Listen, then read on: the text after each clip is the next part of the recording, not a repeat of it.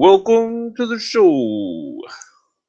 Uh, Tonight we will have Todd be coming on soon. We will be having an open discussion. Um, there will be laughs. There will be cries. There will be no. uh, what was I gonna do?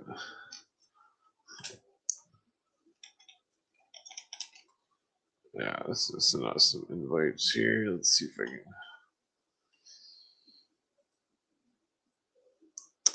can. Yeah, so what were we talking about last night? Well, maybe I should start the night with a cigarette here.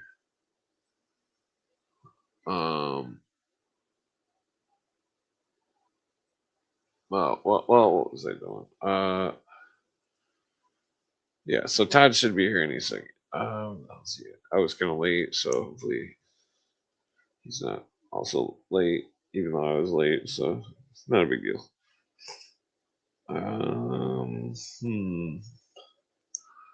Okay. So, yeah, we were discussing a lot of psychology last night. Psychology. I think that there's a large amount of. Oh, where was it? So I figured maybe I'd bust this out. I think this is the one right here. Okay, one moment. I'll just bust this. Pretty sure this is the one. Understanding information age warfare. David S. Elberts, John Gartzka, Richard Hayes, David A. Signora. What year is this? I can't see what year that is. 2001. Okay, so it's a little bit outdated, but the language of information. So I figured we'd just examine the book. This is some kind of military thingy or something. Where does it start here? Oh, dang, why does it keep doing that? I can't have it zoomed in too far, otherwise it will freak out. Okay, well, I guess I forgot to see if Danny was awake. Let's see if he's awake.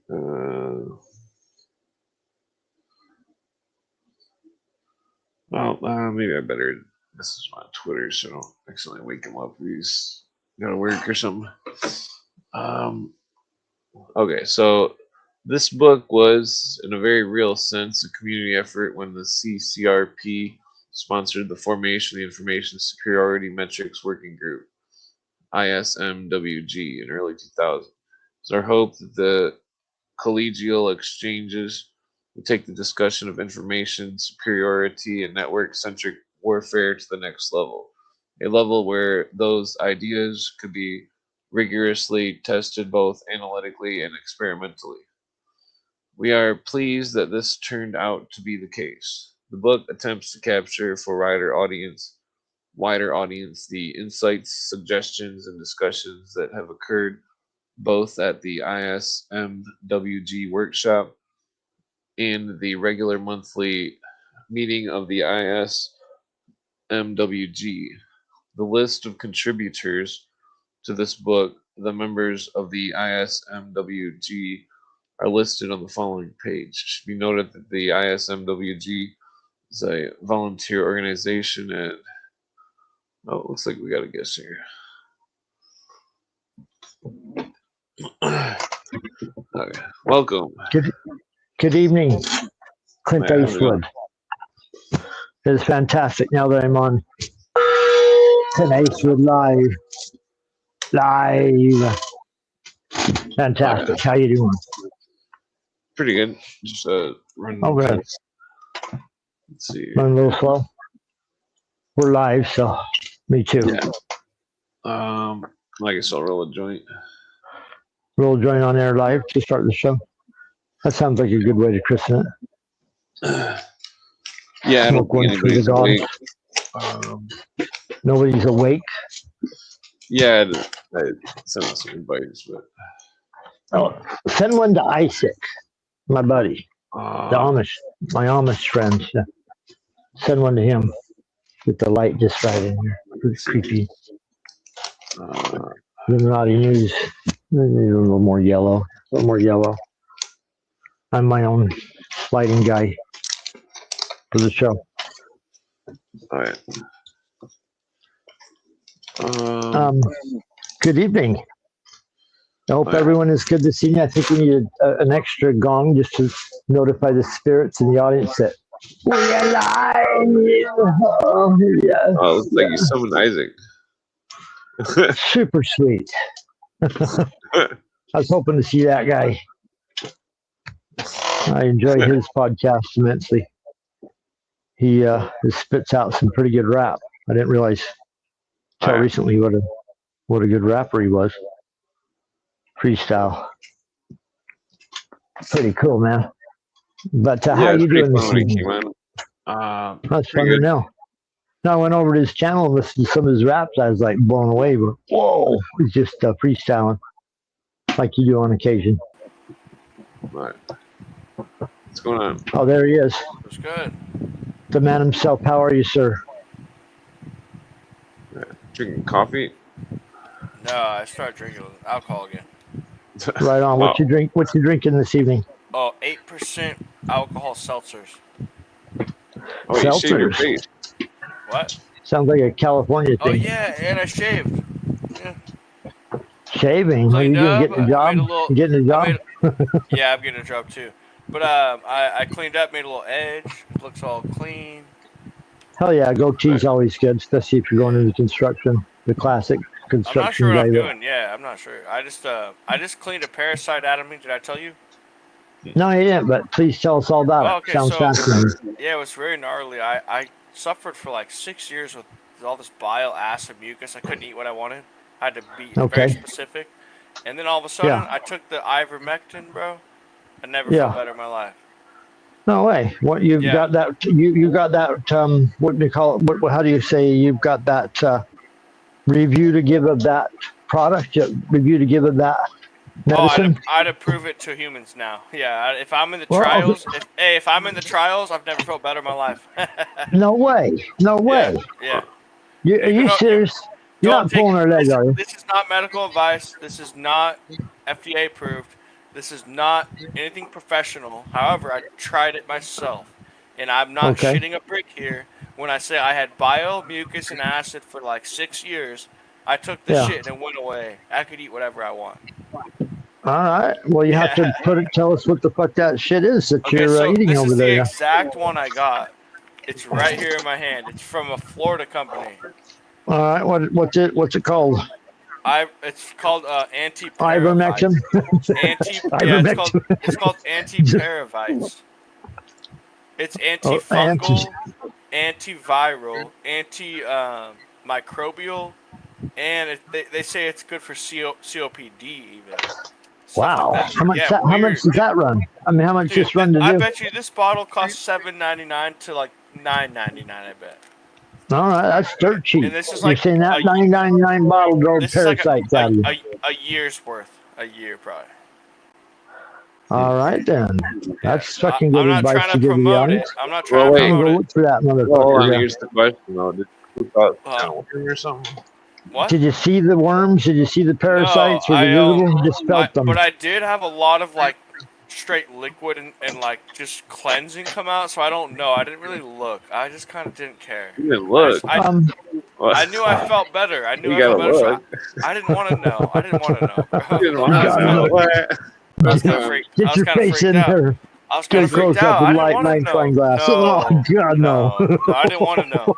All I know is it worked. I'm like Joe Rogan talked about on his podcast. He's fine. But many years. Just they said the media tried to make Joe Rogan out to look like a total meathead, you know, and he took ivermectin. They I described him. know. That motherfucker's taking fucking cattle dewormer, man. Yeah, he Look at probably this guy is. taking horse veterinary food, claiming it works to help you. So if you Then they went to town on Joe Rogan. If you took lemons and took the seeds out and just put the whole lemon in the blender with the peel no, on dude, I've tried everything. I've tried well, hold on, I've even tried you'd wormwood. You'd have to drink it continuously for like weeks, but nothing could live through that. Oh, you'd have to drink it for a while. That? Yeah, for a while. Okay, I learned a long time ago. I heard before Joe Rogan. I learned long before Joe Rogan, a long time ago, like around in the mid to late 90s, about parasites, cleansing your body, the benefits of like fasting to get shit out of your body and then cleanse it. This was the best way. So it's been on radar for a long time. Stuff serious because body builds up toxins. There's ways to get rid of them. There's certain ways to get rid of them. I was telling one other guy about it. There's also four herbs in this one. 4 different herbs I've never heard of in my life. What are they called? You want to hear it? I'll try. It's called definitely. Pau d'Arco. Oh, I know what that is. Pau d'Arco. Wow, okay. That's the first one. Second one is Chanca Pietra. Chanca Pietra. Wow. Okay. Yeah, I've heard that one. Anamu. Anamu. Yeah, if you know all these, that's wild because apparently it's a perfect mixture. Because I've never felt better in my life. You might have diabetes. I don't know what it is. Doesn't matter. It works. Anamu treats diabetes. Oh, maybe I've heard that second one before, but can't recall. What's the fourth one? But my bile's gone. I don't think that would be diabetes. Those are all medicine plants. Chanca Piedra gets rid of worms. The last one is Chanca Piedra we talked about before. Samam Bahia. That sounds like. The medical name is, the biological name is the genus Polypedium decumanum. Sounds like Harry Potter to me. Yeah, that's probably really the guy that was mixing the chemicals with the plant. This is some fucking Harry Potter medicine. That's got some good medicines in it. No, I know 4 herbs and it has 3 milligrams per tablet. The most I took in one day was 6 milligrams, 2 tablets. Hell yeah. Because I was afraid, because ivermectin is still kind of dangerous, because it is powerful, right? You could fuck up. Yeah, those plants are safe. Yeah, I know. All the plants are good, but you can kill the good bacteria in your gut if you take too much. Yeah. You have to be careful with all this shit with because ivermectin, you have to be really careful. Yeah, you have to. You're supposed to talk to a doctor first. I was like, dude, I've suffered for so long. My dad's like, just fucking try it, motherfucker. Not really, but that's what your dad told you to try it. That's the message I got because he's like, I have some medicine. He didn't really say it that way, but in my head, he's like, yeah, that's what I'm saying. In my head, my dad's like, you'll be fine. That's what my dad in my head. Yeah. He didn't say it that way. Are you with your parents? You still got your parents? Yeah. Dude, I've been wondering what my medical shit's been for like 6 years, and now I figured it out. I've told them I'm trying to figure my shit out now. Wait, you think you had worms? I don't know. It could have been microbial. It could have been antifungal because it works for all of them, right? Oh yeah. So I actually don't know. It could be that those pills might be. You might have diabetes. They might help. That'd be crazy with that herbs. They should only quit drinking if you got diabetes. Do you know if you have diabetes? No, I don't think so. I don't think so. Yep. Darko is an anomaly. Those are for diabetes. I've been drinking for like 6 years though. That's good. That's how you build up your tolerance to it. You just drink, but you do it wisely. Well, the drinking is bad with diabetes because it's a sugar. The sugar. Yeah. I'll tell you why it's bad. The sugar gets in your bloodstream, and then your body can't take it out, and then the sugar is acidic, and then it starts to melt your nerves, and then eventually you can't feel your fingers or toes. There's many reasons why how and why drinking can be very bad for you, and that's definitely one of them. That's definitely one of them. Drinking as much, but I've been cutting but back. you know what? There's many reasons why drinking is good for you, also, and I can go over all those fucking studies that say when you relieve pressure, you don't think mankind's been drinking since they could ferment some fruit or figured what's the out difference? fermentation. In the long run, if there is an afterlife, what's the difference if I live 30 to 70 to 80 years? Well, I don't see the difference at this point. Also, you want to make sure you're there in the world for your kid. I'm not trying. Yeah, no, I'm not trying. You're to not trying to go out. I'm not trying to if act you like leave, I'm trying to still... leave. I'm saying, in the long run of things, if nothing happens after, it doesn't matter. If something happens after, it's almost like it'd be relieving. Right? Yeah, it's a release from the fucking wheel. Yeah, the spirit world. Oh, the wheel in the sky keeps on turning. And dude, and I want to hear your opinion on though, because it says to live is Christ and to die is gain, and to live is Christ and is to live, and life is suffering. Because to live as Christ is to be like cast down by people, fucking turned away, like fucking put on a cross for no fucking reason. That's your fate, yeah. So it's like to live is hanging suffering. On a cross for the rest of your life. To me, that verse says this: to live is going to be hard, and when you die is the reward. It's so funny. It sounds like that Metallica song. Yeah. That's not my mentality though. It's not my mentality. To live is to die. Yeah. It's not my. It's just a theory. It's a theory. You're talking about the Metallica song where the guy's in a hospital bed and he's got no arms or legs and he's. I'm not saying I'm not going to jump the gun. No. I guess that one's about World War One. But that one's about a guy that has no limbs and arms and eyes, and they're keeping him alive in a bed, and he can't move, and he just is all in pain. That's the title of that song. The theme of the song. Yeah. Oh, please, God, help me! He said, just feed that quadriplegic burn victim mushrooms. Yeah, exactly. Let his mind expand. Happy they'd be chilling. They'd be like, every day's new. Every day I can see shit in my head.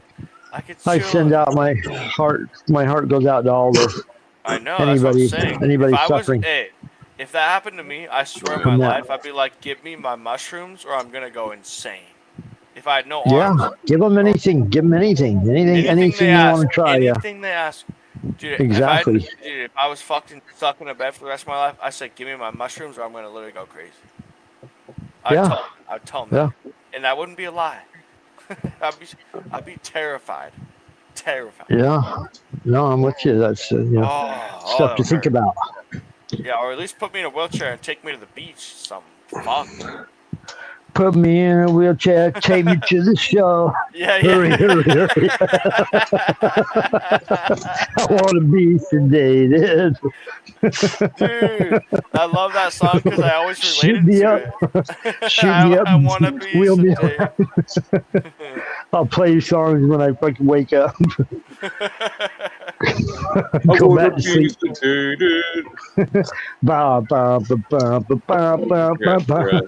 Ramones is too cool, man. It's on the Tony Hawk soundtrack.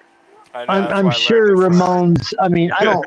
Looking back on history, I don't think you get one. I'm not saying Ramones are Illuminati, part of the Illuminati, but I don't think the bands. The bands work for the industry. That's how I should put it.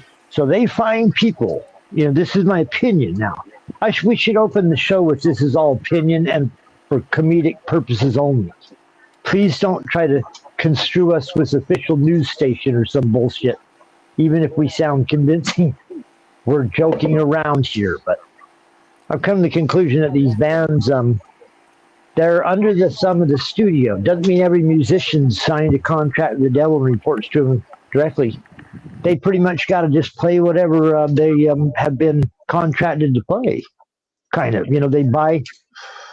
they look for the best musicians. They find the ones that are putting out stuff. If they have to, they bring their own. When they need to, where they need to, they bring in studio musicians. You know what a studio is like, Clint? You ever seen a studio? Of course you have. On television, if you haven't been to one in person. I have friends that went to studios. have friends that were in bands over the years. I went down to studios and saw them doing their recording their song or whatever. There's professional recording studios everywhere where you go. If you want to make your song sound right, or if you want, don't think that these songs on the radio they just pull up a guitar and a bar stool and then suddenly they sound that incredible. All this stuff gets ran through a studio. You saying I should change my technique? No, keep rapping because your shit's cool enough. Well, I was joking about pulling a guitar up to a bar stool. Yeah, do that. Have you learned anywhere they don't kick or throw you out? Yeah. But anyways, looking back on it, they just found the best musicians a long time ago. God knows what they're doing today. I'm just saying, looking back at the 60s, 70s, more information has become available that just is mind blowing. That it was a giant operation, but it doesn't mean the bands weren't real. But they definitely put their fingers. They definitely find good bands and put the fingers in the band pie that they're making. And by the time it comes out of the oven, it's produced by the studio. A lot of times people wonder, why is the first, second record so great and then the rest of them sound like crap?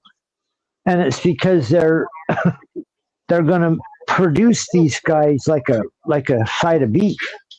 Once you get the recording, they own the rights, so they got to start playing it, putting it out there, and getting their money back from it.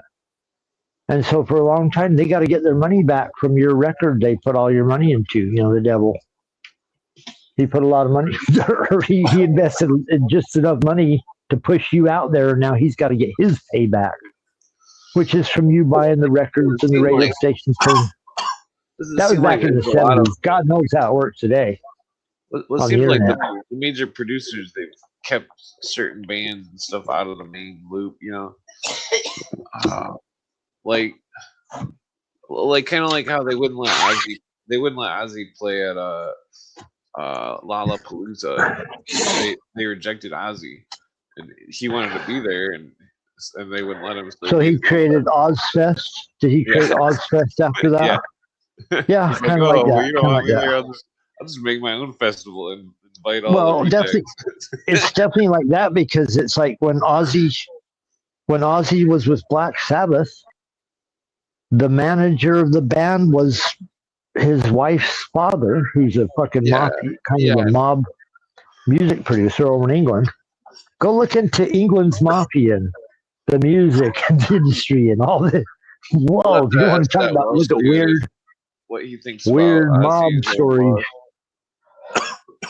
Anyways, they had to get away from her father that owned Black Sabbath. He was a record producer. And so when they left, he wasn't happy that Ozzy left the band. Her father, he's their agent, manager, producer. Yeah. Supposedly there's going to be a lost Black Sabbath album that's going to be coming out soon. Definitely be good. I love all Black Sabbath songs, even their bad ones. Just sit and listen to them over the years. Heard them all. Some records of Sabbath, the entire records, every song is cool. How many bands do you know that put out 15 songs on an album that every one just blows your mind? See, they don't let them do that anymore. Record studios started wanting to put like 2 or 3, one good song maybe, or 2 or 3 on an album and put a bunch of crappy ones on there and save all the good ones and release them posthumously and all this shit. We were just talking about my theory of Hollywood of the record of the music industry. I think like we always do on here. You know, like east of Detroit, they call it Chatham. Chatham. Yeah, in Canada, there's Chatham, Canada, just like Chatham House. Chatham House is the first thing that came to mind. You know how I see over in England. Yeah, how do you see it? I see Hollywood as working against a lot of other big corporations and entities that know a lot of people are mind controlled, and they are fighting for that dollar of that person that is mind controlled. They want the money. They're fighting over the Sims and who gets the most of them. And we're sitting here on the sideline and see the whole shit. We're not even playing that game.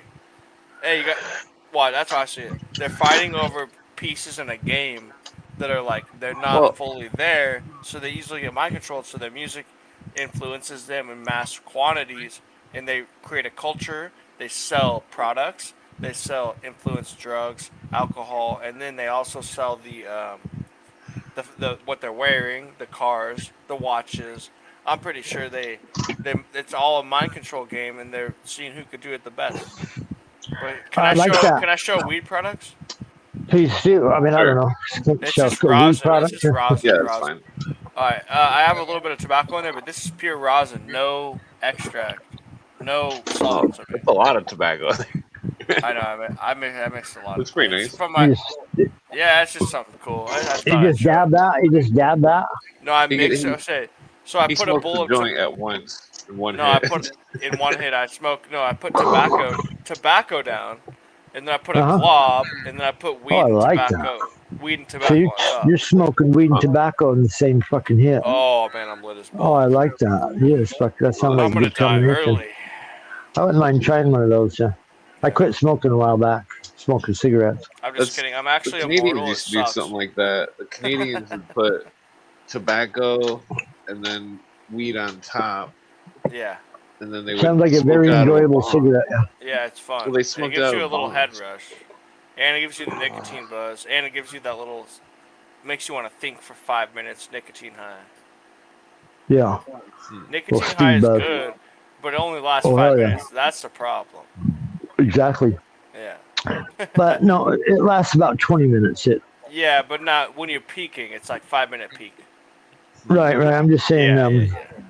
I can wait. Cigarette raises your blood pressure, 6 increases hours. your heart rate for about 20 minutes.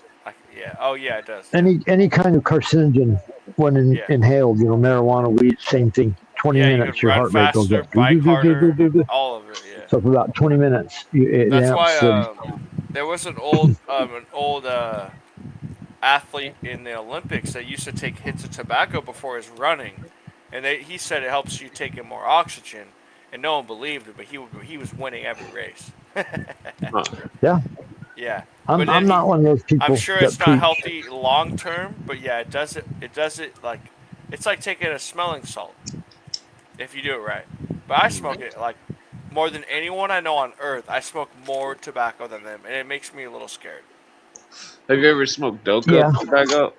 It's too bad you can't just rely on just getting tobacco. Pardon me, Clint. Sorry, buddy. Yeah, sorry, I go Have you ever crazy. smoked Doka? No, I never heard of Doka.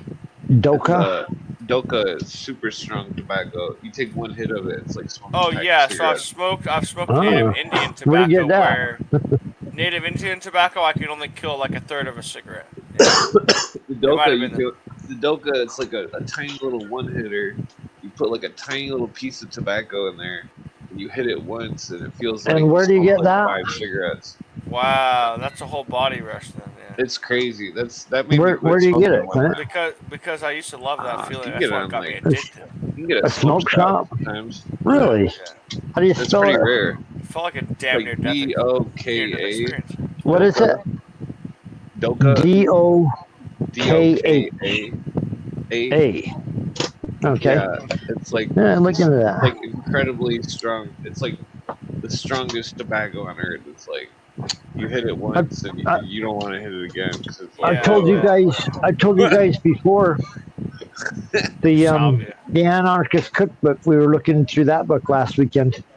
One of the things that I'll always remember from that book is it told you how to kill yourself if you're in a concentration camp. Well, you don't want to tell anybody that. And you can't talk about that. No you can't say I'm those just telling words. You can't even say those words. How to unalive yourself, if you're imprisoned by Nazis, It's Can you say Nazis? They'll just block them. Can you call people Nazis? Someone besides us? Can you call someone besides us Nazis? Yeah. Ozzy says never say die. No, for real, no. Which I'm teasing about all this shit because the wordplay. Yeah, it's all just entertainment purposes only. But point is though, real quick, 20 cigarette butts in a cup, distilled over a long period with water. Let the fucking sun dry that down to a fucking little thing at the bottom of the cup. 20 cigarette butts. Wow. And you got yourself a little concoction Say bye-bye, yeah. Excuse me. I wouldn't doubt it. That's what the book says. Yeah, no. But No, I please, didn't no think it one was go that get real. informed about No, how I to didn't think it was that real, but then unalive yourself. I said one joke on one of my streams like 7 days ago. They blocked the video. They didn't give me a strike, but they blocked the video. Oh no, they made it 18 and up. That's what they did. That's all they did. But I always had my shit at 18 and up, so I don't know why they notified me because it's set at 18 and up. I don't get it. Yeah. Anyways. Well, we need to figure out how to get rid. I thought I got it blocked. Never mind. But they did warn me. They said, "Hey, you brought up self-harm. It's called self-harm." I was like, "Fuck! I didn't mean to do that." All right. Because they love you so much. They love you so much, and everyone else. Yeah. No one's feelings can be hurt. But every night on television, we can show heads being chopped off and car crashes. I hate seeing that on Instagram too. But here amongst ourselves, we must not talk about anything that triggers a person, hurts their mind feelings. Yeah, their mind's eye. I don't like when Instagram throws crazy videos of me of someone dying when I never wanted to see that in the first place. And then it's owned by YouTube, right? Twitter. Isn't it owned by the same people? Twitter's better. I mean, it's not.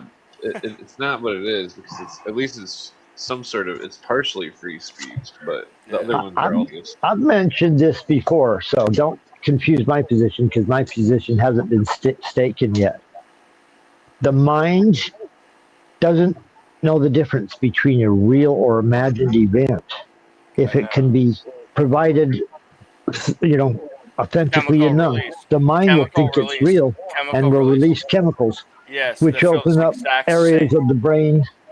And so they know this. And one of the reasons this got on the radar a long time ago is Ayn Rand, one of these authors I couldn't get enough of her books for a long time, her philosophy of objectivism, but she talked about this, she had this thesis on fear is the mind killer. Yeah, I know a song about that. When you get attacked or struck by someone or something, the mind shuts down for a brief moment. That brief moment is just enough for the person that knows how to do it to insert or take advantage of your inability to move for a second, right? Yeah. This is what they train themselves. See ahead of your opponent's action.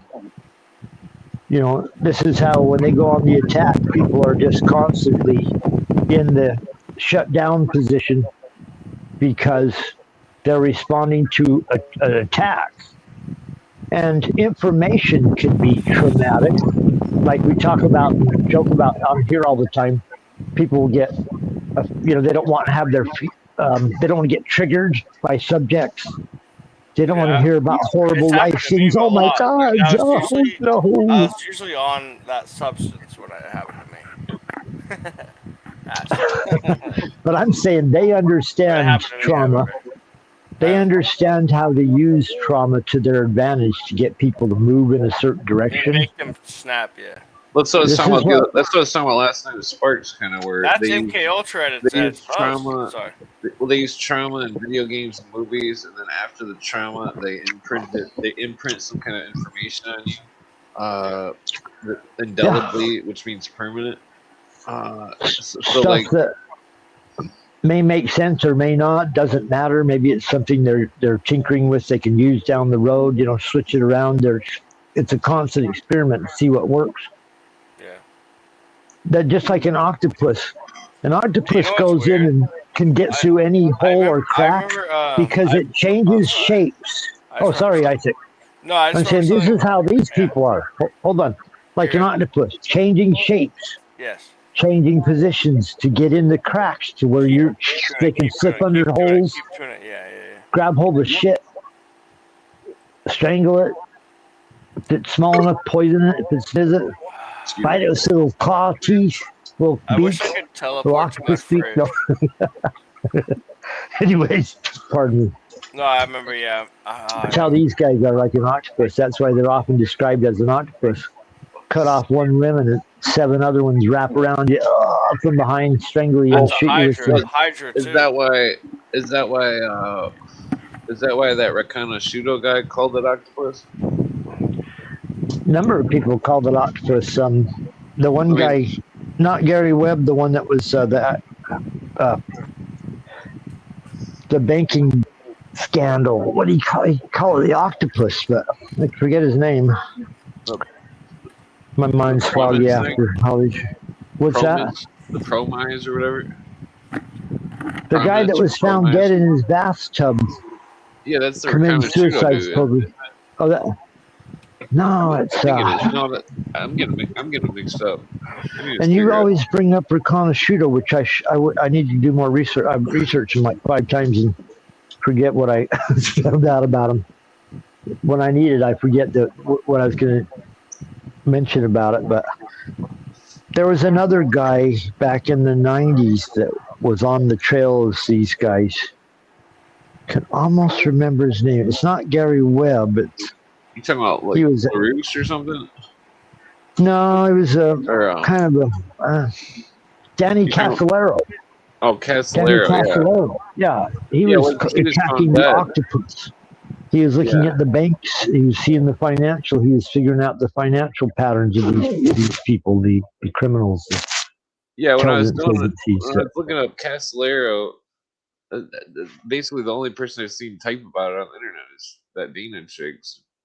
We need to get her on here with JJ or some shit as some typing. The right doesn't talk about left conspiracy theories. That's what it is right-wing conspiracy shows only don't cover much left-wing kind of stuff. Not that Danny Casolaro was left-wing necessarily. Is Dana not that he was right or left, or I don't know. I don't think she's. No, she's not right or left. She's not right or left, but she's probably more left than right. And when I say left, I don't mean crazed nutball Democrat socialist. Well, I'm not talking about that. I'm saying for me, it's like with religions. I don't have a religion. I don't have a political party. Not at all. I believe in the Constitution. I believe in a God. You know, I think that's why we get along so well. Yeah. Our views on that matter are pretty similar. Yeah, because everybody always gets upset when I say that my God has no name. It's like if God made the universe, and that's all you need to know. And I just call whatever it is the universe myself. It's a need to know basis. I lean more towards magical terminology. You know my position on things, Clint. Well, I used to call it the universe. I like the magical worldview. I noticed the idea of the terrain existing before anything. That's one of the ideas ingrained in the occultists, and it seems like it's strange. It's like when I looked at the occult, and I'll tell this part again. And I looked at it from an early age and read as many books as you can mention. I mean, almost every ancient author into these Golden Dawns, Blavatsky's, Crowley's, all these different books on witchcraft and all that, looking back at it over the years. The books that freed my mind from all this weird occult stuff that existed up to date were the chaos magic books, and we've talked about this.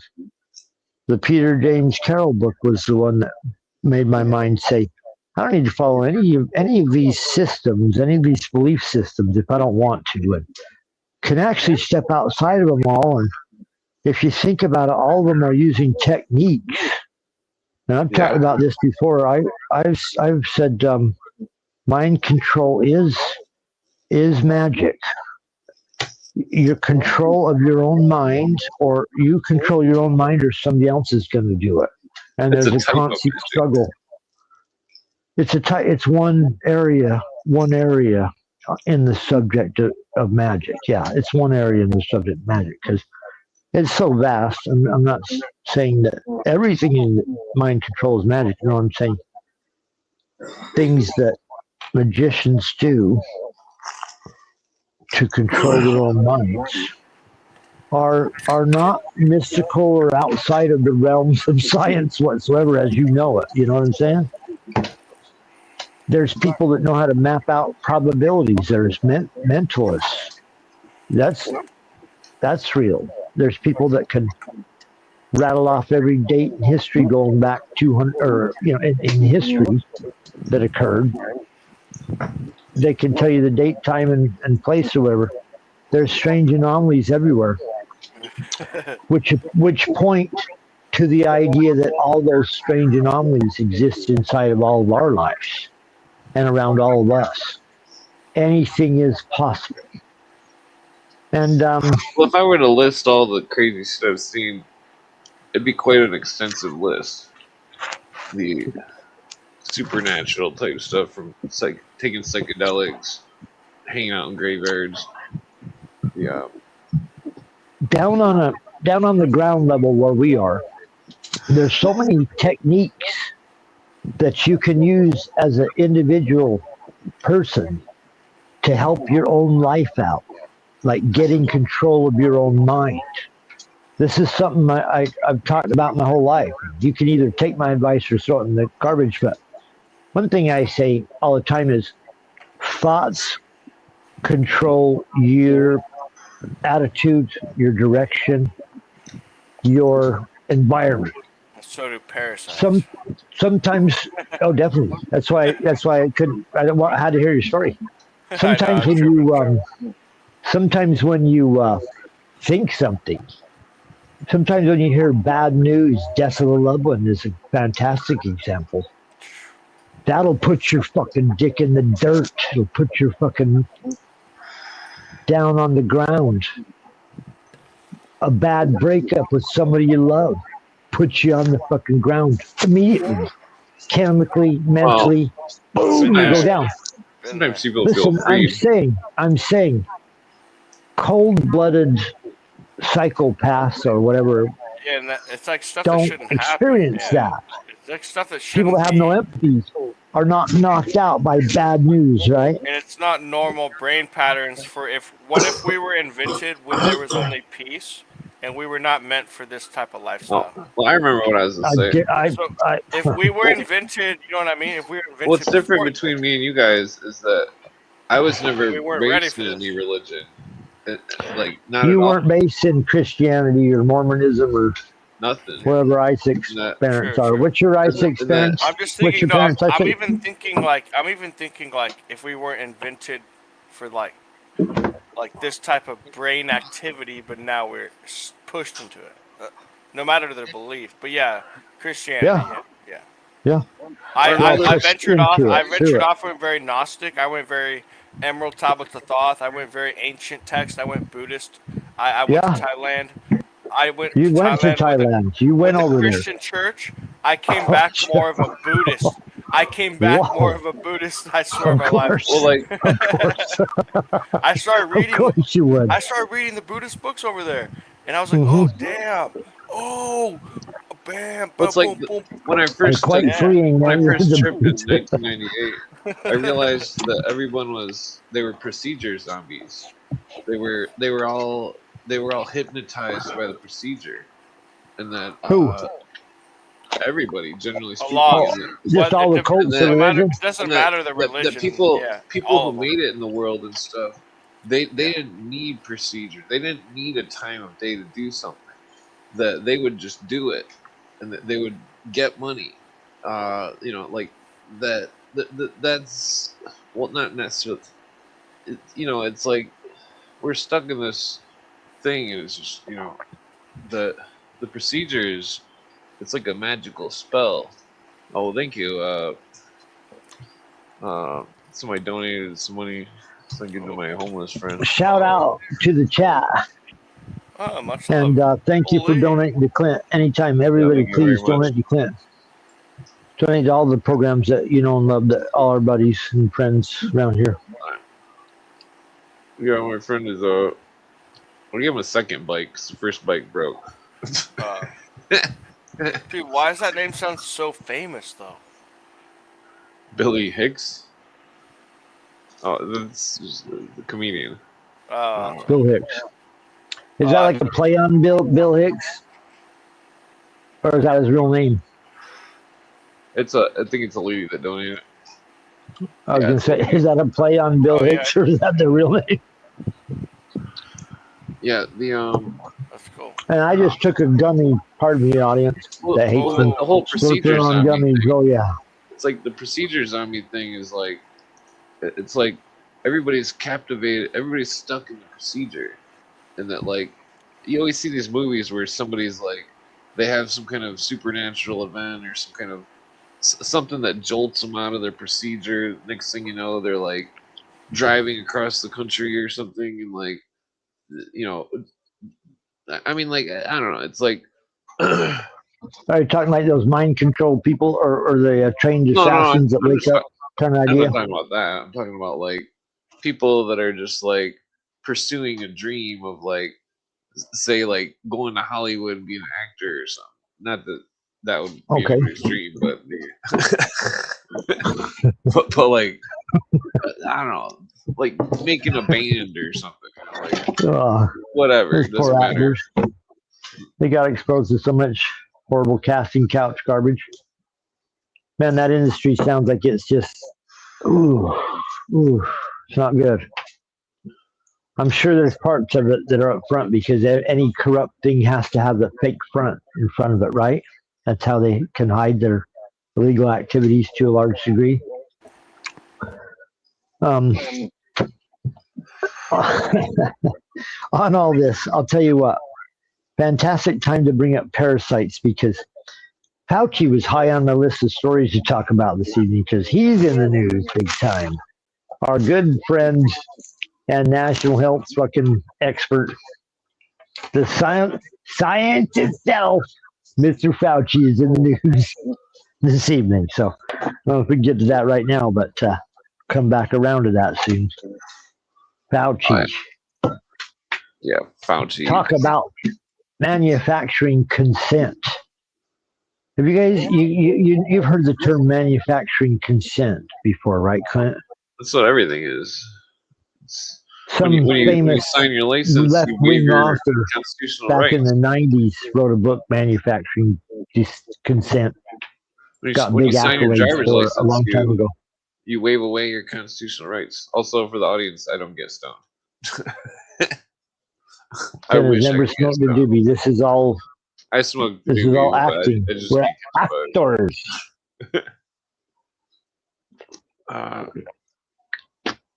But we're not crisis actors. Well, that makes less money. We're high level some kind of complex comedy that's so complex that people have to watch it like 5 times just to understand it.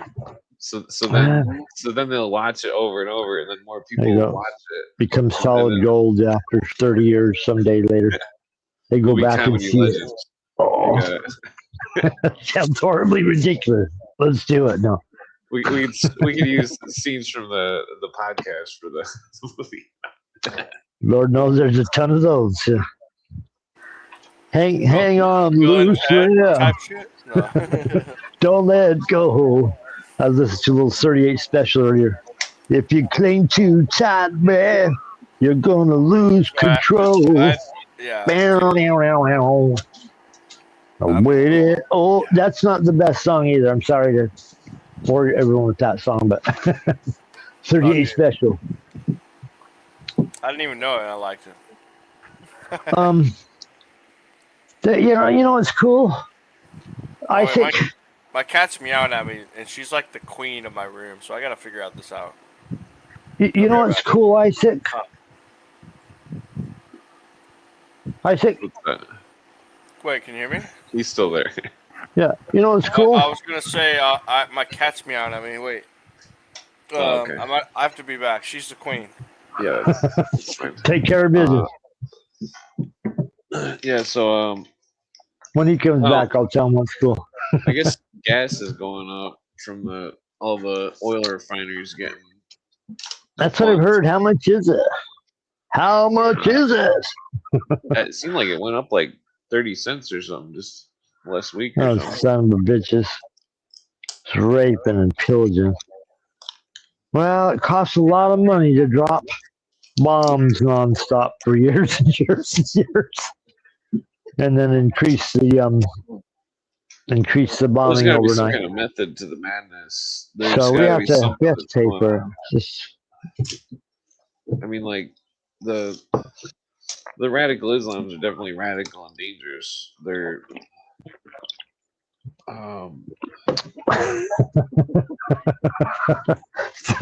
I think something's going on that we're not seeing exactly. Man, I hate all this looking back through history. The same old gas going up, 70s had the gas crisis, the prices going through the roof, and fucking turmoil in the Middle East. Why can we never have peace in our own country? Our country's always taken down and burdened by the whole rest of the world. And, all we've done is help the world since our inception, basically. If there's one country you point to that's tried to bring some civilization to the world, it's the United States. And, boy, we tried to not just bring civilization, but to also rights, human rights. I think we were the number one purveyor of human rights up until recently. As soon as the CIA kind of got their foothold, the policy was destabilize everybody and put in dictatorships wherever we need to counter the stuff that was opening up countries. That's why today when they're arguing about Cuba, which has been communist for a long, since the 50s, they're trying to, when you're trying to convince Cuba to become more like us when we're pretty much on the communist scale, we're close to the 10th point, almost, our own country, as far as control of the government. The main planks of the Communist Manifesto, the important ones, were where you get control. Damn. Isaac, where you are speeding off to with your mind, please go in peace. Please go in peace. Somebody's asking about if parasites are bad. I mean, if you're Viking blood, then there was a weird study done on people that were part Viking and parasites and how they would develop some kind of weird lung thing if they didn't have parasites. Very bizarre. Some sort of gene mutation from like 1,000 years of eating food that was probably filled with parasites. Yeah. Yeah. They got worms, and what are those stomach worms that grow the entire length of people's intestines over there in the Southeast Asia? Oh, well, you can get those from McDonald's. Tapeworms. Oh, fuck that. You got long worms, short worms, every kind of worm. It's funny. These guys can find out they're just digging to the bottom of the answers to the universe. But the last thing that they want to do is figure out how to keep people healthy and free from any threats to their survival. You think that would sell like hotcakes? In a free, honest world, that probably would sell like hotcakes. But in a weird, dark, totalitarian dictatorship, peace and security, freedom, comfort are not cards that they like to play. We're dealing with some sick son of bitches here. Oh yeah. Yeah, Anyways, back to Fauci, our master of science over here, master of the universe. Well, I still think that hearings this week. This tiny gnome. Yeah, they've got like only a certain amount of time left. Looking tiny gnome. Strange eyeballs. Closely inset, like you've been looking at wrong stuff for too long in the wrong way. Well, I don't think his appearance is anything to do. I think his face looks exactly like what he's been up to. Them against ad hominem, but like I could be mistaken, but his face sure has the symptoms of a troubled mind. Well, my grandma died. She had the vaccine. And then when I held her hand the day before she passed away, I got sick from whatever she had. Fucking, it was horrible. And I had already caught it like 5 times. And here I am ad hominem. This show is for comedic purposes only. No, he's just an asshole. I like to call him Fraud Chi. Fraud Chi. Like he's up there with Blarney Sanders. I'm telling you, Blarney Sanders made the news today in some probably establishment swampy newspaper where he was criticizing some bill going, and then the millionaires and the billionaires, if this thing goes through, it's gonna. And they only give this guy the microphone for like when they need him, and then they shuffle him back, knowing he's a commie, pretending to care about people. He goes back to his Bugatti and takes off to his mansion. Bugatti's got like, what is it, like a 12-cylinder or something, 16-cylinder with 4 turbochargers.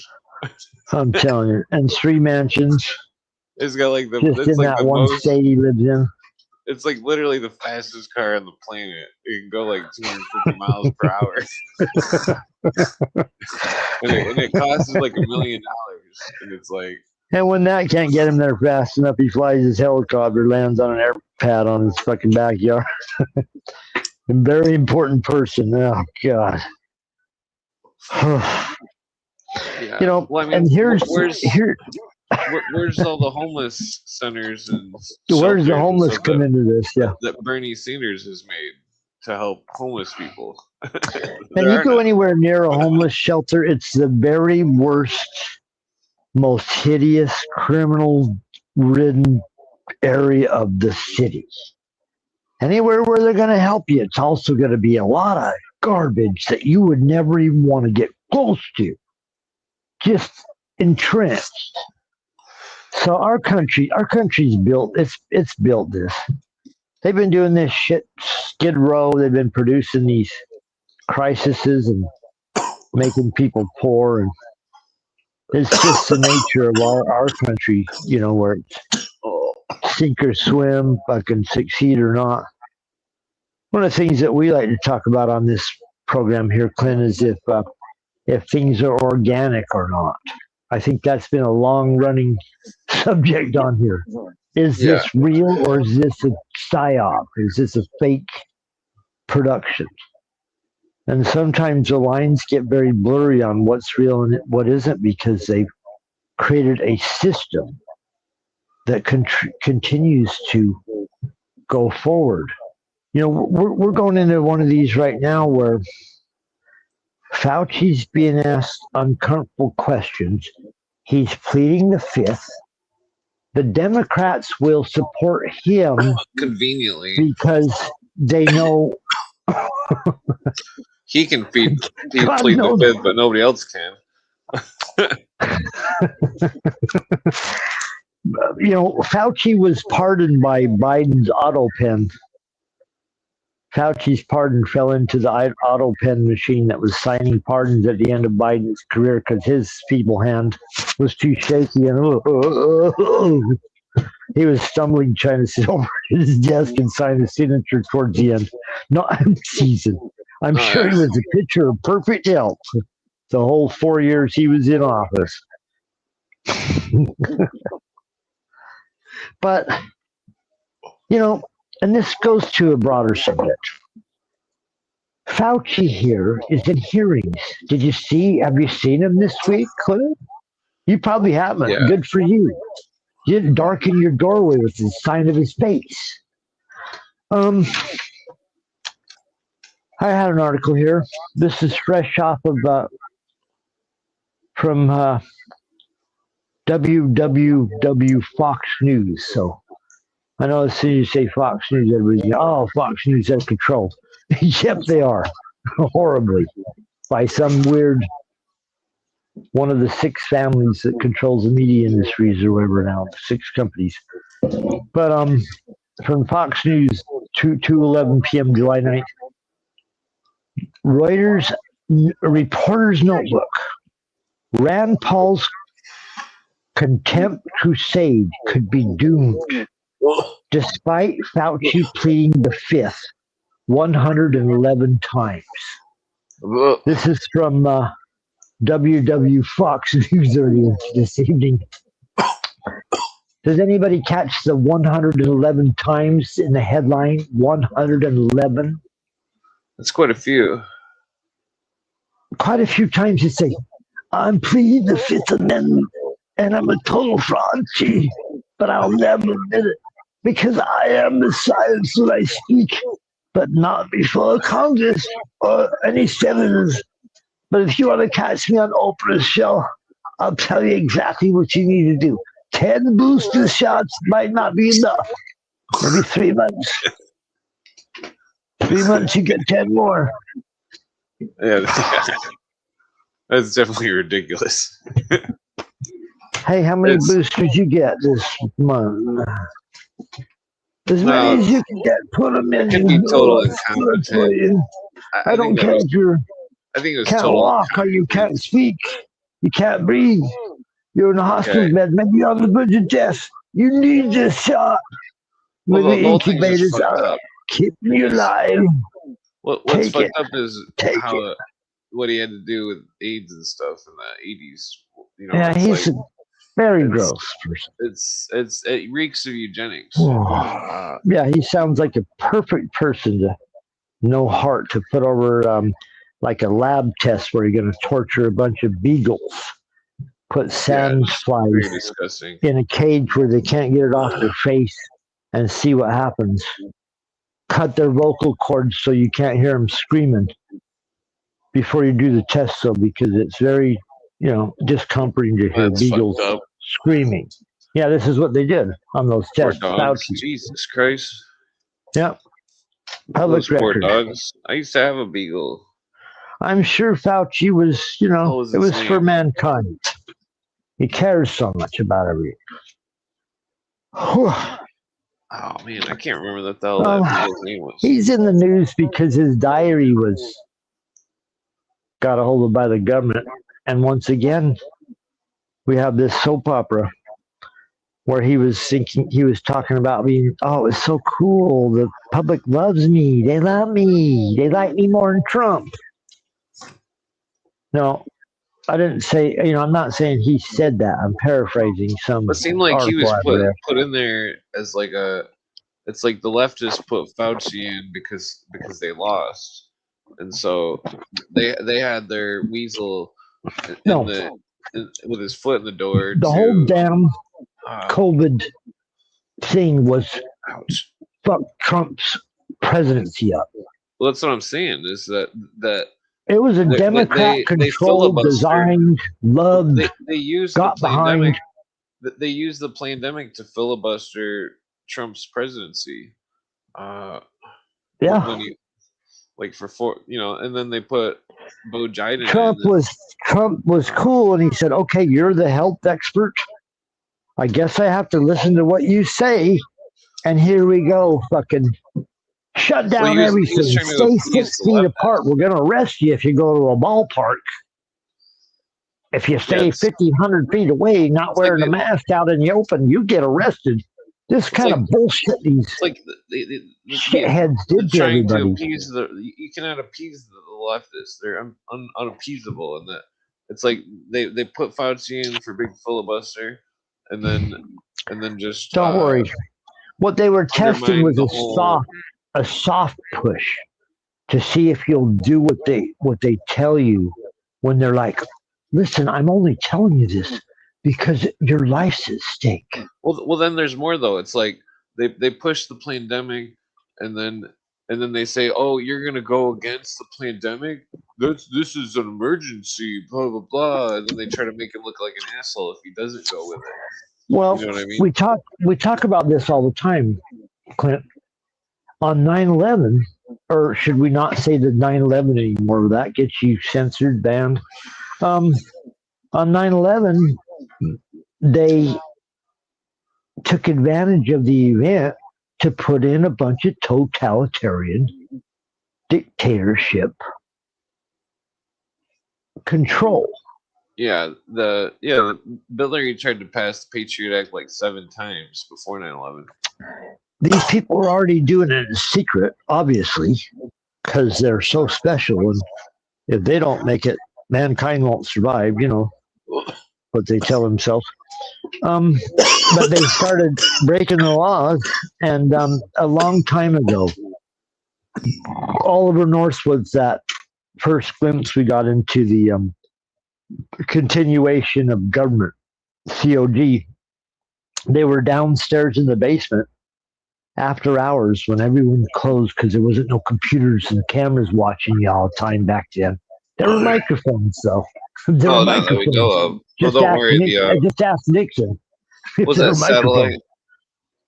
Don't worry, the Hubble was watching you. Well, yeah, but Oliver North, they went into the basement and they discussed, gentlemen, there's an emergency that is so fantastic, we may have to suspend the Constitution. What do you think people are going to say if we come out and suspend the Constitution? Oh, sir, I don't know if people will be down with suspending all their constitutional rights and all that.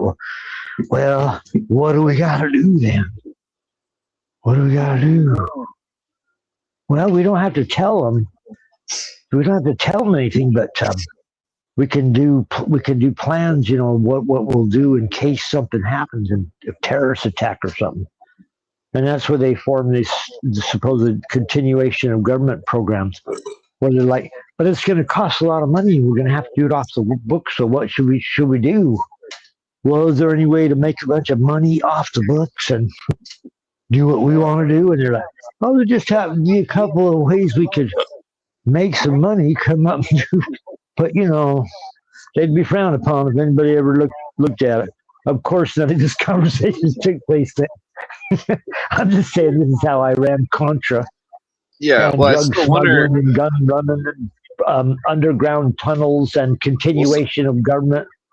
Well, so that's what brings it to something weird where it's like, because, well, if he was working under Bush, or what was it? That was wait, that was under Reagan, wasn't it?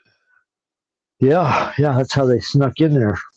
Yeah, so was Reagan pro-Iranian? Definitely not. But hold on, wasn't Oliver North selling weapons to the Iranians in the 80s? Yeah, the Contra guns and drugs. I mean, Reagan had to know about it. That's why they always say, what happened with Reagan? What happened with Reagan? Well, I think Reagan was a Hollywood actor who was hard on communism, which made him a really charismatic character. Cooper says though Reagan tripled the debt, or he says Reagan put more debt on the whole country than anybody in the past. Most likely, he's governor of California, so he comes out of these leftist states. Yeah, so he's probably they're spending as much money as you can spend in those days, and then. But he comes out, he's an actor, so he's charismatic, and he's got that, him, right? You've seen him before. You can trust this guy. He did these stupid movies, Bedtime for Bongo, and all this in the 50s. And so he's a celebrity that people knew. And he came out hard on communism after the country was taking a beating from communism. The intelligence agencies were scaring everyone to death after the Russians invaded Afghanistan. The Russians invading Afghanistan is one of the main things that lost Jimmy Carter the election. Not just what it was is Iran took hostages. Yeah, and then they made a deal in secret, and then they didn't. It went on the whole election of Carter. Tried to get him back. Negotiations failed. There were rescue attempts that failed that made it look even worse. And then the Soviet Union invaded Afghanistan in like 1979, took over Afghanistan in one night, 24 hours. And that was pretty much the end of Carter. He looked so weak and horrible. And Carter went through the highest gas prices and all this other horrible financial times through the 70s right there, the late 70s into the 80s. And then people were afraid of communism because it had made a lot of inroads everywhere and was a serious threat. But it was a serious threat because we were building it and making sure it stayed functioning. Communism fell. Bill Cooper said this every show or interview we do. Communism failed because the West couldn't pay for it anymore. They couldn't fund it anymore. Their own governments were running out of money. And so they dropped the pretense. They stopped. Because communism was supported its entire existence by the Western countries. Yeah, Rothschild and Rockefeller. Yeah, that's what we always talk about here on your show, Clint, which is always cool. Because I had another story where I didn't finish the Rand Paul one. It'd be easy to finish that real quick later. But this is www.yahoo.com, July 29th, 2026, exclusive. Iran to get Chinese shoulder-launched missile systems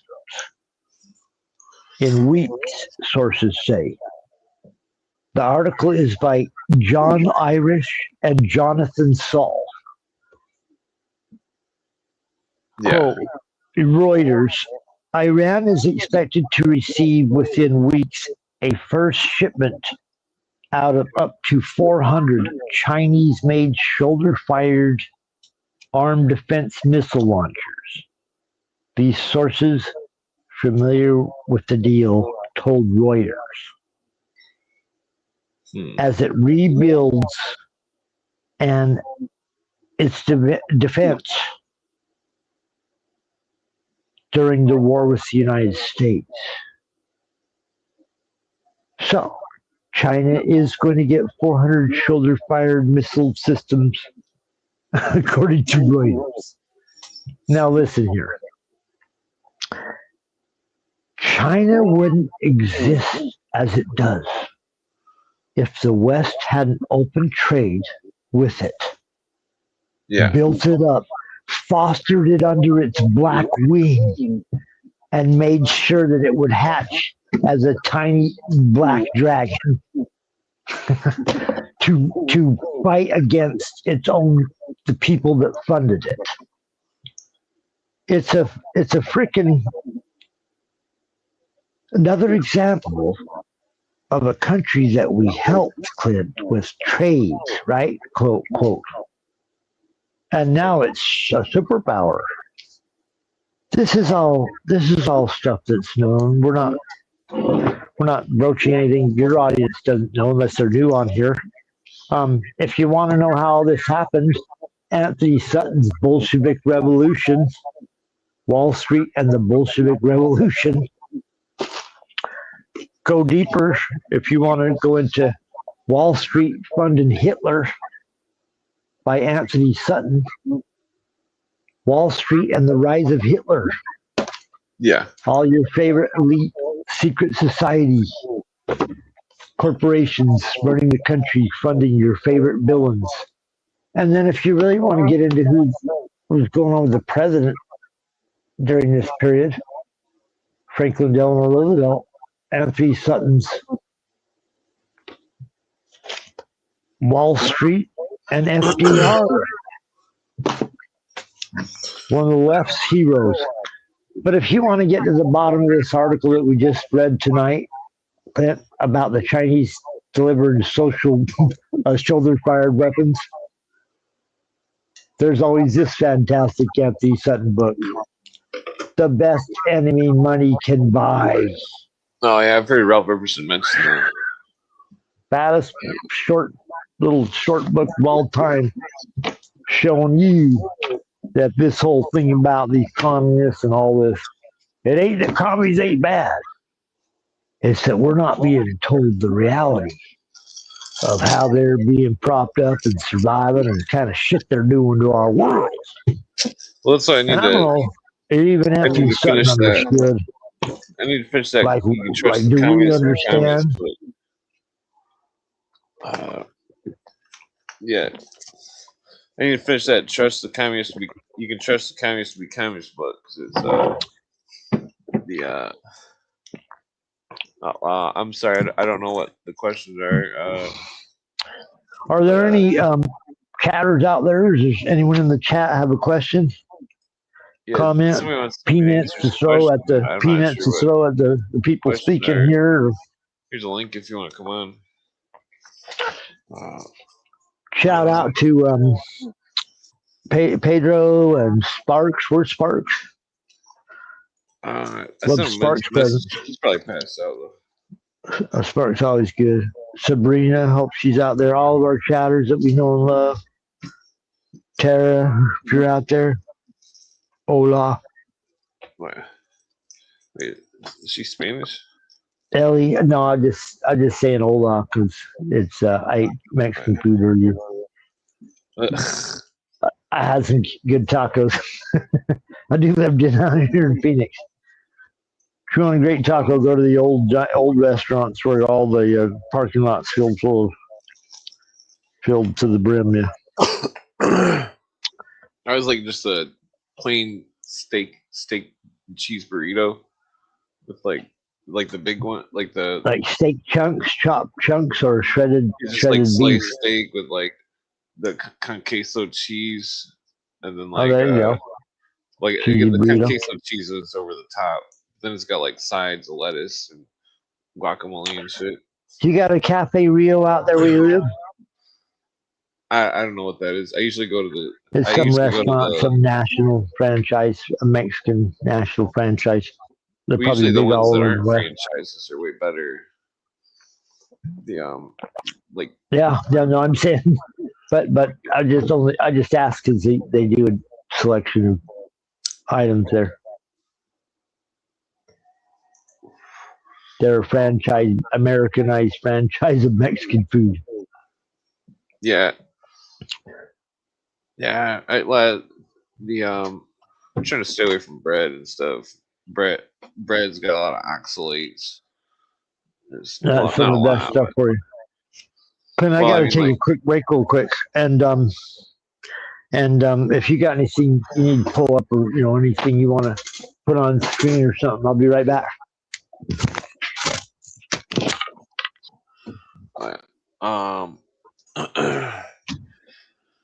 Yeah, I'm not sure what the questions were.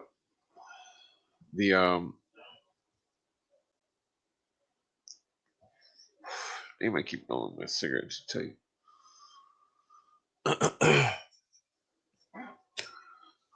Yeah, the whole Gears of War is definitely happening in the world environment, or well, fuck that up. The it's I wouldn't be surprised if there was a draft. Not that it matters to me because I'm too old, but the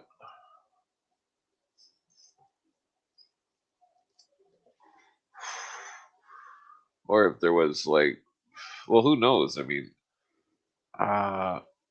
seems like all the world governments could settle everything out of,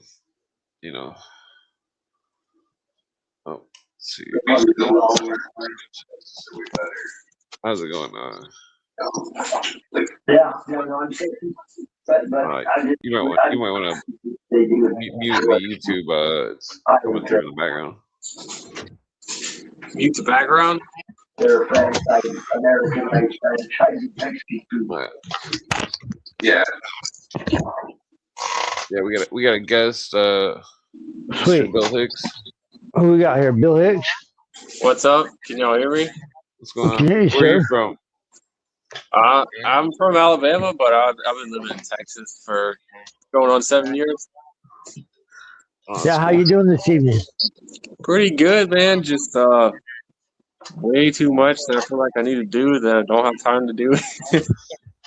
I hear you. How's the weather out where you're at? It's weed in Texas. It's kind of been cooler in a way. Cooler? But the sun rays, like, I don't know how much I'll look into, like, the solar apocalypse or the sun heating up or the sun changing colors, but I believe in that. Man, this sun. Oh yeah. It is scorching. Like, dude, it's not the heat. It's just the probably rain. About really intense and it's so bright. Probably about 5 years ago, I started seeing it and mentioning it. I said, whatever they're spraying in the sky, whatever they're doing above, the sun's getting more intense. It's changed colors a long time ago, too. Went from a warm yellow that healed you to a fucking white that's going to just burns. And I know I wasn't seeing things. Maybe I'm getting older. Who does, you get older. Oh, now it hurts you more. No, something's changed. Yeah, they talked about it's not normal. Water can act like a magnifying glass. Yeah, water particles. That's definitely going on. I feel like it helps some, but it traps the heat as well. Like, it might block the heat, but it also encapsulates the heat. Oh yeah. So as far as future, what's on your mind this evening? What's on your mind this evening? You should try to go to that stand-up comedy place there in Texas. The what place? Joe Rogan. Stand-up comedy club. There's a lot of sketchy individuals comedy club in Texas. The Kill Tony There's a lot of Masonic activity. Comedy clubs are sketchy. There's an actor that shot Lincoln. There's like street addresses, like the communal, like, garbage disposal, or like numbers all end with like 666. Sometimes like 5 6s where I live, and there's like Mason. There's like 33 Mason Road, like right down the street where I live. But hey, maybe it'll work out to my advantage. But I feel like I need to get the fuck out of America. Out of America. If you're a good guy, don't leave, because we need good people. But I don't know. I've been debating it, but I don't know. I'll have to. Because I ain't saying it's going to be a good ending for even good guys that try to stay here and just hold your ground, because God knows what these guys are going to pull on our country next. They're gonna need a big one, because you know why Fauci's in the news, in my opinion. Sorry to throw this in real quick. Because they want you to remember when we got screwed over by that guy. That guy, he lied to us. So they can set up the next big one that's even more intense, because it won't be a small gnome telling you be very scared. It'll be a giant nuclear frickin' bomb or some shit. Where you're not going to. That's actually one of the questions that I wanted to ask y'all. Have y'all looked into the original nuclear, like, discovery when they first dropped the bombs in World War II? In Japan? Yeah. And how there's compelling evidence to consider that they might not actually be real. I think they're real. I definitely think they're real.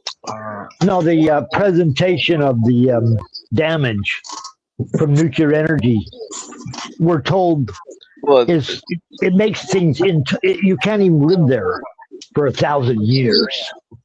But they drop a couple of them in Japan, and suddenly life is sprouting back up. People live there. Nothing happened on that scale. Radiation is off the charts. They got all the science about the half-lives of how long the radiation would stay extremely wrong. That's another reason why I'm maybe they did that on accident, or maybe they are just in the way manipulative.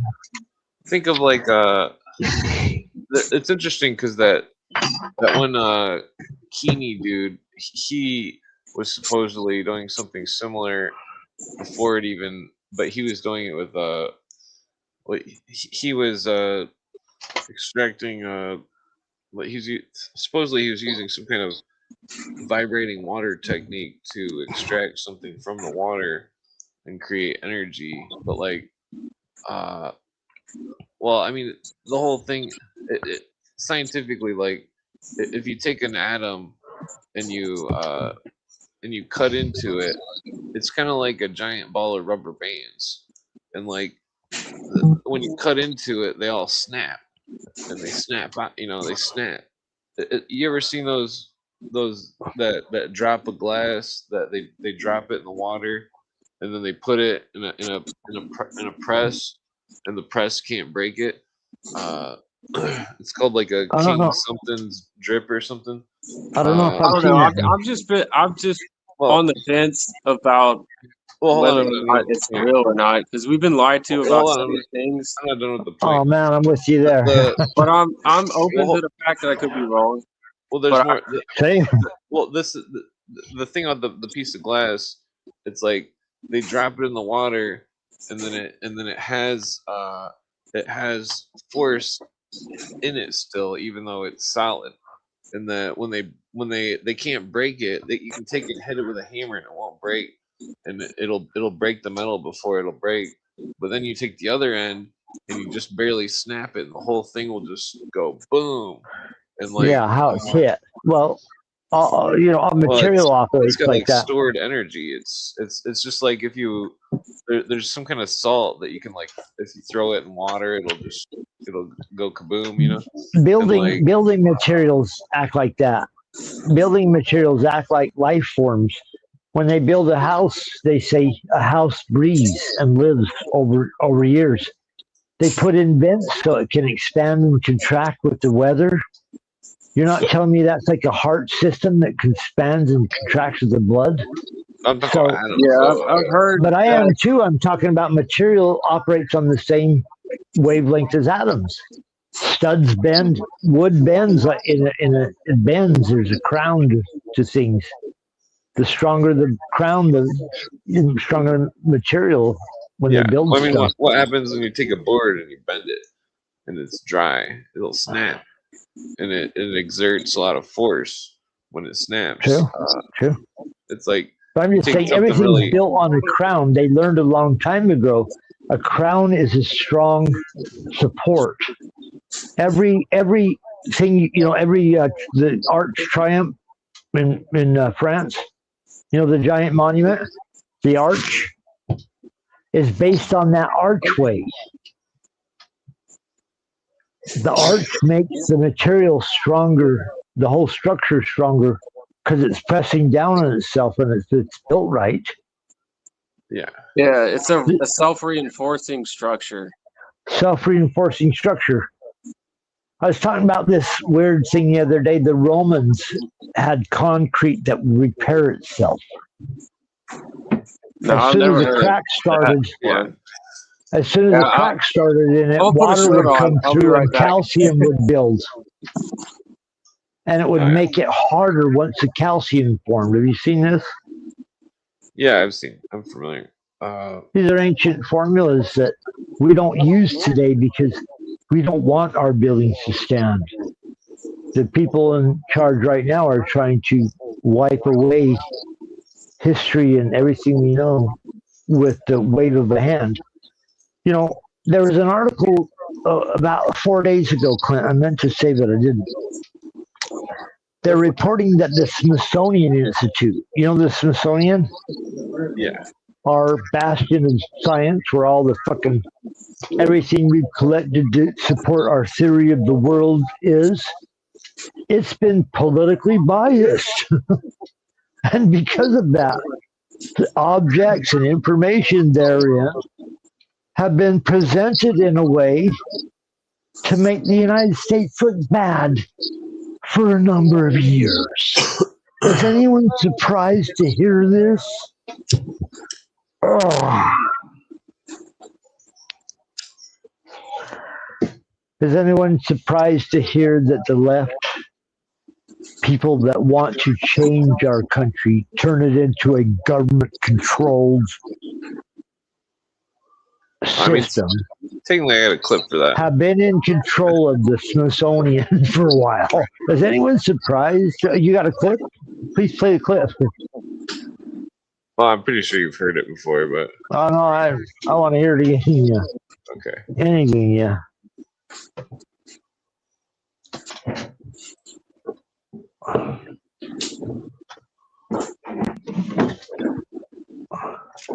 Obama is a radical communist, and I think it's becoming clear. That's what I told people in Illinois, and now everybody realizes it's true. He's going to destroy this country, and we're either going to stop him, or the United States of America is going to cease to exist. Is there any... Do you still hold regrets against not having long enough time to debate against President Obama? I don't have any regrets. I went into Illinois. People told me at the time I didn't stand much of a chance of winning. The idea was to bear a true witness. The man is an abomination. He is someone who has actually advocated infanticide, that when babies are the target of abortion, if they happen to escape the abortionist's intention and are born alive, he actually supported the idea that those babies should be set aside to die. That is a man with such a seared conscience, I can't even understand why anybody in their right mind would consider him worthy of political support.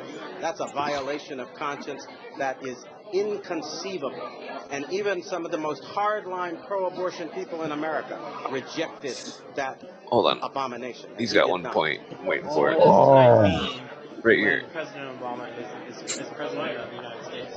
Is he? That's another question. Oh, wait. Is he president of the United States? Can you pause that, Clint, for 1 second? Hold on, there's... Or not. If you can't, I'll come back to my point. He says something about the economy. What I'm waiting for. Kenyan relations say that he was born in Nairobi at a time when his mother was too young to transmit U.S. citizenship. So I'm not even sure he's president of the United States. No, that's not a laughing matter. Neither are many of our military people now. Never seen this before. To ask the question, do we have to obey a man who is not qualified under the Constitution? We're in the midst It was a guy running hard against him, obviously. Alien we don't Keys. stop laughing about it at the time. We're going to find ourselves in the midst of chaos, I think it's right here. and civil war. It's time we start Chaos and civil war.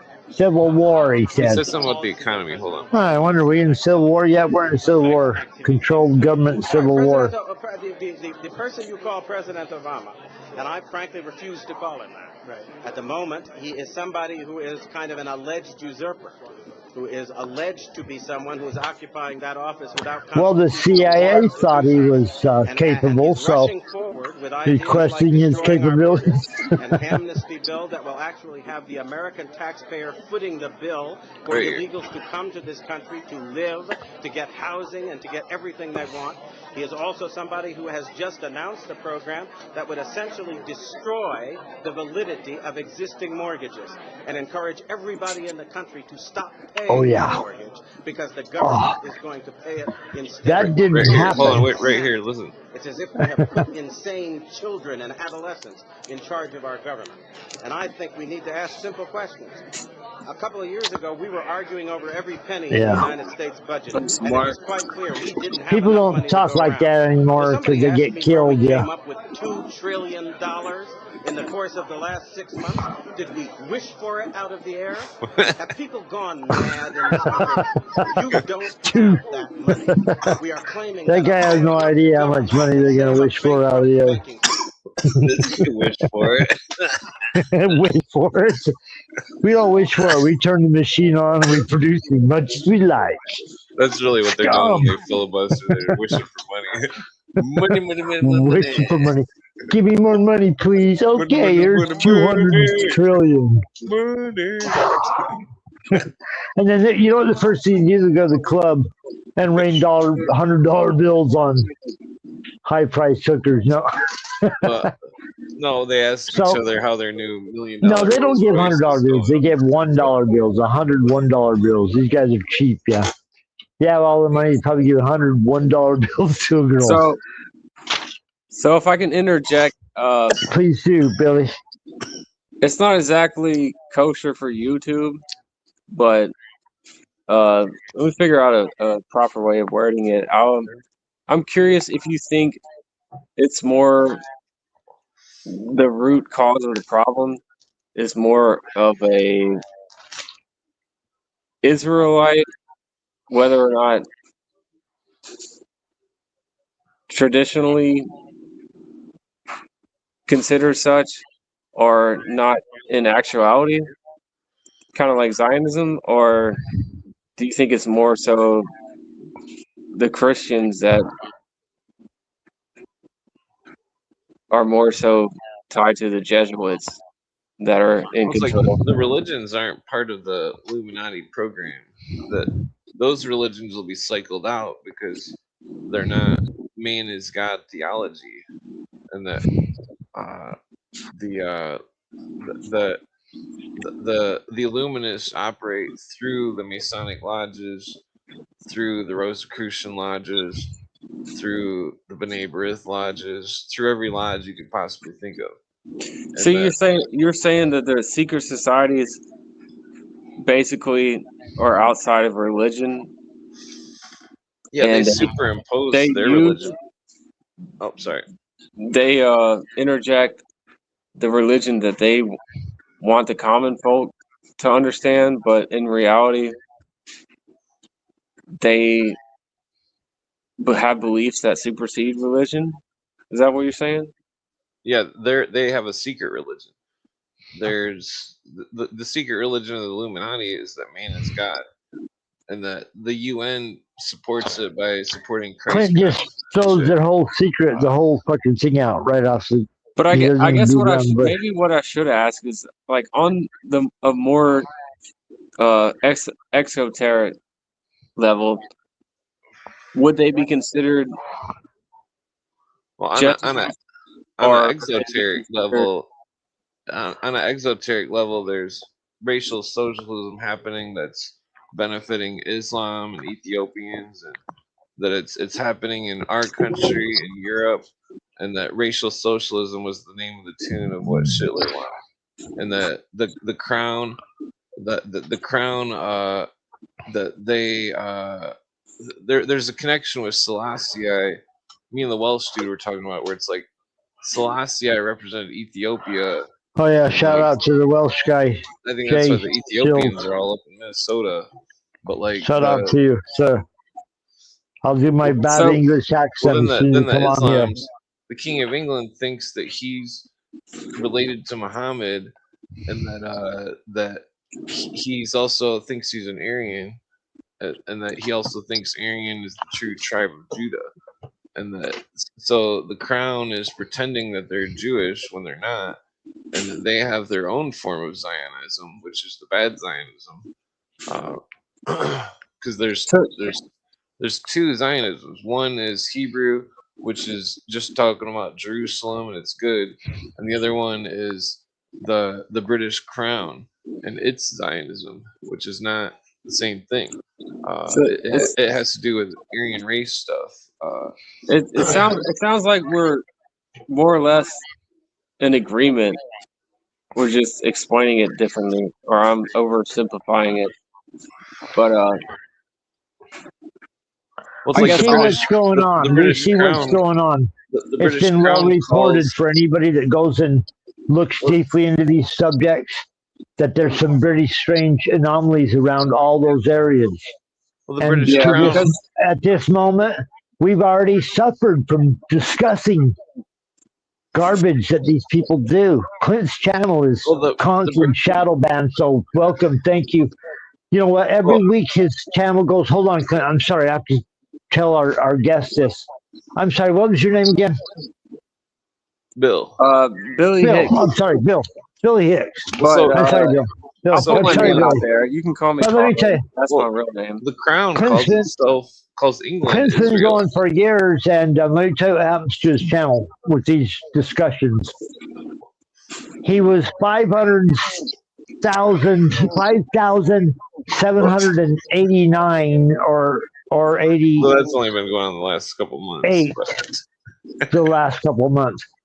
His channel goes up and down 10 subscribers every week for 6 months, no matter what you say.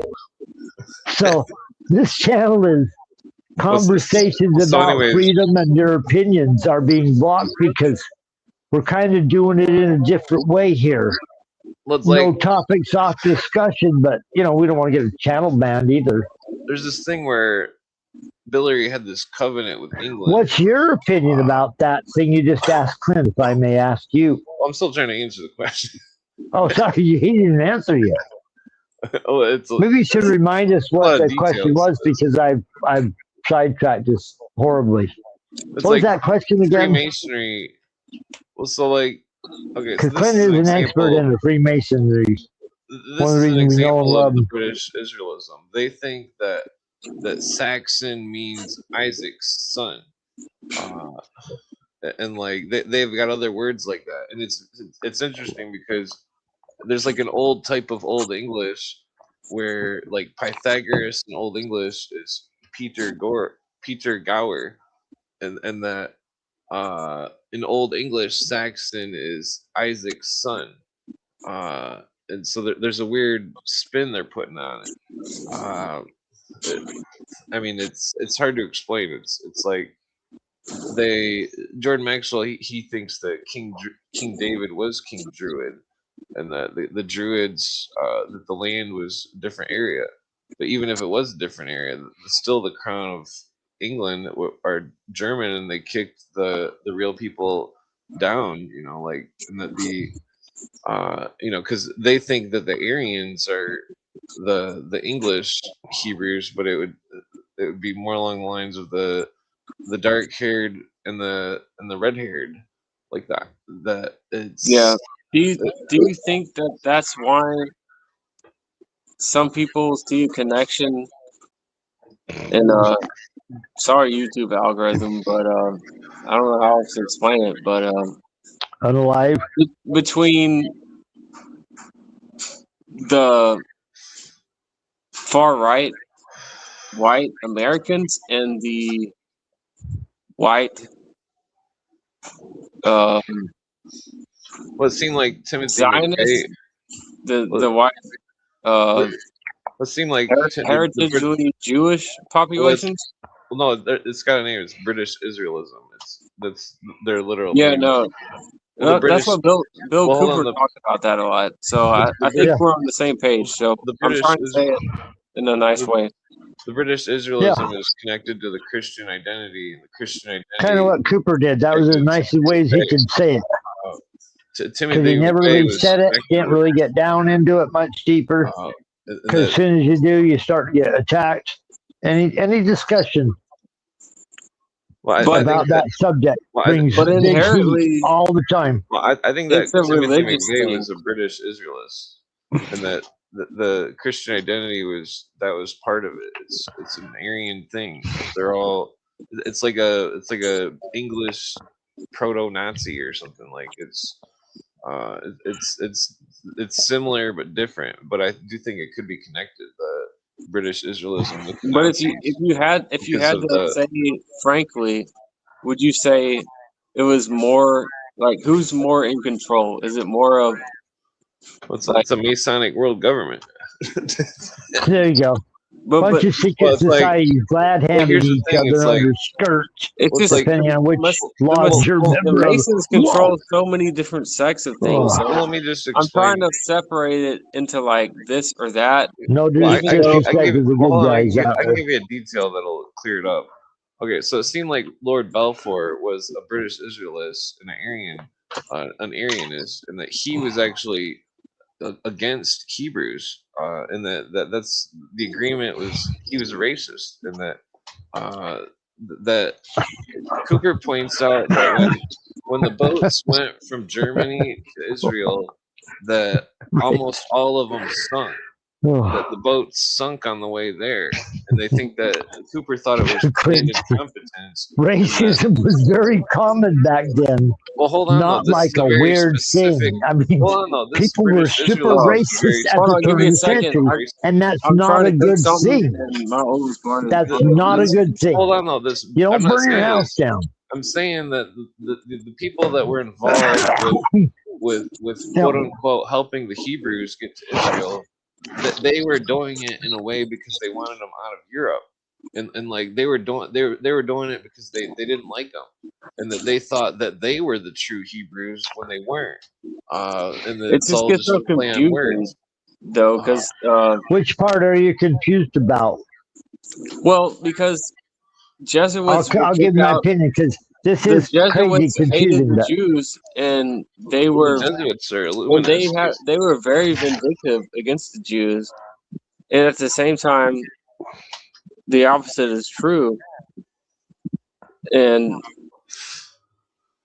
Yet, Well, it depends on if the there's people also a lot remembers. of information that shows that what is considered of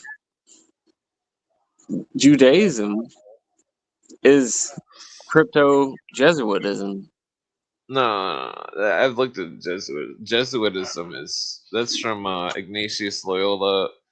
He was Alumbrado's Roshinio. Maybe I should just point blank ask this, like, is the main culprit? You should just ask, are you guys a bunch of Nazi racists on this channel? Is that all you guys are discussing? No. That's not where you come from, right? No, absolutely not. Okay, just checking. Because we're not. I don't want to put that on you guys. I'm just confused because There's an agenda. I don't know whether it's like there is an agenda. I'm trying to figure out because I ultimately feel like what we're witnessing is a repeat of World War II, and I feel like people that aren't necessarily have anything to do with like legitimate Judaism are using the Jews the same way Hitler did to create a big conflict that's going to get real crazy, like it's already occurring. Here's so that makes me think that, and I see that it's become popular for everyone to notice that it's a Jewish thing, and I'm also here's the thing that for like 2 years. Here's Todd's rule. Hold on, here's Todd's rule. There's a higher power. Hold on. Let me finish my thought. I feel like there's a higher power that is not really truly Jewish that is wanting to blame the Jew and wanting a large portion of the population to think that it's all Jew and blame the Jew. Well, it's like the what was I going to say? What's my rule? And I can't think of anyone else that would be like that besides the Jesuits. Notice how it's mainstream. If it's mainstream and it's in the and if you're seeing it everywhere, it's push it. Like Nick Fuentes and Candace Owens. Anti-Semite. That's what they want. They want people to be anti-Semite. That's what they're doing. That's why I don't trust it, and that's why I'm looking. I'm like trying to figure out like a deeper meaning. What you got to realize is they got. Well, hold on, real quick. When people buy into the anti-Semite shit, they totally throw the Illuminati Masonic conspiracy in the trash and think that it's nothing, and it's like, and it's ridiculous because Illuminati is communism. Couldn't take that so step. I think I understand where you're coming from. You're saying that. No, I'll take it a step further if I may. Grab a cigarette. Go ahead. Can I answer and then you tell me what you think of what I think about that? Yeah, go ahead. I think that what they've done over to Palestine is like a fucking is horrifying. And then I think that our government's being led around by the nose by people over there that don't have our best interests, they have theirs. And we've already been exposed to all the Jeffrey Epstein fucking politicians are all blackmailed by whatever this war machine is. And we've been talking about this subject before he climbed on here, about how these people manufacture enemies. If we don't have an enemy big enough that's threatening enough, we'll build them. Because we want to fund a group of people, a small group, to make all the things that fight against the enemy. That's what's going on in the world, is a nonstop self-licking ice cream cone. They give money to themselves to build weapons that they drop and kill bombs so they can defend themselves against people they killed.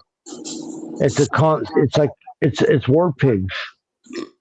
We battled this thing all along. Doesn't mean that what's going on right now is exactly what's happened last year or 5 years ago. Because death's never good if it's I mean, I was going to bring up Albert Pike's letter. You know where death is good?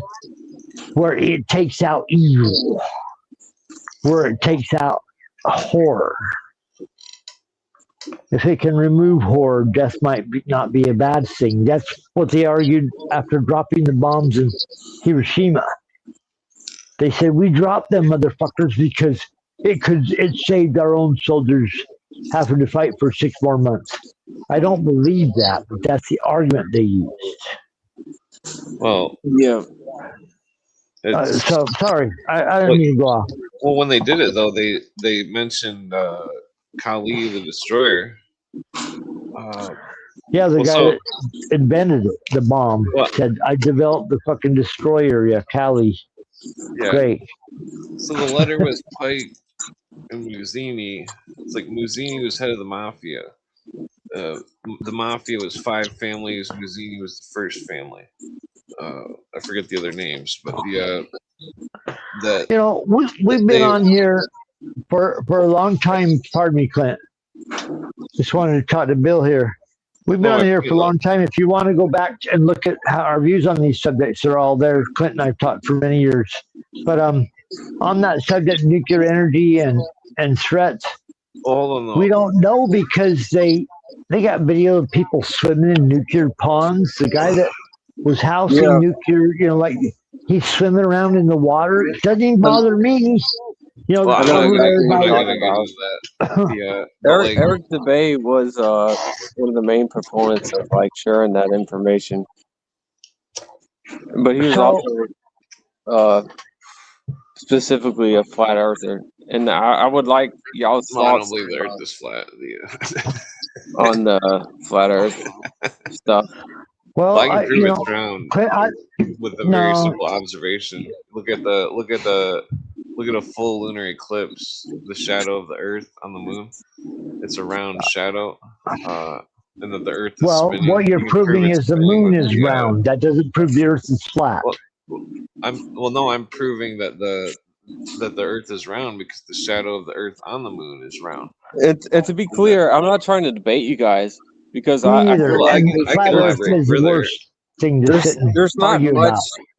There's not much to gain from trying to prove you're right about something. I feel like I went to a lot of what's important is to hear other people's perspective, whether or not you learn new things and agree with them. Figure out where we drive so we can build a bigger picture. If you go to the equator and we don't claim to know all the answers here. We're just talking about. Well, I'm with you, Clint. I'll be honest. I'm a diehard flat earther, and well, hold on. If you go to the equator and you put a stick in the ground, and it's at high noon, the stick will have no shadow. But then you go 200 miles north, the stick will have a shadow, and that you can see the curvature. And then you take the stick, and then you wait for the summer solstice. You measure the shadow. You wait for the winter solstice. You measure the shadow. You take the median. That's the axis, and you can go from there with geometry, and you can figure out every calculation, literally. I get that, but there's also a lot of official documents, specifically with NASA and military, that say that they are projected on a flat, non-rotating Earth, and the simple fact that everyone knows that water seeks its level, but at the same time, we're expected to believe that water is curved around a ball. Well, I think it's static electricity. But I'm not trying to dive too much deep in that. I was just wondering what your thoughts are because all of masonry I'd go with a couple stronger arguments. I go with a couple stronger arguments. Just to finish my thought, I feel like there's a very good reason to hide the magnificence of the Earth and it being an enclosed system because it's a spiritually damning, at least in my perspective, lie. And it makes humankind feel like they're inferior and they're not special. And They're all random. Like I used Sounds to like do kind of sick construction stuff work. they would do. Like we used to build pole barns and lay cement and stuff, and like to get a pole barn perfectly square is very difficult, and then to get the cement perfectly flat is very difficult. And that and like when they built the Great Pyramid, that they made it's the most north and south structure in the world. It's perfectly north and south. That the north face and the south face are each half a degree of latitude. Uh, Same with the other two faces, and that the ratio of between the north face and the south face, if you were to draw two straight lines going up the sides of the pyramid straight up north, that they would meet immediately or directly in the directly at the top of the world, and that the it's like the ancient Egyptians, they built the pyramid. It's the greatest feat of architecture because they built it perfectly at 8 inches or whatever per 2 miles for the curvature, and that like If you well then if you trace well the then pyramid in a triangle, if I may, if you trace it on paper in a triangle, you can draw a circle along the side of it, and that circle is the exact circumference of the Earth. But one of my main that's what they questions claim. is, That's what they claim.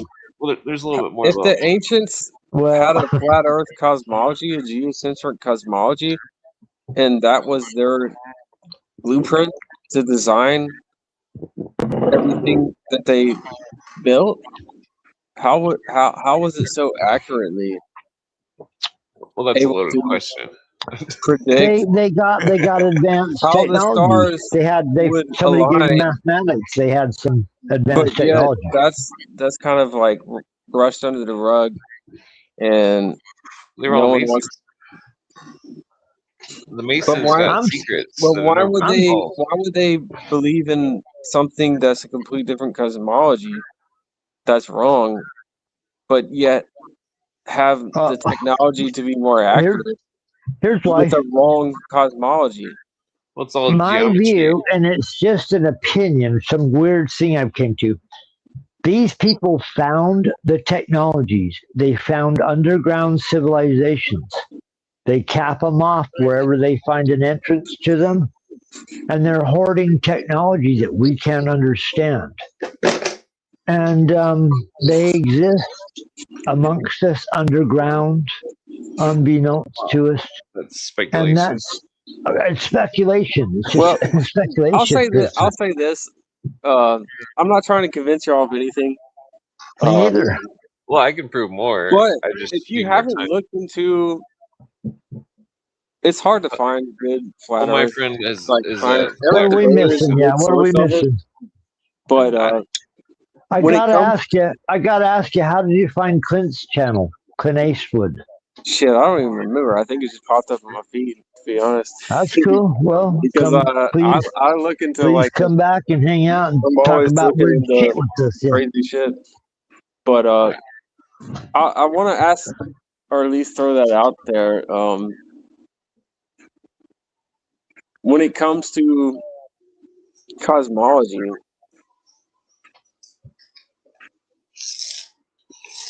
like, it doesn't necessarily have to relate to flat Earth, like what we're talking about.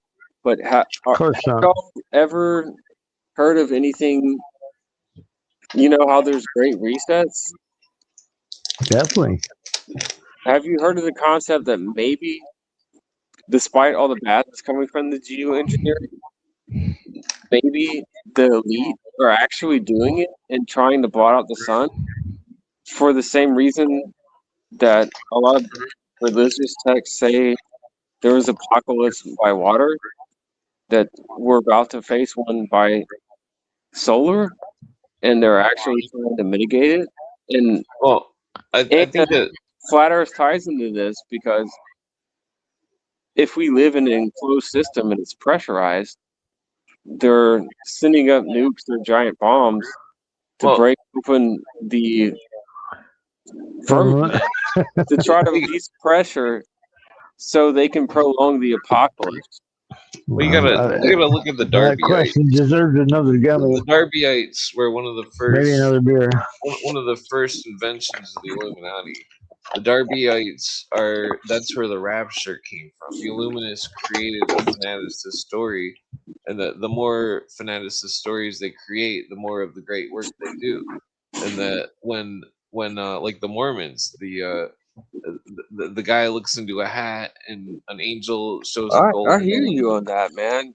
Because Well, I mean, it's either Illuminous or some kind of KGB or who knows which intelligence you're agency. telling me that it's all bullshit that they manufactured, basically. They're trying to, the intelligence agencies are trying to undermine the real conspiracies with all this new stuff that nobody ever heard of 20 years ago. And that I can relate to that, but my question is there's a lot of historical like symbolism that relates to what I'm saying as far as like Kronos, the sky opening, and or what's like the cave art paintings. they've been doing this for so long. It's the same thing as what they were saying in the year 2000. I just have trouble going one way or the other. You know, like in the year I don't want 2000, to believe it's all fake, but at the same time, I'm skeptical of everything. But it sounds like you're saying, not a bad position. I guess what I should say is, you're saying you don't believe in like a grand apocalypse, that because it's such a fearful tool that they can use. Jesus coming down from the clouds and the devil coming up, souls going down. Apocalypse is just a word that means the end of a dispensation. Revelation. Yeah. Is what apocalypse means in Greek. So you're saying most of what people, even like the most fringe of stuff, is wrong, but a lot of the Bible stuff's just about the calendar. It's my the calendar. conflict with that is that there is a lot of evidence of like a great flood or like the mud floods and like resets. Definitely. And stuff. So, like the water level was higher. The water level was higher. Lots of evidence. So I can't really just throw that away because I feel like there's too much evidence the mountains to show that. Yeah, what's your opinion? What do you think's happened? What do you think happened? Go ahead. I'll give you the floor. I'm just trying to clarify like how you like look at resets and say that the great apocalypse isn't a thing at a time here. So the tectonic plates, like imagine the tectonic plate is starting from the bottom of an ocean, and it's being created by the magma, and it's pushing outward.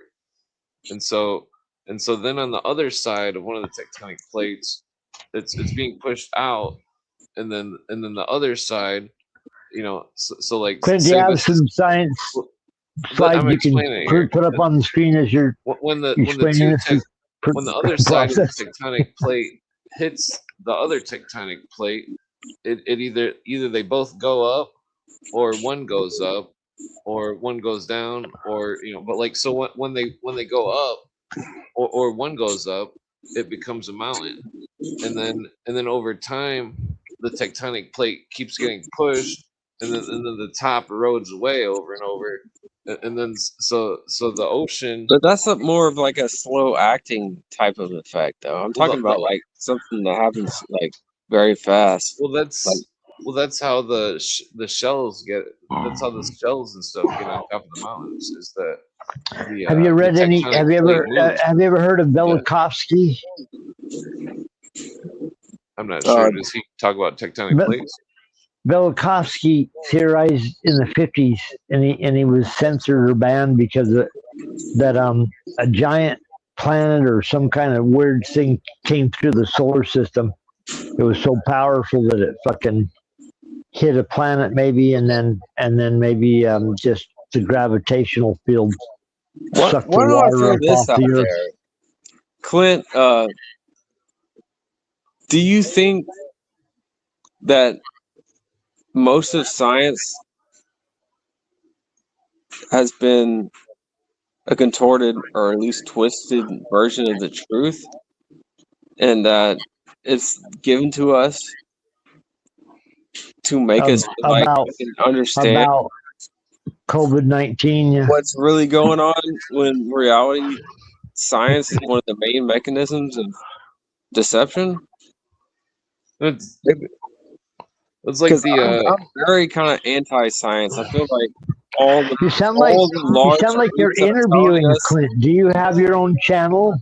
No, I don't. I just like. But hey, that's cool. You should. The I'm being questions chill you're about asking it. are very erudite. You sound like you're listening and you're asking some interesting some shit. We like to delve into all these topics, deep questions.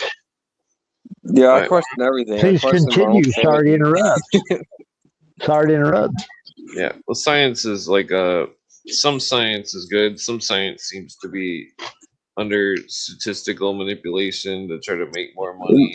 Maybe I should ask you this: like, is science one of the main mechanisms of convincing people of a lie that is esoterically controlled and manipulated? Well, we're in the dark ages of science still. I mean, it's like they like germ terrain theory has been pushed to the table, and I think it's relevant. Yeah, I was wanting to ask you about that too, because I believe in terrain theory over germ theory.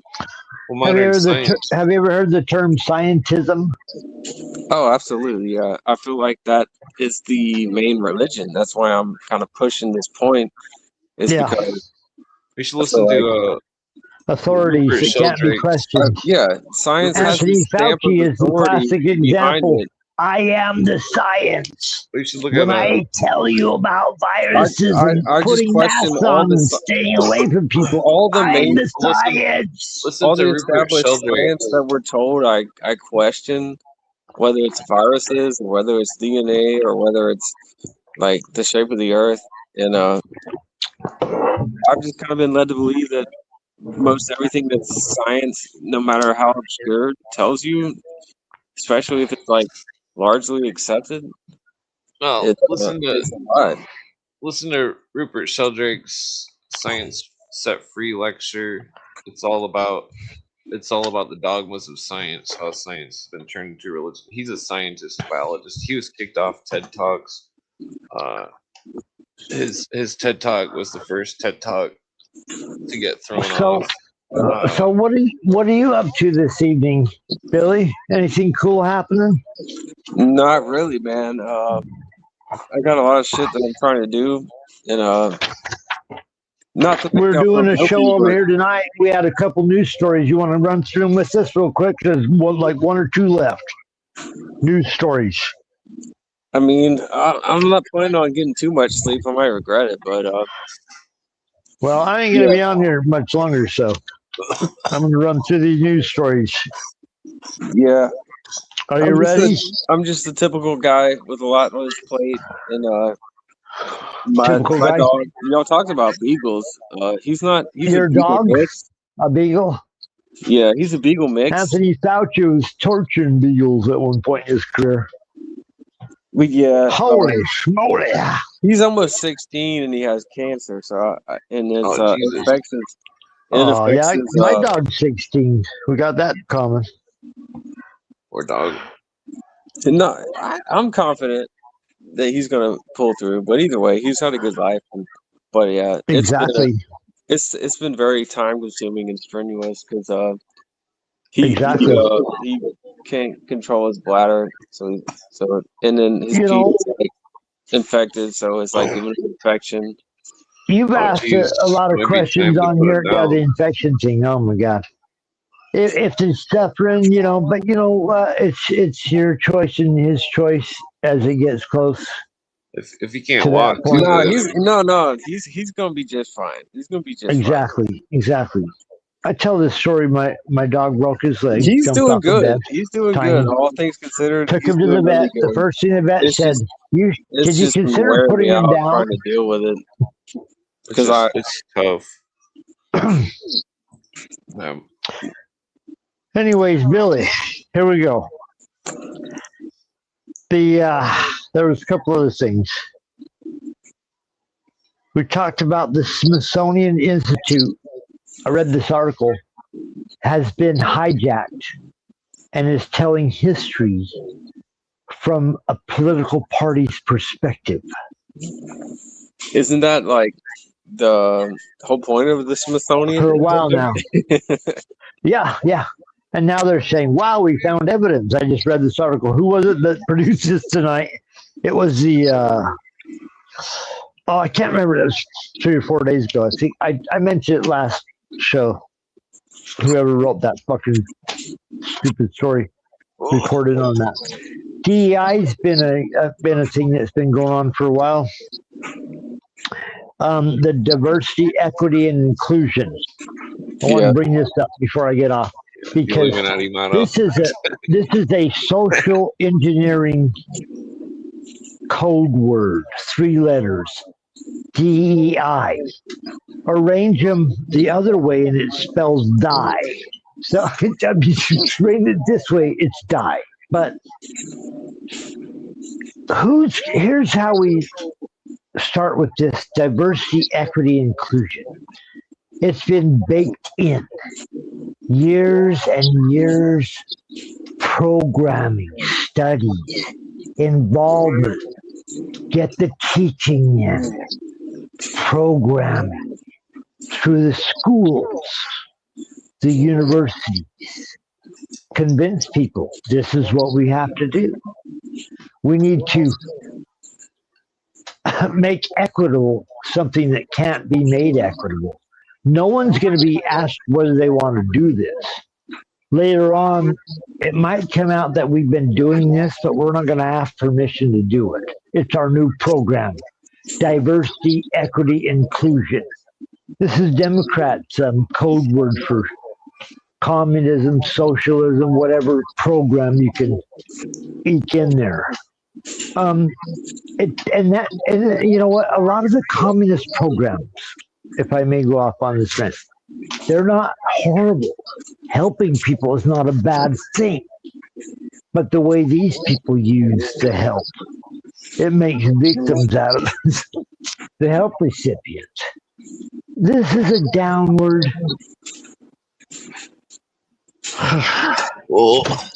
Anyways, DI, social engineering. When you're distributing money, here's the question.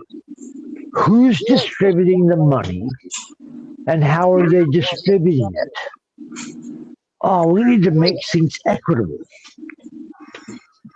Who's going to make that decision? People that have no money could care less about it. Money never been an issue in their whole life. That's not the point either. There can be no equitable distribution of the money. It's the same argument as when the gods, here's the thing about privacy. Even God doesn't spy on and use his all-seeing eye against you. Angels are afraid of looking at everything everyone's doing every day, all day long. But our government's going to do it, and everything's going to be great, or has been doing it, and everything's going to be great. They've been doing it already for 30, 50 years. How great are things getting? Are they getting better or worse now that they can see and smell and sniff everything you're doing for 50 years now? Is it getting better? So when they want more money for more cameras, for more control mechanisms, oh my God, that's a cute dog. I just stopped my rant. Your dog just warmed my heart. I'm sorry to rant. Sorry to throw you off. Yeah, I will stop from this point on. That's my opinion on things. Cuteness. That's my opinion on things. My wife probably be like, "Why don't you go ahead?" No, that's my thoughts on these subjects. We talked about this. Human beings this is, in my opinion, as every person says when they reach this point, the highest level of insanity and incredible peril and prosperity that we could possibly reach in all of our lives. We're coming into one of those moments. Oh yeah. What do you think, Billy? Is there any comments in the chat? Does anybody have anything to say in the chat? Well, I gotta drink another beer, take a gummy, sing a song. An atrocious video. Atrocious video. I love those. The books are. Wait, is this the right off? video? Well, they're scanning the pages. Bible? And then they're. Damn it! This isn't the video. Is that the AI data centers? It's like making a database of every book. No, it's ouch. Jesus, that's loud. Hold on. Clint's got some rap music going. We can throw down some raps here too before we leave tonight, Billy. We all rap around here. Some people do it better than others. Do you rap? Yeah, they're chopping these books up.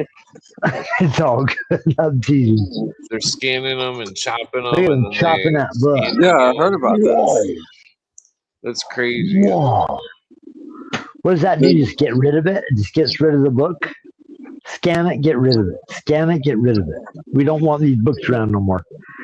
Physical, anybody read Ray Bradbury's Fahrenheit 451? In the future, the books will become legal. Yeah. It seems like they're going to legal thing. They're cutting out like part of the text there. They're not cutting it close to the edge. Yeah, it's an AI video. It seems like a tragedy to destroy all those books like that. It wouldn't surprise me though. It's so hard to know what's real. But my question is, if the secret societies already hold the secret text, why would they need a physical copy to scan? Wait, what was the first part? And the ones that they're most secretive of, why would they be scanning them to begin with? Well, no, they're feeding the books to the AI. They're teaching it. They're training it. No, I get that, but I'm saying like everything's online now, so why would they need a physical copy to cut apart and scan? They're still not books. Well, they're not. They don't need it to cut apart. If they're cutting it apart, they're getting rid of it. That's what I'm saying. Like the only thing that makes sense is it's not about storing the information. It's about pretending to store the information and actually destroying the information. That would make more sense. Well, I'm sure they're actually scanning it, but they're just probably just throwing it away afterwards or something. I don't know. I got a lot of books, so it's kind of sad to see books get killed or crushed or cut. I had a question, but it escaped my mind. Damn it. Oh. I think I remember now. So we talked about like flat Earth. We talked about viruses. I think we're more or less on the same page, but I think the bigger question is like, with your philosophy of life. This is a difficult question, but do you think that this spiritual world is like a training ground, and that perhaps we chose to come back and experience this, or do you think it's more? That's like New Age belief. That's what they want you to believe. Like, I guess I'm saying I'm coming at it from a more Gnostic approach. Like, you feel like the God of this world is inherently evil, but he's not the true God, and the point is to realize that and The realize modern that this is a Gnosticism has been spiritual trap that you have to. the modern Gnosticism has been turned into Luciferianism. It's like you read the Lost Light book, page 333. You'll see that it says Jesus is Lucifer and the devil and all this stuff. But like, Yeah, that's what I'm confused about because I mean, I'm inherently think about it in like a very simple way. Like, say, like the whole Alpha Omega thing. Like before you're born, you're like with God or something, and so that's the Alpha. And then you're born, and then you get old and you pass away from old age, and then you see God again, the Omega. So he's there when it begins and when life ends for you personally.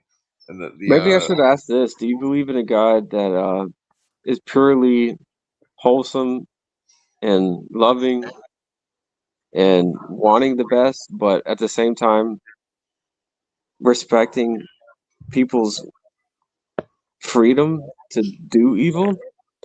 Or do you believe that there's more so a God that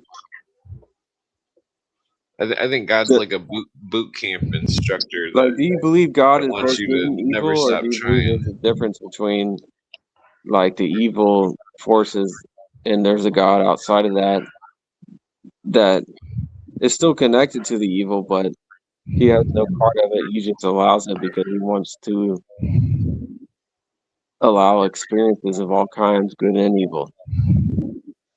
Well, I would just say define God as the creator of the universe.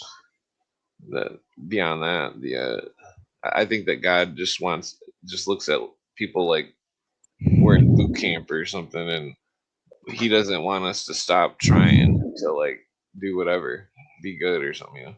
That's basically it. Okay, well, I think that's more or less like how I see things. Because I don't want to believe in like a demiurge necessarily, but at the same time, my perspective of like a demiurge, well that stuff all leads it's not really God. It's just the controller of the realm that we experience, and there's something much greater and much that religion. It leads to the hive mind stuff where it's all one, the monad, that they don't even think that ghosts are real. That it's like they all just go back to the collective, the oneness, and all this. When you look up that stuff, you'll see that it's all about that hive mind monad stuff.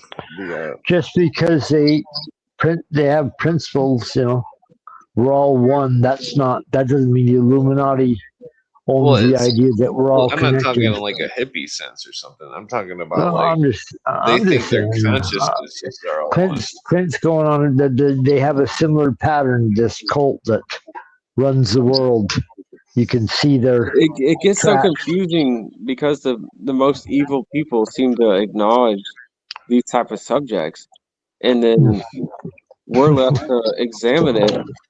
I was thinking about that earlier. Why would we believe something that we can look at and see that it's being used by people who also probably because you recognize something in yourself or do something evil. So horrible with it, so it makes you like adverse to that type of belief system. But at the same time, it makes you wonder if they're controlling the world. Maybe they actually know more than we do. Well, AC/DC has a song. And God allows. AC/DC has a song. You ever heard it? You familiar with AC/DC? Yeah. You ever heard that song? There was this Evil guy. Walks. You ever heard that song? Evil Walks. I'm sure I've heard it. Evil walks beside you. These people have evil walking beside them because they've been doing bad shit. Black shadows probably hang over your shoulder if you've done something. Just ain't right, especially on a grand scale. So, the greater good. The way I see it is like the greater good. God, the 11, Janus. I think. Where's Jonah when we need to talk about Janice? Well, that's all what they want you to believe. See, I used to believe in all sorts of stuff back like 18 years ago, and like then I listened to William Cooper and found out that that's what they wanted me to believe. Man, And I I'm like, love well, this I'm not gonna Maybe I need conversation to so look much. into more William Cooper because Have you not I'm heard of very William familiar with Cooper? him. Yeah, Bill Cooper. Yeah, yeah. Yeah, But he's I everywhere. Go to haven't like hourthetime.com. I haven't like gone deep into this stuff, but it's hard to see what's going on and then think that it's all fake, but it's also really hard to believe anything that's going on. Yeah, It's like that's the they want dilemma you to we're going believe in over. these models of reality that they create so they can keep you in obscurantism, which means that you have limited inquiry. And so then you're compartmentalized. They keep you in the witch's circle, the box, uh, that you can't think beyond what they've given you. It's all compartmentalization. It's like the only way to get away from it is that we look in old books and start reading and start to try to like You think know, beyond what the cultures told us what everything is. But the dilemma is all we have is subject to being a deception, and then all yeah, we know is largely a more so deception. daily, more so daily. So how And can we distinguish anything we thought between we could trust is now being compromised almost every day. They're like saying how do we what you distinguish thought between historically how was much You of can the verify it. crazy mythological like esoteric stuff is in some form physically true versus a psyop? Because I don't want to believe that everything's a psyop, but at the same time, It's better to believe nothing. I don't want If to. you were to say you were playing paintball, or say you were like in a video game and you're like in a dungeon or something, and that somebody outside of the dungeon told you that the dungeon is clear, and you're like, okay, and so is it better to believe what he said, or is it better to walk into the dungeon and there's a bunch of monsters, and that because you can't verify what he says, so it's like there's it's either verifiable or it isn't. There's so many things that aren't verifiable and like that are talked about extensively on all sorts of stuff, and like it's like To call you out though, you just kind of contradicted yourself because you said it's verifiable or it isn't, but then there's so many things that aren't verifiable. So well, that's the whole point. here's some that I ran into that was what I'm talking about. Where like there was some fake January 6th person, and that they were involved, and then they went to Florida, and then they had a charge for sexual assault, and then the media was saying that the media was brandishing them, all the January 6 people, as total pieces of shit because of it.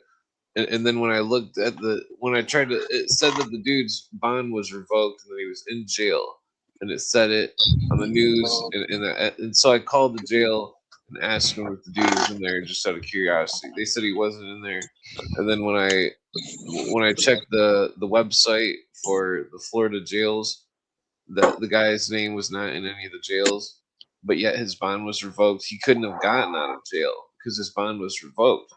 It's like, where was he? He wasn't anywheres.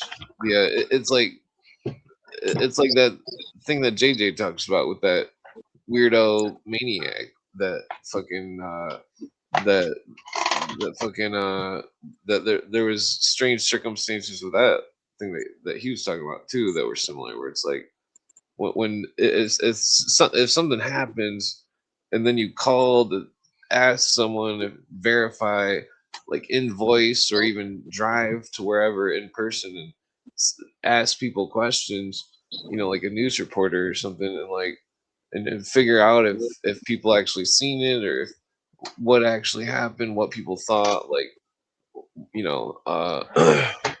if that's what your evidence is, ultimately to believe something, you're never going to get that. So, well, that's just like Billy's saying example. over here, you're never going to. There's situations where you're never going to be able to determine for certain because you'll be second, third. What I'm saying is there has to be an element of spiritual intuition to understand things, because in this day and age, we're fed so many things that we know full well can be faked easily. And even 100, 150 years ago, it could be faked much easier than what we would like to believe. Yeah. And then on wait top till of you that, see their whole illusion spiritual side of things is completely like full of shit as well. So it's just like, how the totally fuck look how everything goes to crap. It's like, and then you got people saying there's no such thing as truth. There's only like your truth. No, that's not true. There's only the truth. That's what. Yeah, that's their counter. So that's how they face you. Your truth. How can anyone really establish what is 100% true? That's the argument they've been setting up an element of doubt. Well, that's some slip out of their thing with those people that believe they're God and stuff, where it's like, oh, that's your truth. Why don't you go walk down in the hood and have $100 bill hanging out of your pocket? See if that truth still holds up. You get what I'm saying, though? Like, that's not the same thing, Clint.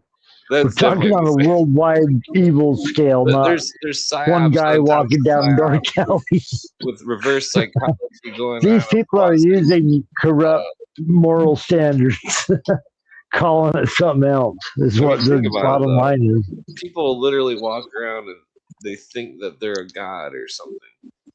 That's become a thing in modern times. That if they think they're a god, they can go walk through the hood with $100 bill hanging out of their pocket, and we'll see how long they're a god. You know what? Thousands of years have went by. Civilizations have went under the oceans.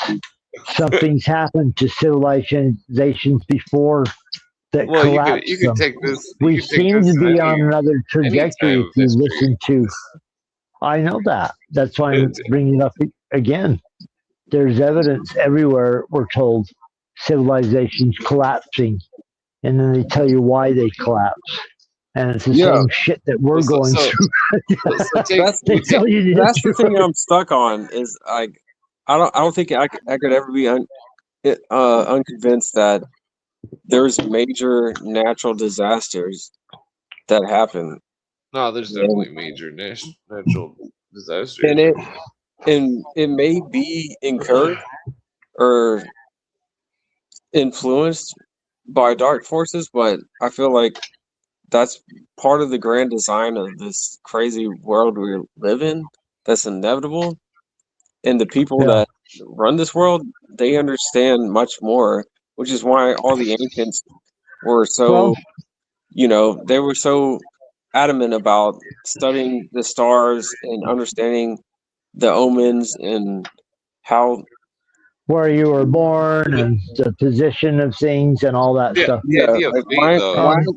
And I've talked about this for a long time. Stuck on things like that, but nowadays we want to, we're told like, oh, it's climate change, or like, oh, the sun is, even though that's not necessarily a narrative, but they'll say like, the sun is getting older, or there's a pole shift or something. Like, I feel like science is. Well, I've talked about this for a while now. If the universe model is what they've told us, where the sun's moving, we're in a fucking planetary cycle around it, and it's in a planetary cycle inside of some universe or a galaxy inside of a solar system, inside of a galaxy, inside of a universe. Under those models, when you're born, whatever time you're born, you're getting bathed by cosmic rays from planets that are emitting energy. If we're to believe what they've been telling us, every planet is shooting out magnetism. There's cosmic waves coming from different areas of the universe. as you move around the sun becomes a protective, well, from my understanding, shield from cosmic rays. Based in the cosmic rays, wherever that you go through each of the spheres, each of the planets and moons and stars and shit. Well, that's what astrology says. Maybe I should ask you all this, though, is the people that were behind all this manipulation, how come... Which ones? In history or... Yeah, what period you're talking throughout here? Modern day, ancient? Throughout Old history, West? The secret societies, the Hebrews, like, how come they all... 2,000, 3,000 years ago? How come they all have an element or a symbolism of non-rotationary flat plane? No, how come their models that off of that?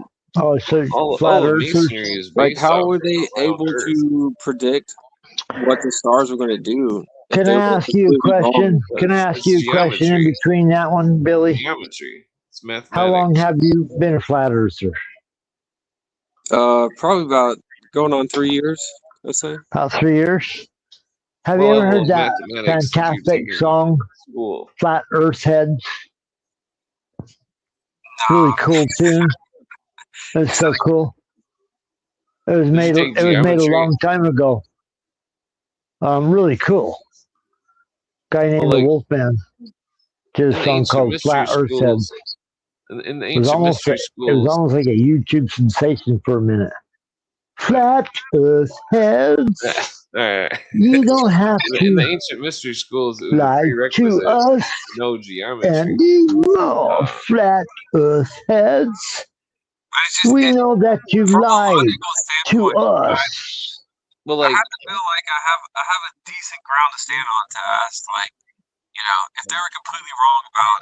I think your hand's over the microphone. I'm not joking. I don't joke around about flat Earth. I've never said one way or the other. It just seems very peculiar to me that if they all perceive the Earth as a non-rotationary plane, how are they more accurate and build more magnificent... Well, I have to say that I do love that song, Flat Earth Heads, by the artist Wolfman. Have to give him credit so that we're all legal here. His name's Wolfman. I'll have to show you a lot of geometry, but I can prove on paper that the Earth is round. Well, we can agree to disagree about that. And, no, there's the mathematics is sound. That mathematically. No offense to you, but I'm not. Some of these stronger gonna have to come on here and debate. I can walk through every mathematical principle. It is 11 o'clock. The magician's number. We've officially arrived at 11, gentlemen. 11 o'clock. Where I live. Well, the magician's number 11. The timing is good to jump off. I appreciate the program this evening. I must leave unless you have a question for me. I won't just jump off and disappear immediately unless I must. But you have a question before I leave? Anyone? No one? No one in the chat? Yeah, there's no one in the chat. No one hanging around. No one wants to hang around. I'm going to hit you with a point-blank, hard-hitting question. What is the source of this world's problems that you could describe in a sentence or two, and what do you think are the solutions? He's an undercover. In one minute, tell me what's wrong with the world and who's I love it. The devil. What's the main issues of this world, and what do you think we can do about it? Oh man, that's a tough question. I know. Each person living best life able. We can cast a magical enchantment under bad conditions. I don't know, because you're talking way beyond. How about just a better tomorrow for everybody listening right now? It sounds to me like you would say through the lies and work together in a kind way. I like that. I see all that. I see all that. Yep. Put up a Love shield and not hate. Love and not hate. our abusers. And that's a simple way to put it. But well, that's kind of how I feel. If we create so much prosperity that the prosperity can't be stopped, then the whole world would be saved. So we got a difficult task at our disposal if we're to achieve our dreams or goals on these matters, because it isn't just a matter of giving somebody mandate to go round up the criminals. It's getting to the criminals themselves, the ones running the big giant criminal system. That's what won't get done. That's what won't get done unless we can, we're dealing with secret society. Clint, you saying I'm a Fed? You got to go leak. Are you a Fed? Is that what he said? I didn't hear him say that. I didn't hear him say that. I think he was joking. I'll take it as a joke. But I didn't hear him say that. But no, are you familiar with Enrique Torres? Enrique Torres from the January 6th story. Remember that guy? Vaguely. You'd have to refresh my memory. He was the leader of the Proud Boys or something like that. Yeah. Are you familiar with him? I mean, it's been a while. I've looked at. Do you remember his story? No, like I said, you have to refresh my memory. He wasn't there on January 6th. He got sentenced to 21 years in prison for his non-involvement, but involvement in January 6th. One of many nutball cases that occurred. The largest roundup in FBI history, January 6 offenders. Are you familiar with that story? You sound like you're taking it to another level that I'm not as familiar with, but I Gotcha. Oh, I'm just asking. We talked about this months and months ago. January 6th, people being rounded up. Giant geo fence. I've never heard anyone say it was like the most. They opened barricades, said go into the Capitol. They made PBS documentaries showing the horrible January 6th event, which was staged. Yeah, no, I 100% agree with that. And I was not exactly somebody anyone would listen to, but I told people like, hey, y'all should probably be skeptical of like joining this. But, come to Washington, have a good time. The police will take down the barricades. What frustrates me more than anything is that people still believe in QAnon. Did you somewhat fall for that? Because I wanted to believe that shit. No, I have friends that, and I look at that. They send me stuff ever since QAnon first started, years and years and years ago, and I went. You've ever heard of the Operation Trust, like that happened in Russia a long time ago? So many operations. Please fill me in. What is it? It's essentially the same thing that they did with QAnon. Like, sorry, I'm making some noise, putting ice in a canteen. I'm getting ready to leave the program, but please. Operation Trust was basically like a Russian form of what America experienced as QAnon, where they had controlled opposition people put out a bunch of propaganda to convince their population that good guys were in control. And what it was really about is to establish information on who was rebellious and categorize them so they could know who to, they have a find the people that'll resist. Find the exactly, weak but it's points, also find the strong points. It was also a pacification program to where they could neutralize convince the people that were most likely to rebel to hold off. Michael Aquino. The whole Michael shit was Aquino. like, eat your popcorn. Good guys are in control. Don't worry about it. Are you familiar with Michael Aquino and his mind wars and?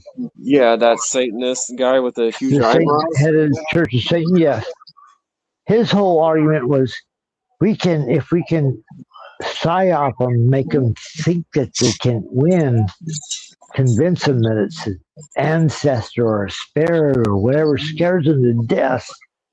This is kind of what they were practicing the experiment with at that time, right?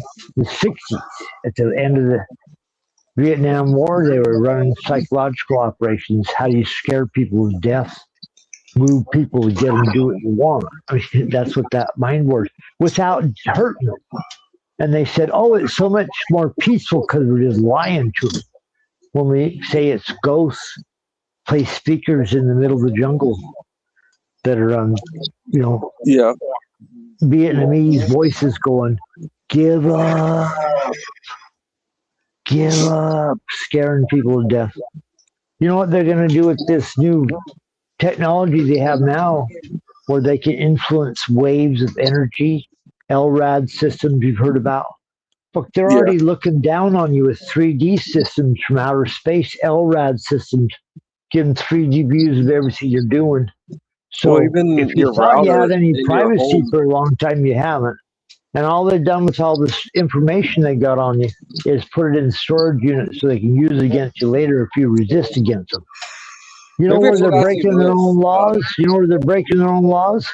They're the largest purveyor of child pornography because they're holding all these naked images of children all. Nah, you've already claimed this multiple times. I'll say it again. Well, this is my channel, so I'll say it again. If you're recording and looking, they're looking. Being inaccurate because they've already said this is what's occurring. The police officers use this to spy on their wives and retaliate against people. It just seems logically accurate to assume that the people that are manipulating technology are in the, they're more probable to be in possession of the most damning forms of technology to use against people. And do you know what these discussions do for me, Billy? Absolutely nothing, but probably cause me problems with them, the people that run this thing. So, if you like this show, please come back and argue or make your points. I'm not here to argue with you guys. No, but you can argue on this channel, but we do it peacefully. No, I'm not about arguing. I'm just about sharing thoughts. That's my thing. You can share thoughts, argue, not argue. That's pretty nice. Here. I'm not. I think debate I don't want to argue either.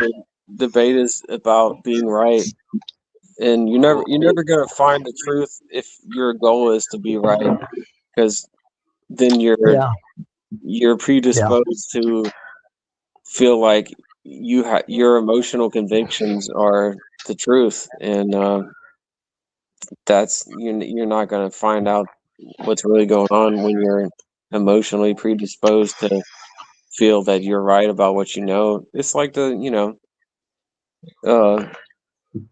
everyone's heard of the know-it-all. You don't come on the shit acting like you know it all. You're not going to learn shit. I'm not here to fucking tell everyone how I know better than them. I'm here to share shit, and they can do what they want with it, and then hopefully I can learn something. That's what I'm here for. Agreed. Hopefully you've been given enough time, and everybody's had a great conversation here with you. I hope you continue to come on. I'm getting ready to jump off. It's been an enjoyable conversation with you. This has been fun. I might regret it. I'm probably going to get 3 hours of sleep. Regret it? And I got to go work out in the Texas sun. And you should probably pass out too. How hot is it where you're at? Tomorrow, the high. It's probably going to be 105, 110, but feel like 120. You know it's going to be where I'm at? Yeah, mornings will come quick. 118. Ooh. and get hot. Hopefully it's I not gotta work. humid though. The humidity makes it so much worse. The humidity about killed me about 2 weeks ago, so thank God it's not humid. Hey, Back to dry this might heat. sound kind of gay, but coffee enemas. I don't know if that's what it is. I don't know, but I've been doing like detoxes. I don't know if you should do that. I can handle the heat, man. Like I've been. So Isaac is recommending I don't sweat that much. this, Like, and I'm out there. Millie's recommend I coffee don't know what's enemas. going on in Texas. I mean, that's why I know it's kind of funny, but I'll swear. That could be your first joke for the coffee Well, enemas. it's nice to meet you. The audience says, I don't know if the audience is like thumbs up or thumbs down, or they're not fun. Your first joke. They're not fun at all, and you better be close to the toilet. But well, Taco Bell, lettuce this year is causing lots of. I feel like it could be 30 degrees hotter, and I would be good. And I don't know what else to point towards besides the fact that like I detox the shit of myself with coffee enemas. Man, before I jump off, huge methods. I think there was maybe like one or two things I had to just throw in there. So it's nice to meet you, Billy. Yeah, you can come back again. My real name. I don't even care. It's Carlin. It does like George Carlin. Carlin. Like George Carlin. Nice to meet you, Carlin. Todd. I don't think that's Clint's real name, but that doesn't matter. You call him Clint. It's not like the AI doesn't know who I am. So. I wanted to shout out to JJ Vance. Hope you're doing good, JJ. Look forward to your triumphal return.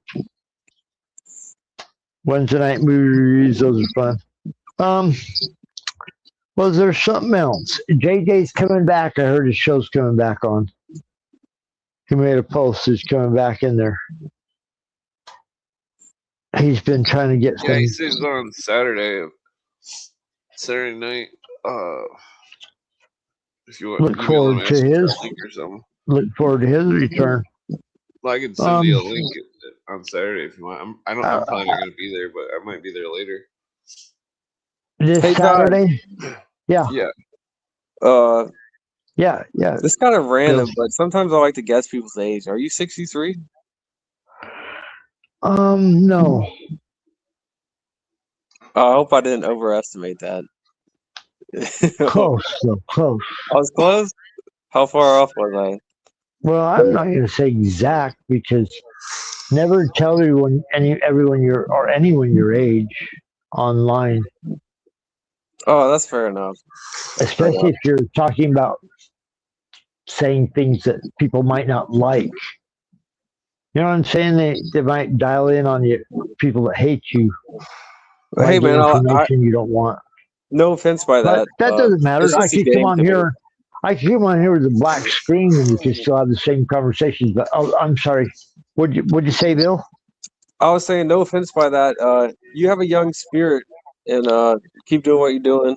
And I do. I try. Yeah, keep that energy for truth going on, man. Much respect. No, I appreciate that. Thank you so much for saying that. I hope you come back on here and be a regular appearance because we got all kinds of personalities. If you haven't heard Clint's show, and welcome every. I know.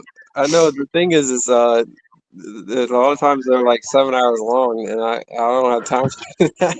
Well, we did 11-hour show one time years ago that was hidden in the basement of Clint's archives. Now I'm gonna edit them all later, 2030. So they're more condensed. They're fantastic. No, those are great shows. Are going fucking crazy. Anyways, it's nice to have a platform, if I might say, to voice your opinion, talk about certain subjects. Do you know how rare this is? It's very rare pond to swim in. Us three talking. You know how rare that is? if you were to price that in like a market, it's invaluable. So down the road in the future, discussions like this, they won't be allowed if a totalitarian dictatorship takes over. These are all stuff that's being discussed in as free a society as we can live in now. Information is a battleground. Well, you might want to check your time. I think you're like 20 minutes over. 20 minutes past, I should have got off. No. Well, I mean, I don't know what time you're trying to pass out. I know you gotta wake up at like 4. Yeah, I hope it's not 1 o'clock where you. I just appreciate you. I just appreciate conversation with you guys. Very nice. Thank you very much. Well, everyone have a wonderful evening. Yeah, bless you, Todd, man. Yeah, it's nice to meet you. Nice to meet you, Billy. I hope you come back. I hope you come back again. And Clint, you know, I love your show. Thank you for what you do, sir. Pop back in, but no guarantee. Oh yeah. But this definitely was fun. Yeah, I just know morning comes fast when you're working construction and like wake up, you're like, I felt like I was a little he works sick, construction? Like, yeah, I used to a long time ago. I did that before. Yeah, I had to get up at like 4:30 in the morning. Yeah, Todd's got to go do tile work. Yeah, that's what. If he's able to do that shit, hell, I mean, that's how you know you got that truther spirit. You're able to spend time doing stuff like this that you love and still make shit work. Oh, yeah. But sometimes your body gets in the way, man. I used to be like that, and I'm trying to figure out where I went wrong. But because I'm not that old, I'm 34, but you know, I got a friend from Alabama that lives around here. His old lady is full native from down there. I don't remember what the tribe's called. Native Alabamian? Native, like Native American. That's what I thought you were saying. I mean, but anyway, man, shit, I'm tempted to hang on and talk. I don't know. You joking about me being a Fed? Ask me anything, man. Or I was joking. Yeah, I know. If you got anything for me, feel like you can literally ask me any damn thing. You ain't gonna hurt my feelings. Or just out of respect for you, you know, whatever you want to ask me, ask, and maybe I'll think of something. But yeah, I definitely. I'm probably not gonna go to bed till 4, and I gotta get up at like 6. And you don't have any weed. No, that's a good. Well, I do, but it's for my dog for his cancer. But like smoke a joint and pass out.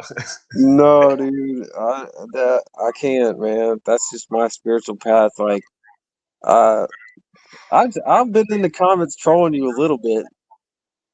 You probably don't remember, but I'm always the one that says, like, dude, how do you do this in toke like that? Because like my ass would be a vegetable. I can't really get a buzz. I mean, I do, but I'm just really stressed out for no reason because I got PTSD from when I was a kid. Really? What happened? Well, a whole bunch of stuff. You don't have to talk about it. You don't have to talk about it. Nah. Well, I mean, I don't know. Nah. Well, one of them was if you never talked about it, maybe it's good to talk about it. But if you're not ready to talk about it, then it's best not. Well, it's not like difficult. It's like some of it's from my dad beating me up when I was a little kid. Some of it's from some maniac trying to kill me with a shovel. Some of it's from like, well, that's probably the majority of it. Well, hey man, you're here. You're doing. Maybe you don't want to call it God's work, but you're doing the work of what is justice. You know, finding out the truth from the lies. So, I hope at least some part of you has found the silver lining with everything fucked up that's happened in your life, because I think there's inherent truth that people that have been through a lot of shit, they're more capable of seeing a bigger picture and doing a greater work with their lives. Does that make sense? Whoa. Even if you feel like you're like, don't tell or convince yourself you're like, oh, I'm just this loser with a small channel who nobody listens to and censored. Like you've made an impact that other people who probably didn't have a tough situation to overcome wouldn't have been able to do. Nah. Well, I mean, I don't really believe in fate or anything. No, but it's true. It's true. Give yourself some credit. Give yourself a pat on the back. I mean, I think that the way the world works, it's like, I mean, it's all just happening. It's all Give very yourself, monotonous. give yourself some more credit, man. I've noticed that about you, and I don't fault you for it. But I feel like maybe it's because of your trauma that it's harder to believe that things happen for a reason, because then you have to face the reality of like, why did that shit happen to you? Nah, Because life's not fucking fair at all, and I'm lucky, like I haven't had to deal with so much shit that other people had to deal with. But I don't know. I guess what I'm trying to say is like, regardless of whether you feel like you're spiritually like positioned to do what you do, you know, try it. I'm not saying you're ungrateful, but like try to be more aware that maybe, the bad shit that's happened to you has put you in a position to be better equipped to expose the bad in this world. And that's a blessing, even though it sucks to have to go through. nah. Does that make sense? Yeah, well, I try not to let the past define me, the or anything. I'm just a regular person. You definitely Well, don't let the light define you, man, because you look like a vampire over there. well, I Do you mean, have any? Do you have any lights on? yeah. There's lights. It's just It's so there's dark. that half of the room is dark. That half of the room is light. Because from what I can see on the screen, it looks like you have everything turned off but your computer. I got two screens and a big light right there, but there's a big TV right here, so it's blocking part of the light. Don't be afraid of the light, man. Like if I go over here, I'm more light. I'm just kind of shooting the shit with you right now, if you can't tell. Light. But Yeah. hey, ask me something. Ask me something intense. I've y'all have answered like everything I've asked. Have you ever taken psychedelics? Yes, I'm taking. I actually got arrested. The charge didn't stick, but I used to grow mushrooms and synthesize DMT. Uh, did you ever see any paranormal entities while you were tripping? Fortunately, no. But I definitely had like some pretty like schizo paranoid like episodes. Hmm. But I've never really had anything like that happen, even though I know a lot of people that have experienced that.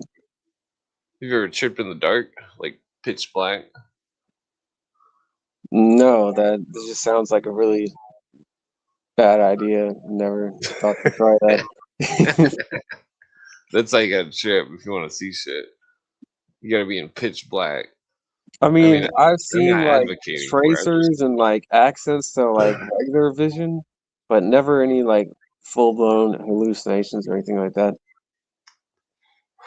well. So you're gonna ask me some tough Here's the thing, questions, though. It's man. like when Ask me some. if three people see the same thing and they don't say anything, and then the other two people say something, and then I hear it, and I'm seeing the same thing that they're seeing.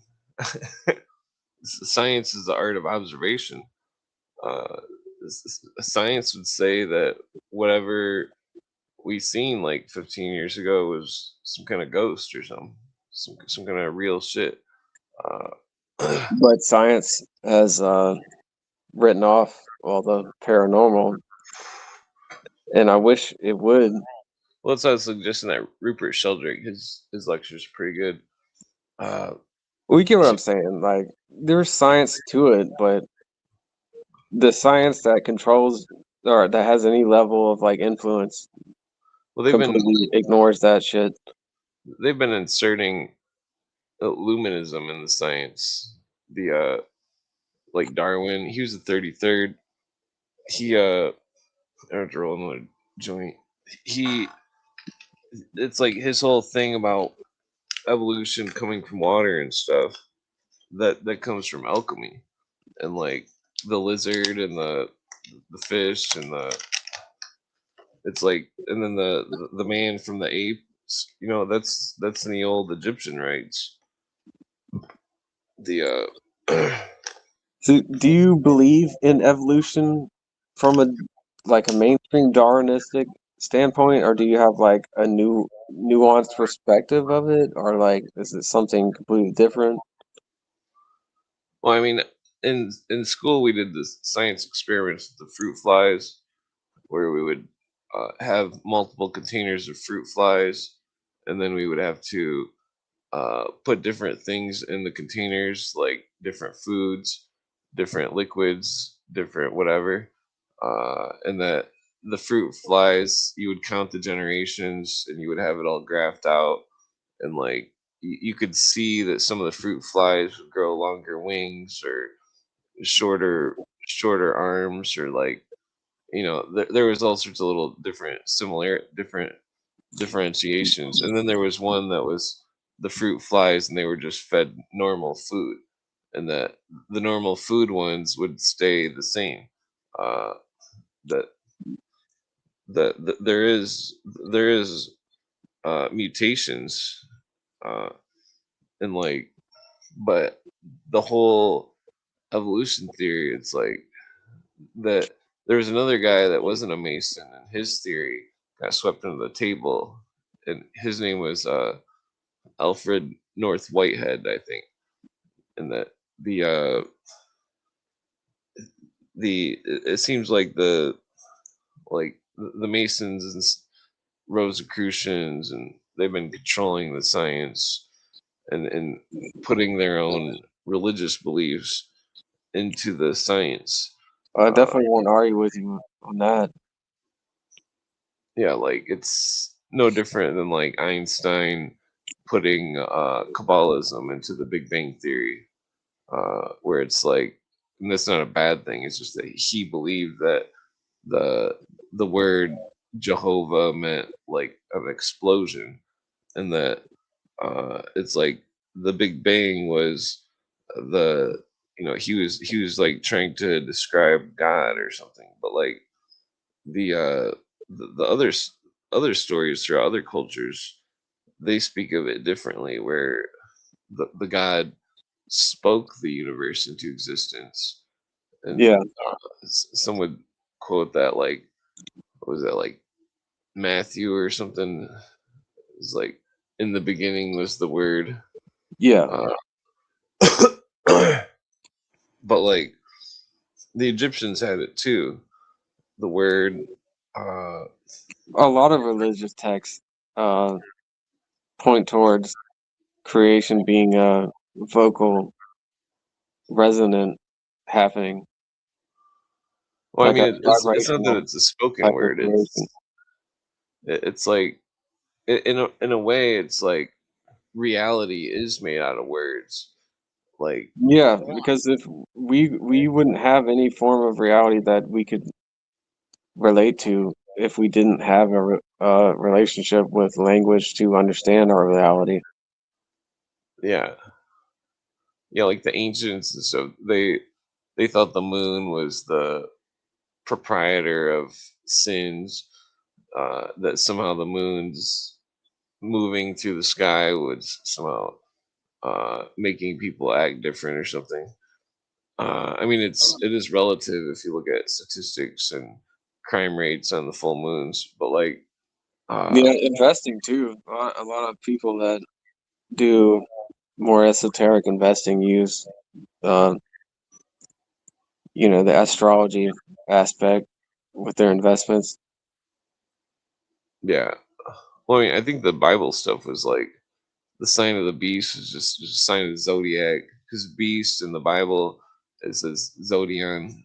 Uh, the zodiac is the same word just as plural or a set or something. I forget how it goes, but it's like the Have you heard the imagine. phrase, the Bible is a map, a mirror, and a metaphor? Well, I think some of it's definitely metaphor, but the imagine that you're I think that you could apply that to most religious texts. Like it's a mirror, it's a map for something physical, it's a mirror for self-reflection, and it's a myth for you to understand the symbolism.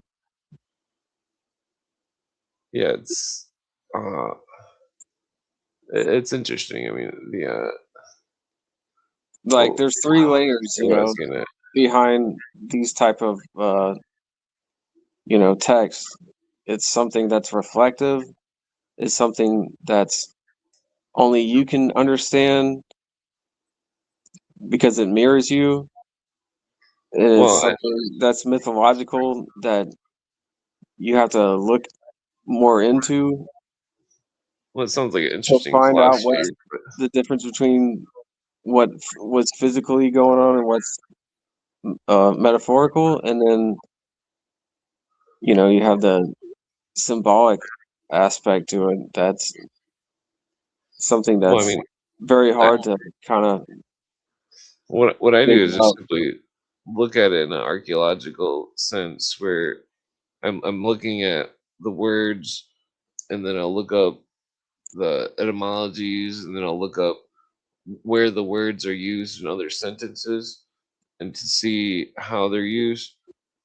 And then I'll look up other cultures that spoke the same language that use the same words, and then see if they use them in the same mannerisms.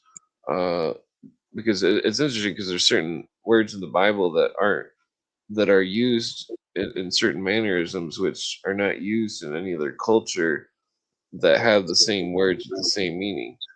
Uh, and so therefore that there's some sort of symbolical words. Uh, You ever thought, like, how the hell did anyone ever create language? there's a book on that by That's one of I the think it's most perplexing Mackie. things, in my opinion, is like, how did anyone ever come up with languages?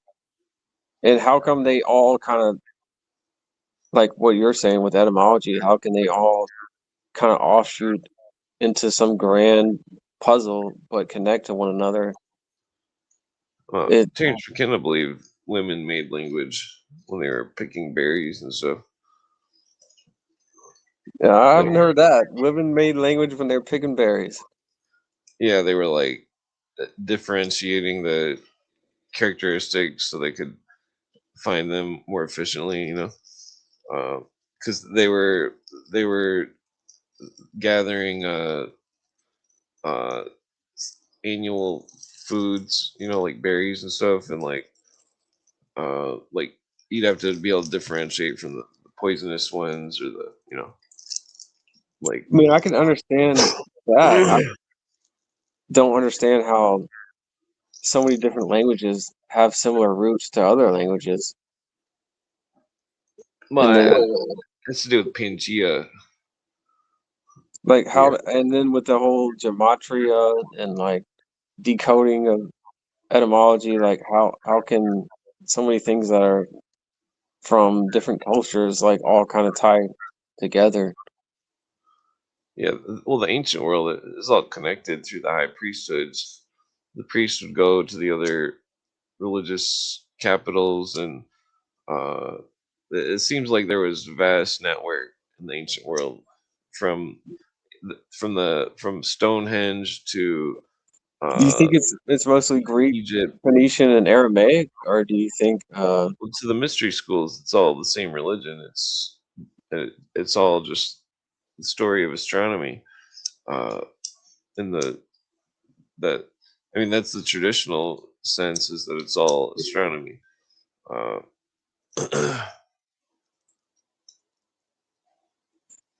well, it's like a I'm family tree of the stars and a family tree of the I'm planets. trying not to get back on my flat Earth horse, but how was a population of people that was so fixated on the stars and so accurate with their knowledge of predicting the stars able to create a language that can relate to almost every different language that we now know as and use as today, thousands of years later, but they were completely wrong about the fundamental aspect of the shape, Yeah, but the look at reality they lived in. what is it? It's like Matthew 12:40, I think it is. So let He me ask you says, this: like, what do you well, make hold of on, the hold firmament? on. Matthew 12:40. He says he says the sign of Jesus will be like Jonah, 3 days, 3 nights in the center of the earth. Uh, so if the earth had a center, it would obviously be round. But it could be a circle, like a circuit. You know, it could be Well, a. well, that's where I divert to the shadow of the earth on the moon when it's because yeah, I can prove that the earth is spinning. That mathematically, I can prove that it's round, but without mathematics, I can still prove it's round with the shadow of the earth. Because if it's spinning, which you can see in the toilet water, and then I'm and then sorry. well, then Call if it. you go to if you go to Australia Well, and they flush the toilet, it's flushed in the opposite way. I know. I've heard that, but So like the I'm not gonna push you too far. But I'm just gonna ask you this: like, uh, how much time have you spent researching my things friend's a that my would fr- debunk a globe Earth? my friend's a flat earther, and he's been arguing for at least a decade. Every time he comes over to swim But with have me. you ever like stayed up and lost sleep and just like gone way down the rabbit holes of like flat Earth? Well, I mean, it goes against all of masonry. Masonry is not about a flat Earth; it's about a round Earth. That But it's I don't know. I'll kind of have to disagree because there's a heavily Kabbalist influence on that, and there's Kabbalism. nothing wrong with Kabbalah. There's No. ancient I'm not trying to like say the that system. Kabbalism is inherently evil. I'm just saying Well, the their system whole existed before the Hebrews ever had it all over the world. when you go back to the ancient roots of it, it was all What's you all know. symbolism? It was not it, from what you can gather from it. It was they knew that at least you could say they believed Well, think of it more like a they computer. were in an enclosed system with a Well, no, firmament, with a think, dome, with the waters above, waters below, as above, so below, and well, think about Kabbalism in general. Like, there's paths. There's 22 paths. What does a computer have?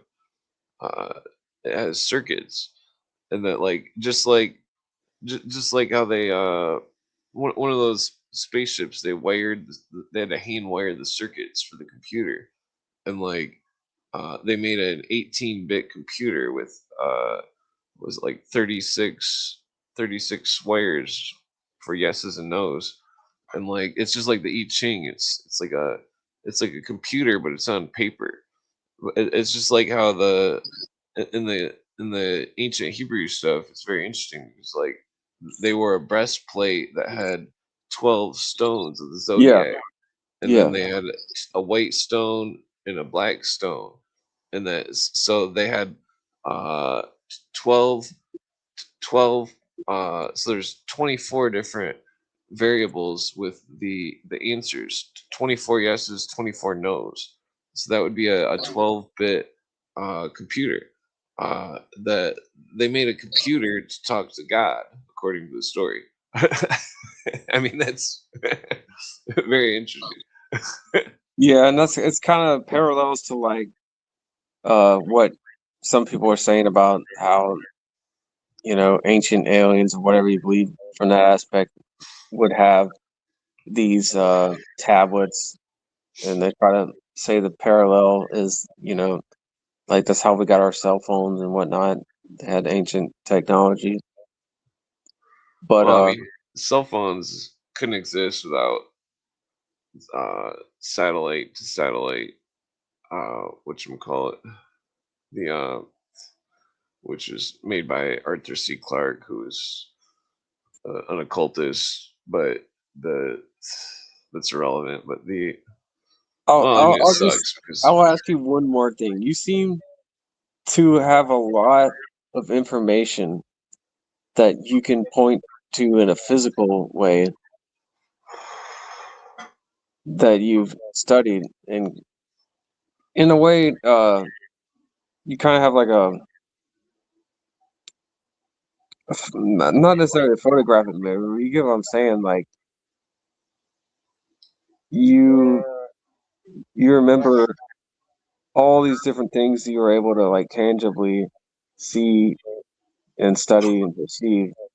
But like, have you ever experienced like just like what you've probably heard of with some of the greatest inventors in this world, like Nikola Tesla or other people that say that the they dream, the they were dream. just given information, like have you ever like discovered something profound that you felt like was just given to you from the divine source, like a download or something like that? Well, I used to have weird dreams. The I'd have dreams about a Birdman, and that he would bring a scroll, and then I would look at the scroll, and he would show me what it said, and that it was like like a reoccurring dream. It was very weird. But I guess what I should reiterate from that point is most of what you believe you have obtained by things you can physically reinforce. You don't really, and I don't think that's a bad thing at all. But if you were to put like a category on yourself, would you say you're not big on believing things unless you can actually find a tangible resource Well, I that mean, reinforces that belief? Because I believe. I feel like, and especially in this day and age, like there has to be an element of distrust towards tangible resources. But at the same time, we have to focus on that as well. It's kind of hard to find how you're going to balance on that beam, and how you're going to look at things that there is no, at least easily accessible proof for, and decide whether or not it may be true. Well, in a non-religious way, I believe that there's a God and that He made the universe, and that I don't have any proof of it. That it's all based on faith. Yeah, that's what religion is. I mean, technically, I don't have a religion, but that the it's, I mean, it's the whole mankind's had an obsession of what happens after death, and that pharaohs would draw what they learned about the journey of the spirit through the afterlife into Amenta, and the all different cultures, but like uh you know the natives, well, I mean, depending on which, I mean, the for the South American natives, like the ones that take the ayahuasca and stuff, like when you take the ayahuasca, and you see, uh when you see some of the orbs and the weird things, they say these are the ancestor spirits, and that uh and that so basically it's like, uh from their understanding, when you pass away, you go to the place of the ancestor spirits, and it's you know and the stuff that you see is I mean, it seems like there's a lot of neon lights there or something.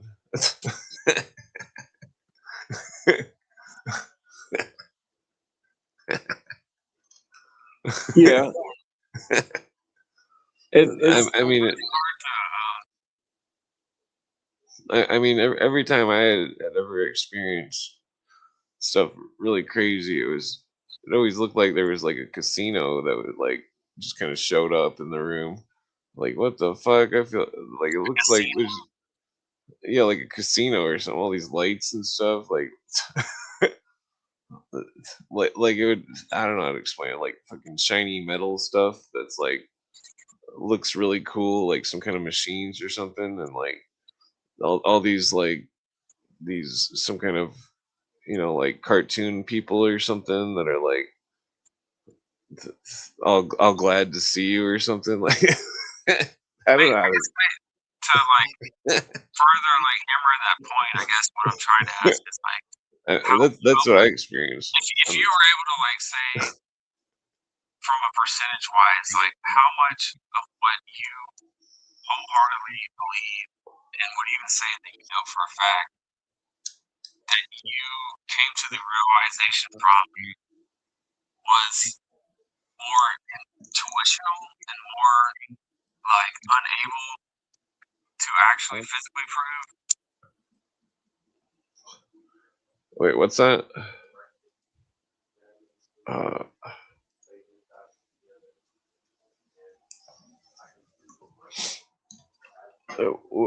wow, what do you mean? Like, you still there?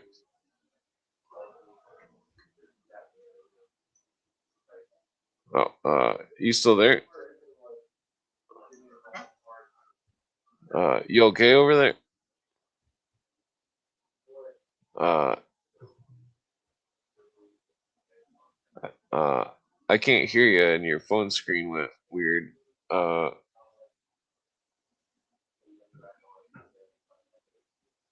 uh, yeah, you okay over there? I don't know if it's just me or.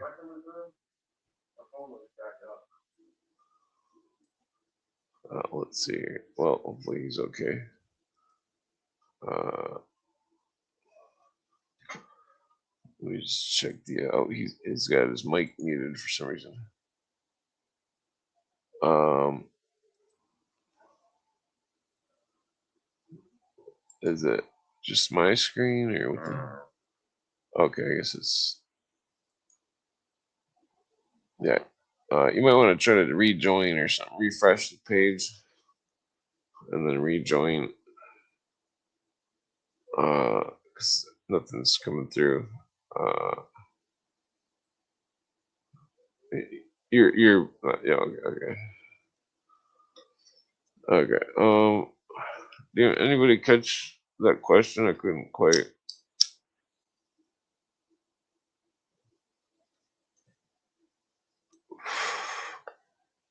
something about the I don't know. Yeah, I remember when I used to take the psychedelics, freaking like 15 years ago. Freaking like you'd see all sorts of like shiny stuff appear, like some kind of machines or something, like and then it would be like some kind of like cartoon thing that would like look all happy or something. some kind of some kind of weird goofy shit. It was too goofy to not like to like I don't know if those natives in the Amazon, if they say that's what the spirit world's like, then you know it seemed pretty cool. I mean, that's I guess that's oh no, sorry. I mean, yeah, like it seemed pretty cool. It was.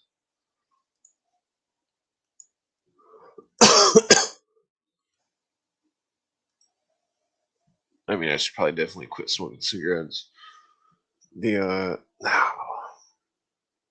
I'm all out of filters, so technically that's a reason to quit.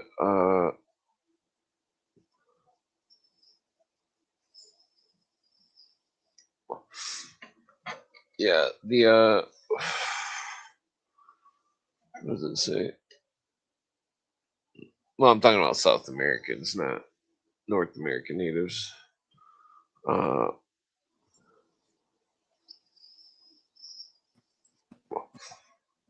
Oh, how's it going?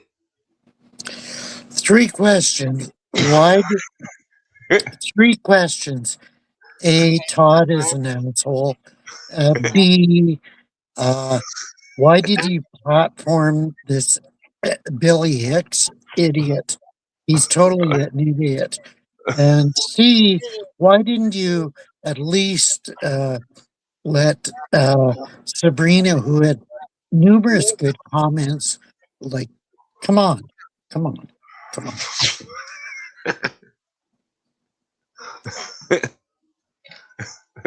It's quite the landing. Yeah, of course. the bite of the sandwich. Totally. I'm eating this sandwich, yeah. I'm pretty stoned.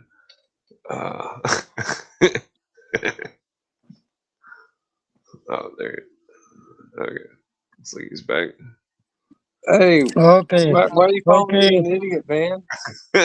Yeah, you're a total idiot. You're copying onto Bill Hicks' signature. Like, come on. You're faking it. What? Uh,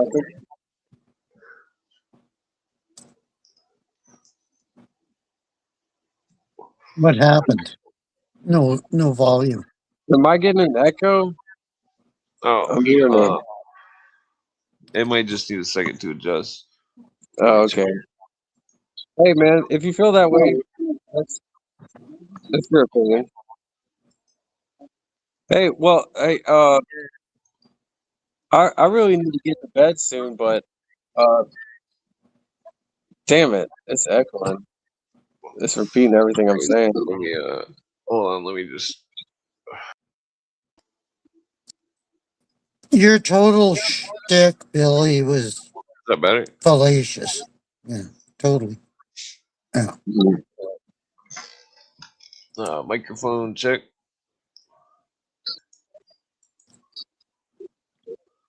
Okay, fallacious. What does that mean? Yeah, that sounds, you're trying to say I'm trying to be incite.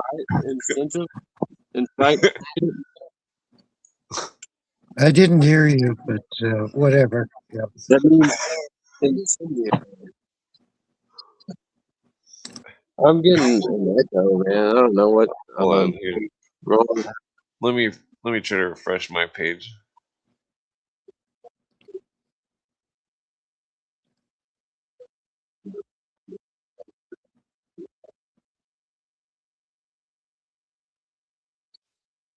Okay. Is that better? Yeah. I think so, hopefully. Well, hey, man, what are you... I'm not trying to debate with you, but You can give it to me, man. What do you Me? what do you not like? You're What do you you're think cutting in and out. You're cutting in and out. I don't know what you're saying. Yeah. He's asking what you don't like about him. Because he's a fake asshole. Yeah. Well, that's all I really heard was that. why do you think he's? Because of the Bill Hicks thing, or what? Yeah, it's the Bill Hicks thing. Because I have a good friend named Bill Hicks who chats online with me. Yeah. And Well, Bill. Well, how is Bill the other Bill Hicks not a fake asshole? Neither are the real Bill Hicks. he admits it. He admits it. Yeah. Well, he doesn't think he's Bill Hicks. I'm trying to make this shit work, but I'm getting bad echoes. No, let me see here. Yeah, terrible echoes. Yeah. Hold on. It keeps turning off the reduced background noise thing. It's like a battle. I'm gonna re-add everybody. Okay, now it should be good. I would assume. Wait, maybe I'm not echoing now, but don't take offense because you know somebody named Bill Hicks. My friend Bill Hicks just uses that because he's mocking Alex Jones. Totally. Well, that's all relevant. Yeah.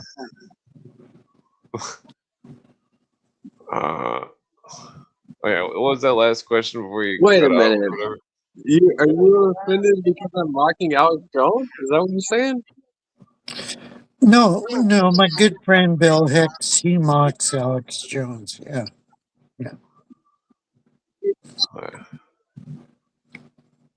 Yeah,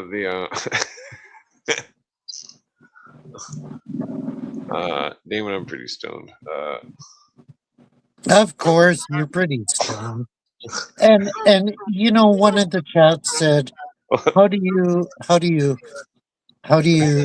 do the podcast when you're in the car?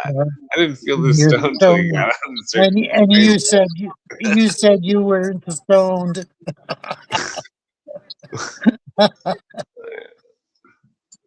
Yeah. What was that? Oh yeah, so you had a question before your phone messed up or something? My phone or Bill Hicks? Bill Hicks. Yeah. Yeah, I forget his real name. Tony or something. Yeah, I kind of forgot what I was going to ask. Tony Maroney. No, I think it's someone I else. have a good friend named Tony Verkamaki, but I call him Tony Maroney. It was I can't get it to Carl. stop repeating. Let me We're turn my still volume losing. down. We're still losing. It might be a mic. I don't know what I'm doing, but it's hard to fix because Is that better? it keeps repeating everything everyone's saying. Okay. Is it still Say doing it now.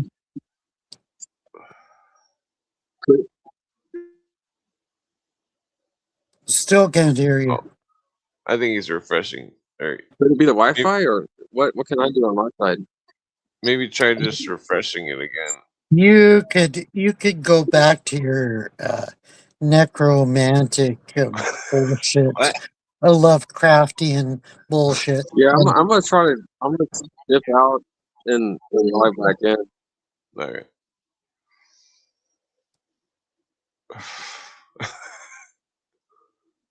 What How's it going, Clint?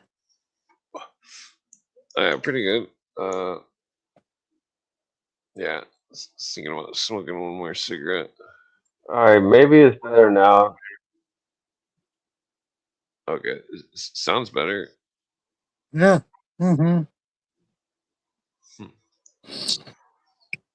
I'm fucking eating a salmon.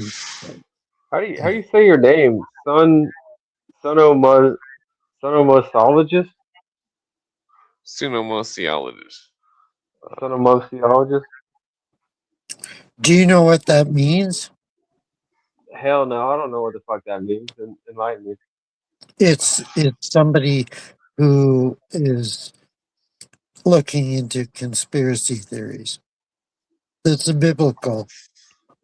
Yeah, Biblical. it's a Were Greek you saying name. I'm Lovecraftian? Sunomos is breathing Why are you together. attacking Blah me, blah blah. bro? Why are You you know, attacking me, man? it's a scriptural reference. Yeah. All right, What are here he's you? just jumping you in. That's what Canadians do. Don't take offense. No, I'm not offended, dude. You're not gonna hurt my feelings, man. Jonah does the same thing. Oh, Jonah's a I'm piece just of curious shit. because I don't know. I don't know if he's legitimately like doesn't like me or not. I don't really I, care, but I'm curious well, I as to have why. issues. You know, as a person, maybe I'd really like you, but I mean, from your viewpoints, I disagree totally. Yeah. Well, that's fine, man. We're not all gonna agree about. All right. But given your name, someone that looks into conspiracies, can you hate me that much for believing the most crazy conspiracies? Doesn't Harry, that make? I hate you. I don't hate you at all. Well, okay, maybe that's not the right word, but you get what I'm saying. I believe the most hardcore shit. So So you're black pilled, are you saying? Yeah. oh yeah, no, I've been black pilled for plenty of times, but I wouldn't say that I'm black pilled now. Now I'd say that uh I'd say I'm gray pilled.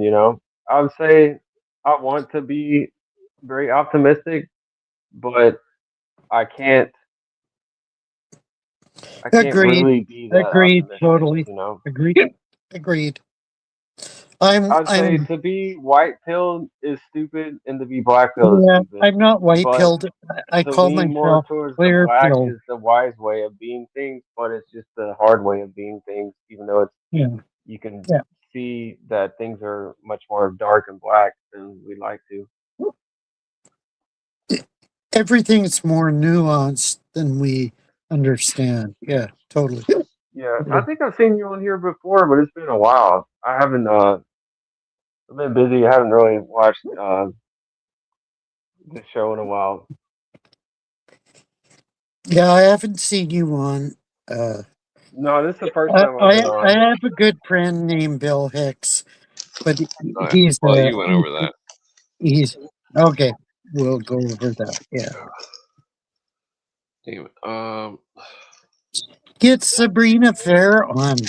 Send a link to Sabrina Is because is is it I is it mean, 2 in the morning where you guys are at? 3. it's 1:05 Mountain Standard Time. Yeah, I hope you don't have to work in the morning. I'm probably no, gonna I regret don't. it, but maybe No, I don't. It's no problem. I I do. I have to go work outside in the Texas heat. I'm a pool guy. uh, Yeah, yeah. Uh, I was saying to Clint, should send a link to Sabrina because Sabrina has good comments that are relevant to what we're discussing. Yeah, totally, totally. Sorry. well, anyway, I'll just ask you guys. If y'all want to ask me something before I go, no matter what it is, ask me. But yeah, I really need to get off. Yeah, I I know need to go you're a sleep. total new age, blah What? blah blah, New age? theosophist. Yeah, Nah, Are you're you a a dude. Ask the Mason? theosophist. question. Ask the Yeah. question, man. I'm not Are, new age. are you a Freemason? Yes, you Be are. be more You're be more totally new specific. age. Be more specific. No, Are you a Are you a Freemason? I align with no, definitely not. What do you align with? Why do y'all think I'm a Freemason?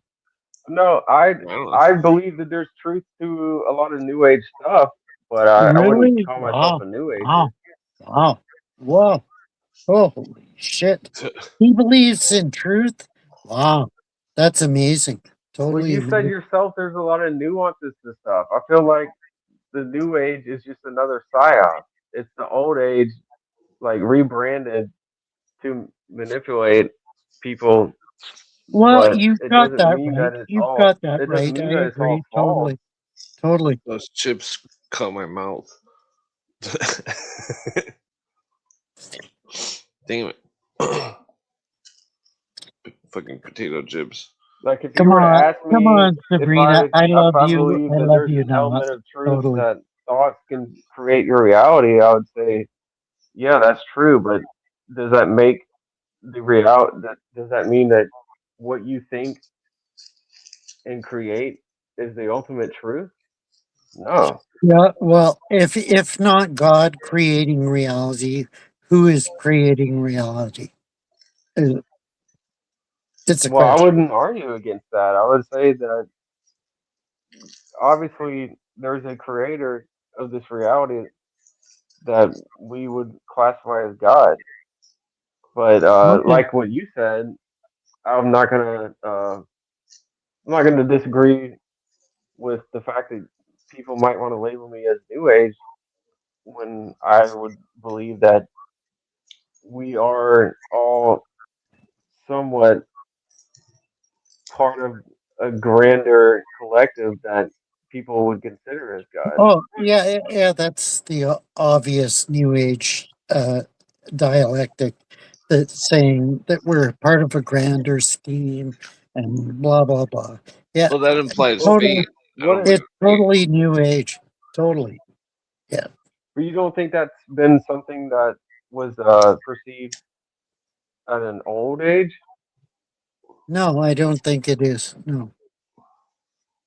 Well, if you won't go back to Babylon, yeah, of course. Yeah. So you think it's inherently predisposed? It's a belief Well, that's think about this. predisposed to, I guess, demonic influence. Is that what you're saying? Well, Or think Yeah, about something this. that, yeah, Hold on. Think about yeah. this. I thank If God for the spirit of the Holy the Holy Spirit influencing people to do the right things. Yeah, as opposed to, yeah, yeah, totally, totally. well, I respect that. It sounds like what you're saying is you have more of a Christian belief, and my beliefs are more pagan, I guess. Yeah, totally. I agree totally. Yeah, think you're about it like pagan. this: You're a total the New pagan. Age belief is Yeah. what New World Order wants you to think of. Well, that's Yeah, fair, and and the New Age I'll give belief is anti-Christian, totally anti-Christian. Yeah, I'll give you that, and I'll say that you're at least more or less right because I just question everything very deeply, and hey Billy, I I think I'd that love the to Bible is correspond much with more you. esoteric and Yeah, not a yeah, physical, totally, the totally. But physical interpretation that people have. I think I think a lot of the Bible is comes from other religions and I coincides with those disagree, but stories. that's your prerogative. if you I read Tim guess. Killian's book, he suggests the same thing that it comes from other religions. Yeah, I disagree. Totally I disagree. just look into that, and that's that's my current conclusion. But I respect Yeah, that's a that. problem. Total problem. Yeah. But Well, hey man, if there's anything that I love about the Bible is that Christ said, "Love your neighbor as yourself," and love the Lord your God with all your heart. And I definitely try to do that. So maybe Yeah, that makes a little I bit of a thank you difference. for that. I thank you for that insight. Because And I even though we wholeheartedly completely agree with believe, it. Yeah. even though we may you know disagree about some very pertinent points, like you're still technically my neighbor, and I still have love for you, and you know, Uh, I'm your I'm neighbor. in Well, I live you in you Canada, live on the same realm as me, unfortunately. right? Yeah. So I look at that passage as like everyone that's here in this realm is our neighbor, Yeah, I and we should understand try to that. Yeah, see the love in yeah. each other. so you agree with his So philosophy, Harry, No, I don't agree with no, everything. with he Yeah. the neighbor doesn't. thing? But He even I'm understands just that. letting you Yeah. know, man. You can perceive me as deceived or whatever, and that's fine because I thought the same thing, and maybe I am. I don't know, but I still care about people. That's like my main priority. That's why I do what I do. Yeah, You know. that's laudable, and I understand that because I care about people too. Because yeah, shit. Uh, yeah, it's a hard road to hoe, as I say. Um, But I'm not gonna to lie and say that I'm perfect. You know, yeah, because of course, we're never perfect. Totally, totally. Yeah, I I try. I feel like the Bible also says like what you do. You know, it depends on how you want to interpret it. But some people say, you know, what you think in your own heart and your mind of others, you do unto God, unto creation. So like even the people that are doing the most evil, if you think really mess up things about them in a righteous way, like it's still yeah. kind of a sin, you know. Look at King David. He had hots for Bathsheba, and he fornicated with Bathsheba, and he put Uriah out on the front lines so that Uriah would be killed. And what was David's punishment? His son got killed. His son died, and you know, ultimately, of course, he had a son by Bathsheba named Solomon. Blah blah blah. But I Yeah, but mean, that's if they're he real would people. I mean, they're real people, and he got punishment for his crime. Yeah, totally. Yeah. no, I I'm mean, the still not way I convinced see it they're real is people. that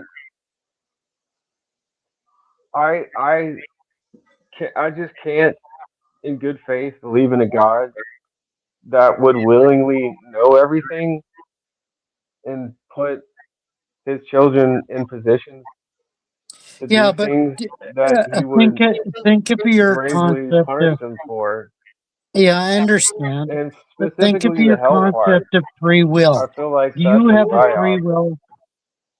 Do you have a free will to choose X, Y, and Z, or do you Good not? Yeah, but question. the Bible can also easily be interpreted, and it even talks about how predestination is a thing, and people are predestined to Yeah, be, that's over you and know. above. We Well, if that's it's Paul, then I a would different disagree. topic that we're talking about. Yeah, I'm talking about. Do you have the free will to do X, Y, and Z? And do you? And are you responsible for your choices? You know, if you choose X, Y, or Z, are you responsible for those choices? Yeah. Well, I think whether we acknowledge responsibility or not, everyone's responsible for what they choose. But the question is, will is not is not the same thing as, you know, achievement. Like you can will to achieve something, you can will to do this, that, and the other, but you have desires that get in the way of your will. and then you also have I inherent understand, Billy. influences. And we need to talk about this in depth on certain topics. It's a whole It can of takes, worms, but you get what I'm yeah, saying. Is it's like a can of worms. freedom. We don't Yeah, have. We have freedom. We have free will, but we also do not have free will because depending on yeah, where you because of our emphasize sin, the phrase, because you of Well, can I have you free can will. say, listen to this.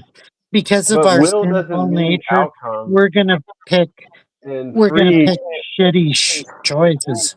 Totally. Yeah, Because but of our free sinful nature. implies that like Yeah. there's nothing obstructing it, and will also implies it's not an outcome; it's what you desire. But then I desires are know. different from I will. understand. I understand. So it gets very convoluted. To That's why there's No, such a it debate isn't about it. convoluted. Think of your free will. Are you responsible for your choices? And if mm, you choose X, Y, or Z, like, come on. it's It's pretty basic. Pretty Yeah, basic. but from the same points that I'm saying, like if you were born into an abusive, traumatic, like occult Yeah, that's environment, I know, I and understand. all you knew was what was inherently dark, but you Yeah, knew that you got but rewarded from it, are you in that or you're not instant? really free from that. You're not really No, free from that I'm talking influence, to you. Are you and you might obfuscated not ever achieve the will your to righteous see that choices? you Yeah. should desire to do something better, and that's Yeah, why so much evil yeah. exists on this world, is because I it's understand. not I as simple as understand. like It's I freely it's a shitty will to do upbringing. this Yeah, or yeah. that. well, Uh, uh, uh, and I think that if you don't have free will, that you're under the spell of the zodiac. No, I agree with you, Clint. I, I mean, based off We your characteristic, I could probably guess your the zodiac. whole the my concept of God is a God of free will, but my concept of free will is also very nuanced. Like we so are what? free to choose, but we are not free to choose without influence. That's kind of Yeah, totally, totally. the I agree. underlining I agree. factor Totally. difference that I'm Because trying to whatever's make. influenced you in And we're your life not free is gonna to fuck up decide your how much choices. influence we Yeah, have that is against totally. our inherent like good desires, because people are born into situations to where what they may will is heavily influenced to something that isn't good. Well, there's no fate. It's people when they're born. Okay. There's no I, apparently, I'm a topless, boring preacher. Apparently, when people are whatever. born. No, I agree with that. I don't The New necessarily. Agers believe that the person is born in poverty and that they chose that life and that No, they chose. I No, wholeheartedly. no, Let me that's clarify. that's a misconception. I may be wrong. I've looked into that stuff, but I wholeheartedly don't believe that because it just sounds retarded. Like, why would any, it sounds like an excuse that elites would make to do evil and say that, oh, all these people that we're abusing, they chose that path, Well, that's the and name of we're the allowed to do that to them. tune. That's why they have karmic redistribution of wealth. Come on, come on, come on. the uh, the UN making United Come States giving on, know this. Ukraine money and stuff. You know the difference. But anyway, it's been fun, man. Maybe I'll hop back on here. You guys be good. Have a blessed night. I need to get off. Yeah, take it easy. Yeah, Yeah. I don't thank know if you can see my hat. Let's make Orwell fiction again. Yeah, totally. Totally make Orwell fiction again. We can't. Too late. Too late. Sorry. Yeah, it's End probably game. too late, but hell, I Yeah. mean, it'll happen eventually. Yeah. All right, Yeah, take it and easy. Take care, man. Brave New World by Aldous Huxley. Yeah, totally. Yeah. Make sure you drink a lot of water. Billy Hicks Drink a out. lot of Billy Hicks water. is drinking a lot of water. Don't worry about that. I drink like 2 gallons of water a day. All All right, right. y'all take care. Hey, take care, Billy. I appreciated talking to you, and I hope we connected on some level. Yeah. Take care. We did, man. You too. Thank you. All right. Yeah. So Another joint. get Sabrina on. Get Sabrina on. I know Sabrina hates me for some reason, but blah blah blah. But I mean, she's got good input, and I appreciate what she has to contribute to the conversation. Whatever. I mean, yeah, whatever. Yeah. Oh wait. She's a darling. I love her. Yeah, totally. Yeah. Let's see. Uh,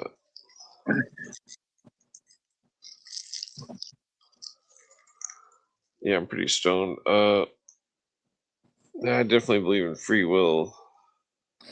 Yeah, you know, I totally endorse uh, um,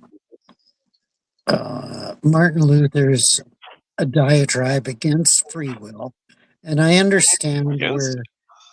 Yeah, I understand where Presbyterians are against free will, that one but book was saying that Martin Luther's good friend was an Illuminist. yeah, I don't believe that. Well, it That's was another bullshit. thing to stack on the Rose Cross seal that he had. Oh, come on! I talked to Jamie about this bullshit. That is the word. I formally Oh, I can accused bring you. up the Yeah, I formally accused you of word concept fallacy, but I can bring up the book. I'm subsequently accusing you of symbolic fallacy. Well, Totally. no, it was right in the book. Yeah, I don't give a shit. Yeah. It was saying that or no, it was in the was it on a Cooper episode, or was it that guy that was the Yeah, LaRouche dude? this is a fallacy that's procured throughout history. Is you know, uh, the swastika was a symbol of Germany or Nazism, blah blah blah. So it's therefore invalid for us to consider. But I mean, look throughout history, the swastika is used throughout history for different concepts, different ideologies. Well, I'm aware of Same that, but same with the Rosen Cross. Same with the Rosen Cross. I mean, yeah, Luther but was 15. Luther was 1515. The Rosicrucians never developed until uh, 1615, you, 100 years later. you're So you can't. You're you're falsifying you're falsifying their links. It's you're all bullshit. Yeah, total bullshit. I've you studied this wish shit. you Come wish on, it was come on. bullshit. Do you think I'm a fucking freshman here? Do you Come think on. I'm a freshman? No, I know you're not a freshman. I know you've studied shit. But I mean, you make logical jumps of conclusion that are not rational. Oh, that's what I'm Totally looking not. for the Yeah, logical they're totally truth. not rational. Yeah. Well, not rational. Why do you think the Masons want to give me a scholarship? Yeah, why wouldn't they? Look at, Tobias Turton, uh, Churton, he'd totally accept me into his Freemasonry guild, blah, blah, blah, because he's written a 6 volume commentary on the life of uh, uh, that Well, asshole 666. What's his name? Crowley. He's written a 6 volume bibliography on that.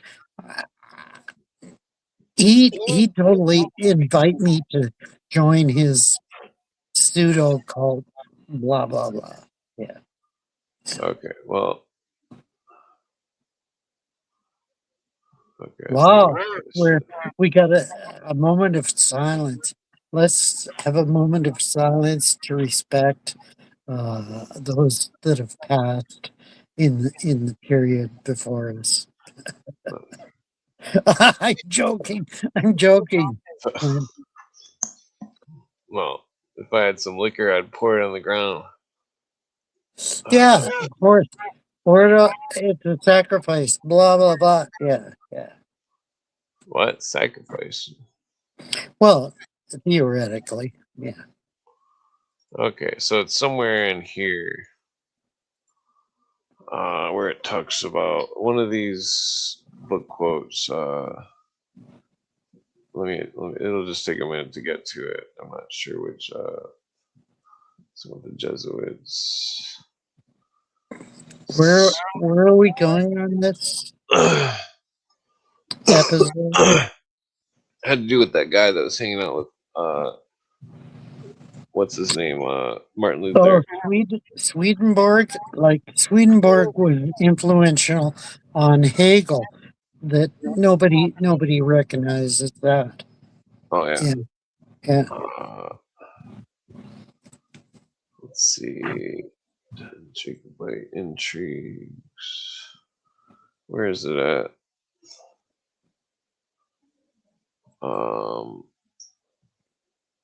We're going into the wild side here. Yeah. Okay, so the strict observance had to do with the luminous.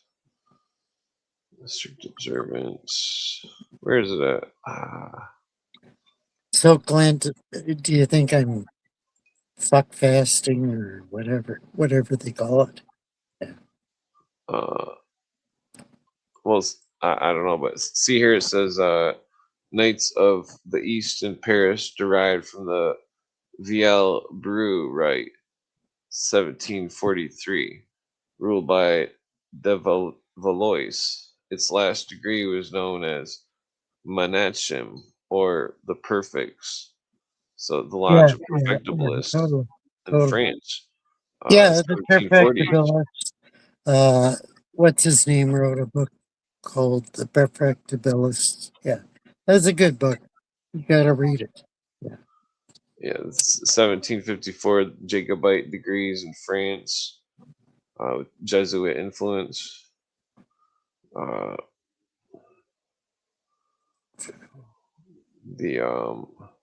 unknown fathers, masters, Jesuits. This is the key that it was conducted for and by the Jesuits. Yeah, amen. Well, it seems like it's.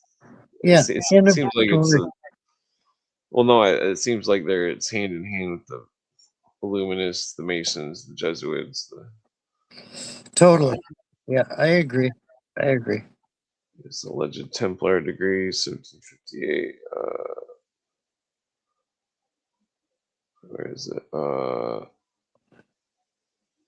King of Prussia. Princes, the Royal Secret. 25. Where the hell is this at here? Von Hund and the Unknown Superiors. The Rite of Strict Observance of Swedenborg. Yeah, these connections need to be further exemplified in some sort of book. Yeah. The Knights of the Elu springs from France, the Grand Orient. Swedenborg was the Grand Master. Of course. Wow. Yeah, the Swedenborg declines Grand Mastership of the French Masons. Then he went to the Lodge of the Nine Muses.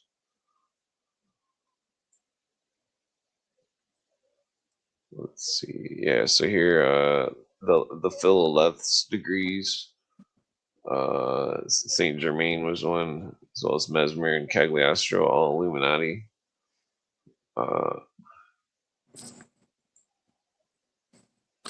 Yeah.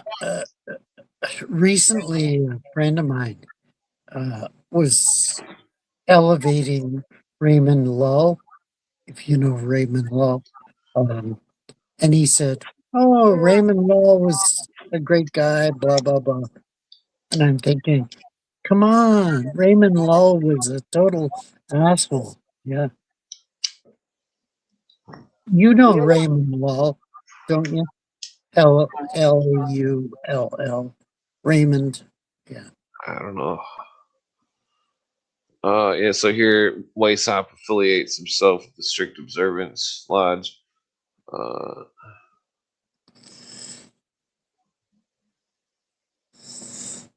Yeah, that makes sense. So I'm going back to the Rosicrucians, blah, blah, blah. The Rosicrucians never developed until 1614. And I got proof to show they're older as well for that one. yeah, yeah, I disagree. I disagree. Totally.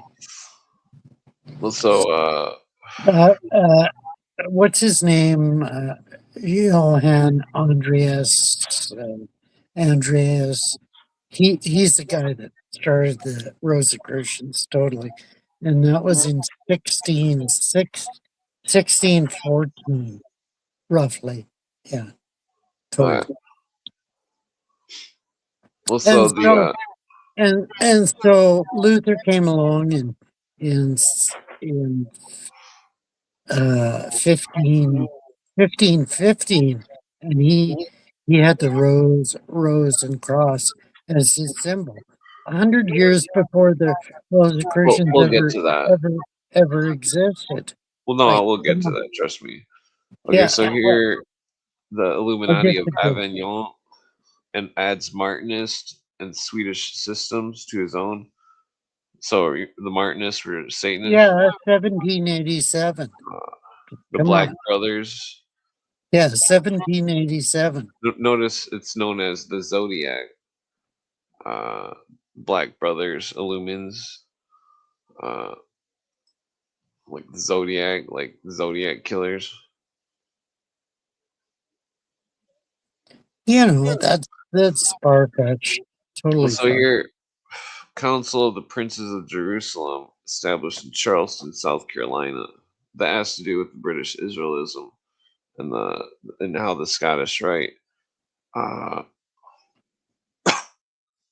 Because remember, they say that it's not about Jesus. Remember, uh, Yeah, allegedly. Yeah. let's see. Yeah, Lodge of Perfection established in Baltimore, 1792. There's Mesmer. I guess let me go through here somewhere.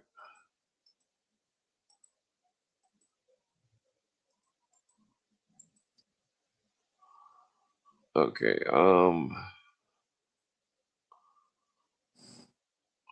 That's not what I was looking for. We're getting flashes. Consciousness. Okay, here we go. It's somewhere in this section. So this is what these notes are from: the Freemasonry and the Evolution of Ritualism Chronology, compiled by J.W. Northwood.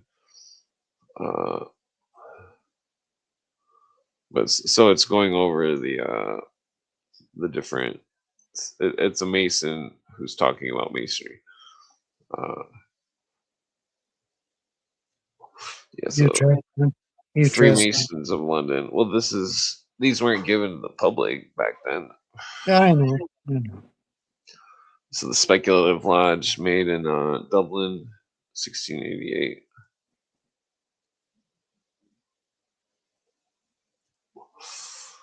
Let's see. Templar confirmed, and Henry Germain confirmed Grandmaster. James III reestablishes the Order of Knights of St. Andrew. That has to do with Masonry.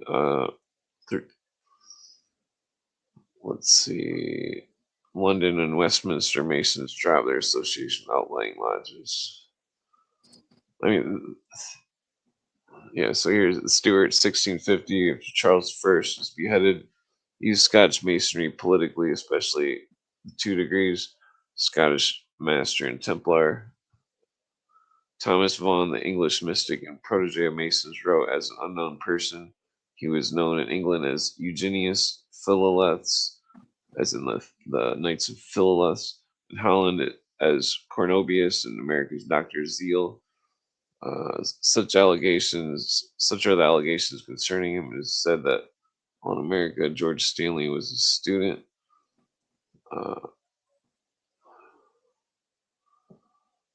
Yeah, so Theatrum Chemicum Argentorum. It's a alchemical Masonic. Yeah. 1623, Rosicrucianism appears in France through a placard on the walls of Paris. Blah blah. Frightful compacts between the devil and so-called invisibles, which allege that there were 36 invisibles who assembled at Lyons on Saint John the Baptist Day.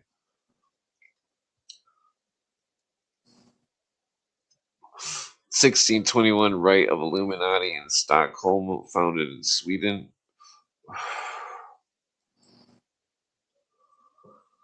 Let's have some Mason stuff. Rene Descartes.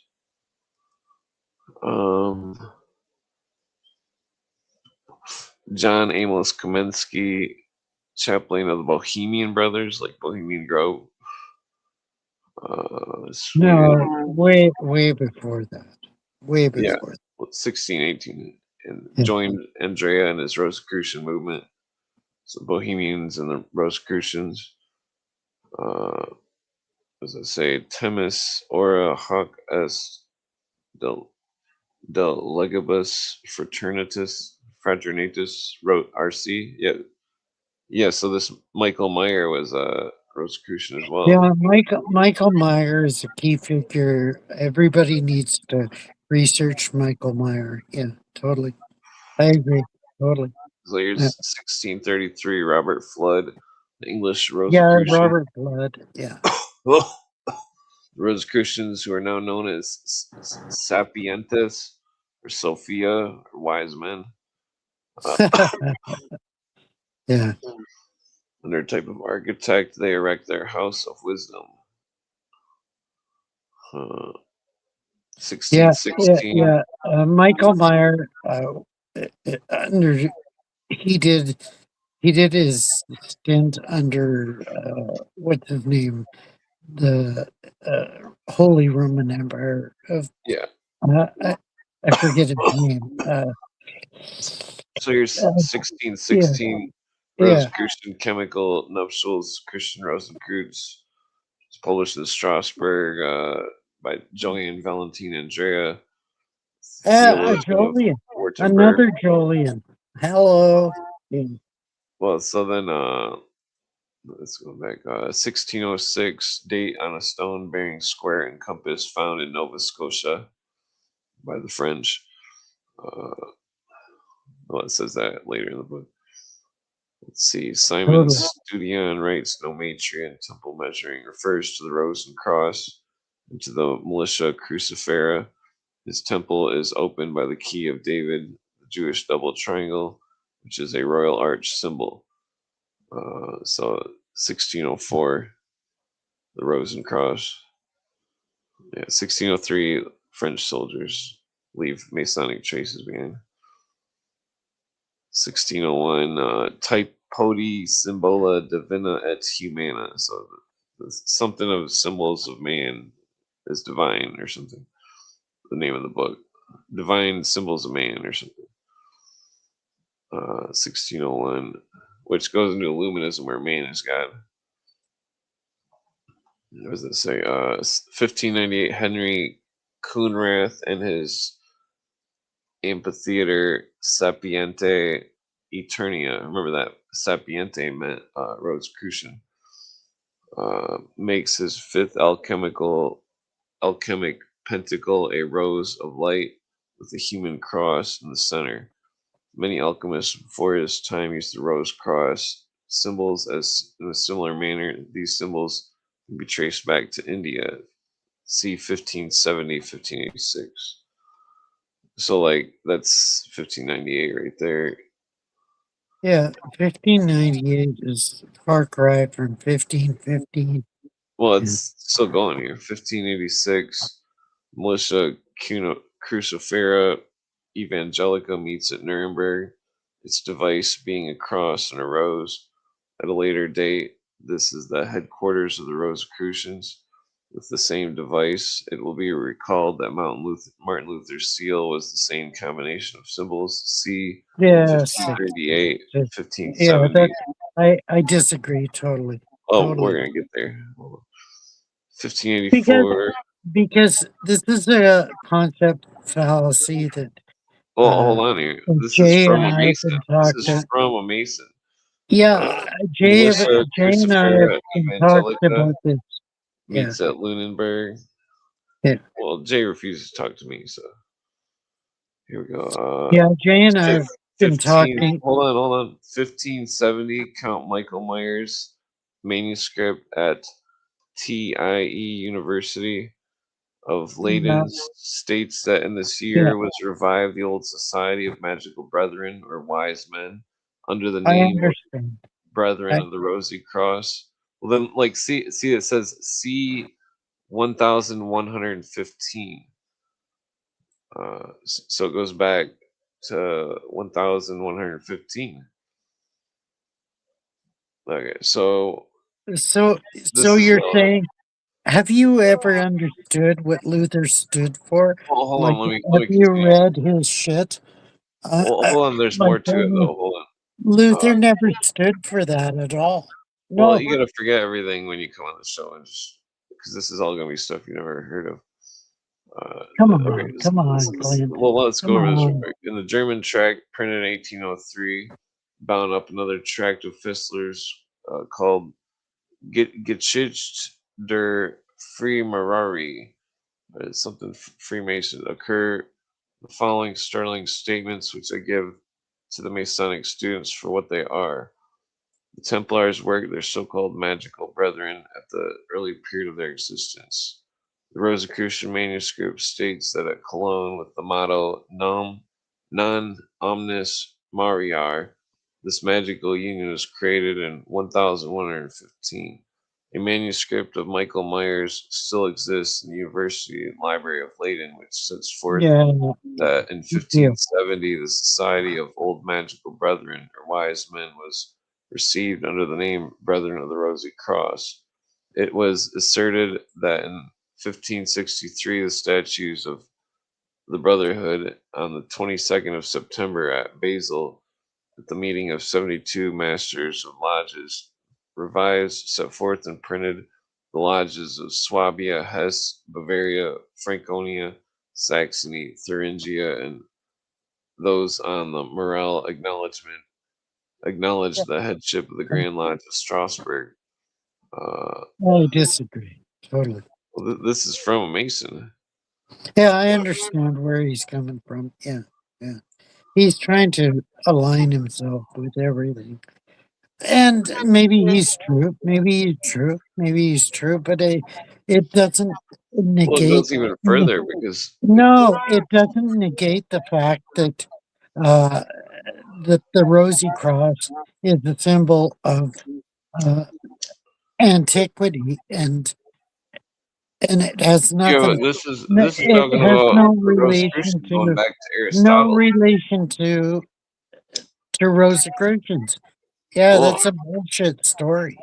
Totally you'd bullshit. have to see the whole story before you judge it. I understand where you're Well, coming from, I've and got I more. I've got understand more your link, slides. I've got more but I slides. disagree with them. I disagree. I think you're stretching the point. Yeah. Have you read No, Umberto no, no. Eco's books on symbology? Like, come on. Uh, Well, a symbol, who was symbol. offered a Masonic scholarship and who was it? Okay, who was? Who was? Me. You. What do you mean? I've told you this before. Yeah. Does that explain everything? I don't think so. No. Well, we're talking about the occult here, not the Bible. I'm talking about both. Yeah. Well, I still haven't got to the screenshot I was looking at. Yeah, so you're talking about the 1118 again? The Yeah, wise one. that's what I was talking to Jay and Jamie about is the fallacy of accoutramenting certain symbols to certain Well, I affiliations, haven't got to the slide which yet. never exist, We haven't never got to the existed. 1570 slide yet. Yeah, they never existed. These symbols. You don't understand. This is all very I detrimental understand to where you're coming from, heresy. totally, and No, this isn't I about can where I'm see coming where from. I can see where you're making No, sense no, on it. you're Yeah, filibustering. no, Filibuster. I'm not. Filibuster. No, I'm saying that Filibuster. I understand where you're You making can't. sense. No, you can't judge the material when you haven't seen it all. Is that what I said? Well, that's what. Well, here it's talking about Martin Luther right here. In the record, there's the name of Philip Melanchthon, a friend and Melanchthon. co-worker of Yeah. Martin Luther, who appears as a brother in the Order of the Freemasons. This document Bullshit. bears witness. Also, a secret society was known in various parts of the world, which existed before 1440 under the name of the Brotherhood of Saint John, and since then and up to 1535 under the title St. John's Order of Freemasonry or Masonic Brotherhood. Can you prove that That's Philip that. Melanchthon was part of that? I need proof. I need proof. Send me it All right, to whatever. well, I'll find proof right now. Yeah. All right, 1 second. Yeah, this is what I live for, to blow people's minds. I'm just joking. Are Okay. you totally trying to destroy Christianity, or are you trying to fuck us up? That's Well, the dichotomy involved here. Yeah. I told you before that old Freemasonry was about Christianity. Yeah. Obviously. Blah blah blah. Yeah.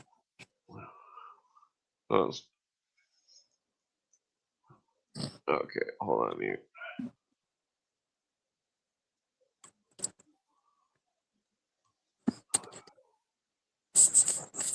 Fuck off, Pedro.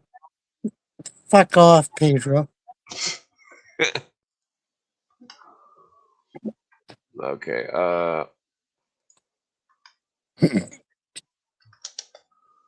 okay, so I should be able to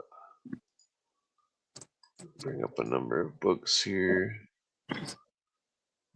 The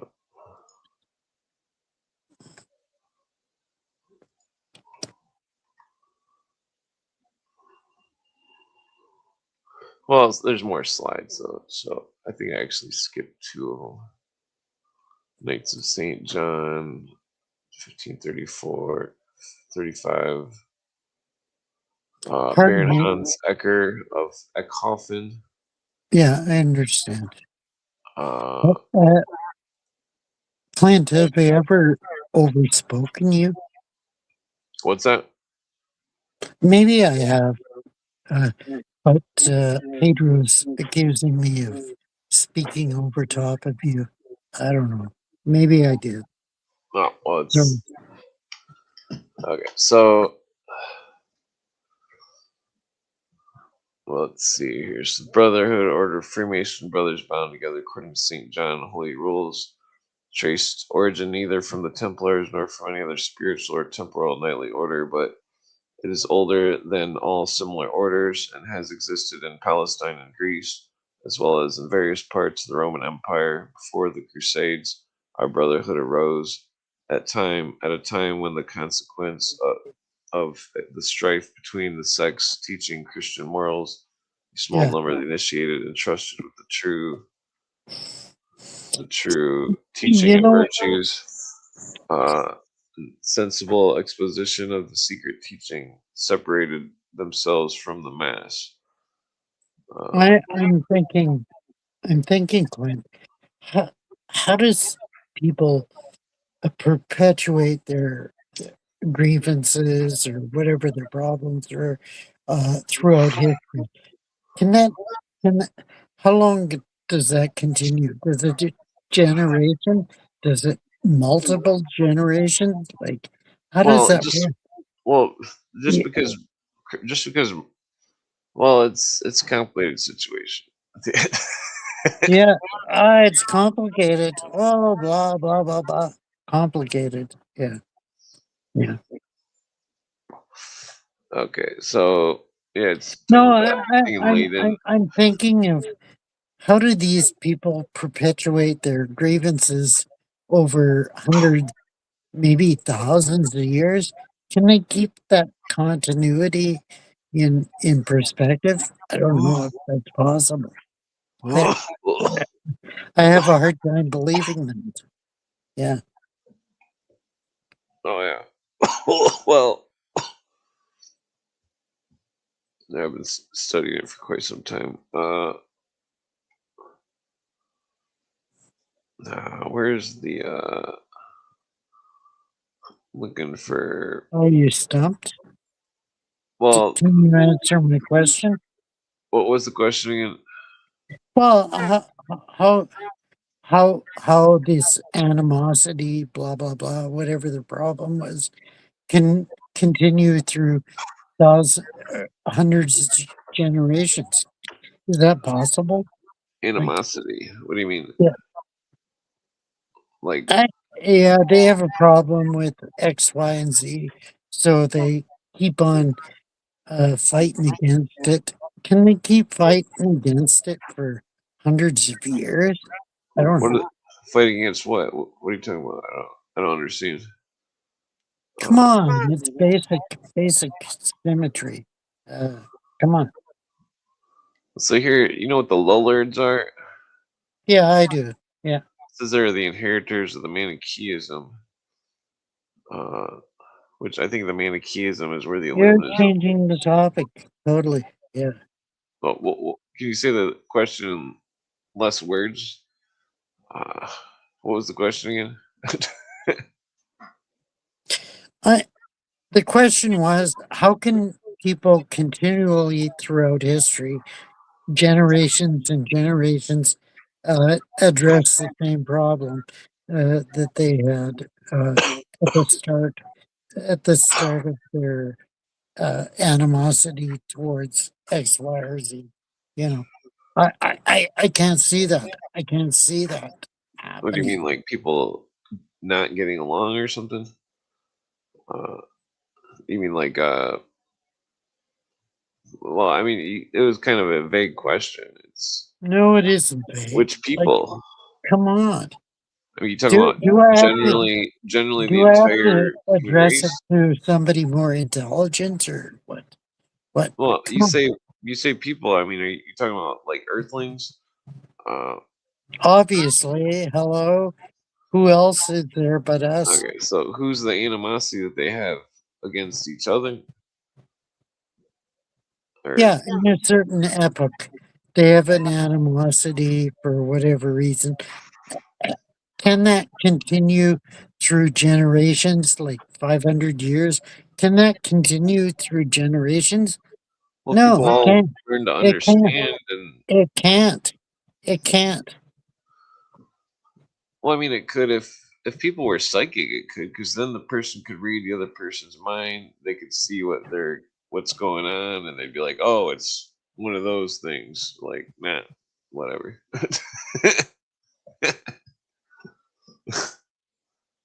the I wish,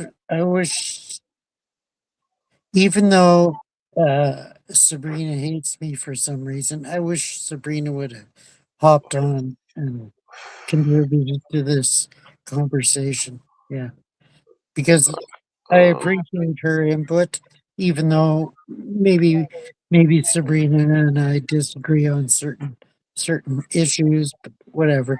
Yeah, I appreciate her contribution, and I wish she would have hopped on. I This don't is know something where you. weird. So it's talking about Persia and the Manes. They're talking about the originator of our order, the creator of our doctrine. Manes lived under the Persian king Saperes, who endeavored to recall to life in their entire purity the mysteries and the religion of Zoroaster, uniting them with the pure, compassionate teachings of Jesus Christ. What the hell does that mean? Yeah, I don't know where you're getting at or where Well, you drew that this is from, talking about but the Masonic orders. yeah, I understand where How you're. old was Mainz? Wasn't that like Yeah, I 40, understand. 40 AD or something? Means no. Or was that like this Persian king Soperus? Let me look up how old that is. Persian king Soperus. It's saying Xerxes the first. Well, hold on. Let me just put it in quotations because it's acting like that phrase We're doesn't totally exist. off topic. Totally off topic Oh, we're here. talking about the Masons and stuff. Yeah, theoretically. 1001 Nights. Uh, uh, Have you read 1001 Nights? Like, that's a weird book. Weird book. yeah. Well, when was the story based on? Oh, damn it. Let me just. This is annoying. Let me see when. Let me. I just gotta see when this king supposedly lived, regardless of if he's real or not. Who's the king's name? So Paris. I don't know.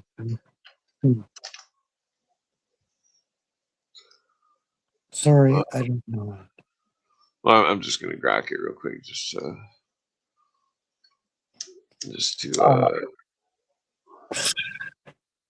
Well, this seems like a key figure because they're saying that this Maines dude was the originator of their order. Which order is that? The Order of the Brothers, the Assassins, or whatever. The Masons. Masons. Bullshit. Bullshit. Total bullshit. Well,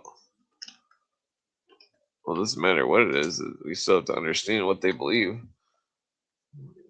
Okay, so it says. I get your take. I get your take. Yeah. Let's see. It's talking about the prophet Mani. He was Manny. Yeah. okay. 274 A.D. That's when he was born. Yeah. He inculcated. Well, that's interesting because that's before the Rome got a hold of it. Yeah. Well, that's really interesting. He started Manichaeism. Yeah, and he started. So if you take what is, I'm trying to think about Zoroaster. What if they mix the two? Then all you would have to do is subtract the Zoroaster to figure out what their version of Christianity was back then. Okay, version of Christianity is a crucial misnomer. Yeah, totally. Well, there's definitely many versions of Christianity. No, it's bullshit. Total bullshit. What do you mean bullshit? There's all different religions with different names. Yeah, Different you're presuming that pseudo Christianity existed before Christianity. So which is true in a part, because if you think of the book of Job, and Job was a Christian, totally a Christian. Um, Well, it says Mainz was. It says Mainz was a Christian, known by the name of the religion of the Child of the Widow. No, come It on. says the Holy That's Augustine reading. brought up That's the reading mysteries that. of Zoroaster, adapted to the holy teachings of Jesus, became his bitterest persecutor. Okay, so what? The Holy Augustine? That's Rome, isn't it? Uh, why is Rome becoming the bitterest persecutor against what the Zoroaster Jesus stuff? Uh, Pretty obvious. Pretty obvious. But go ahead. Go ahead with your diatribe. okay, well, this isn't what I was looking for. This is okay. Well, I'll go over that later.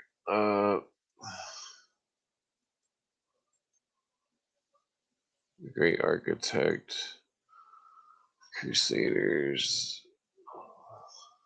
Okay, this is back to the part where I was looking for. 1570, the Magical Brethren, or the Rosy Cross. Wait, yeah, Count Michael Myers manuscript. Yeah, wait, we already read this one. 1570, Rosy Cross.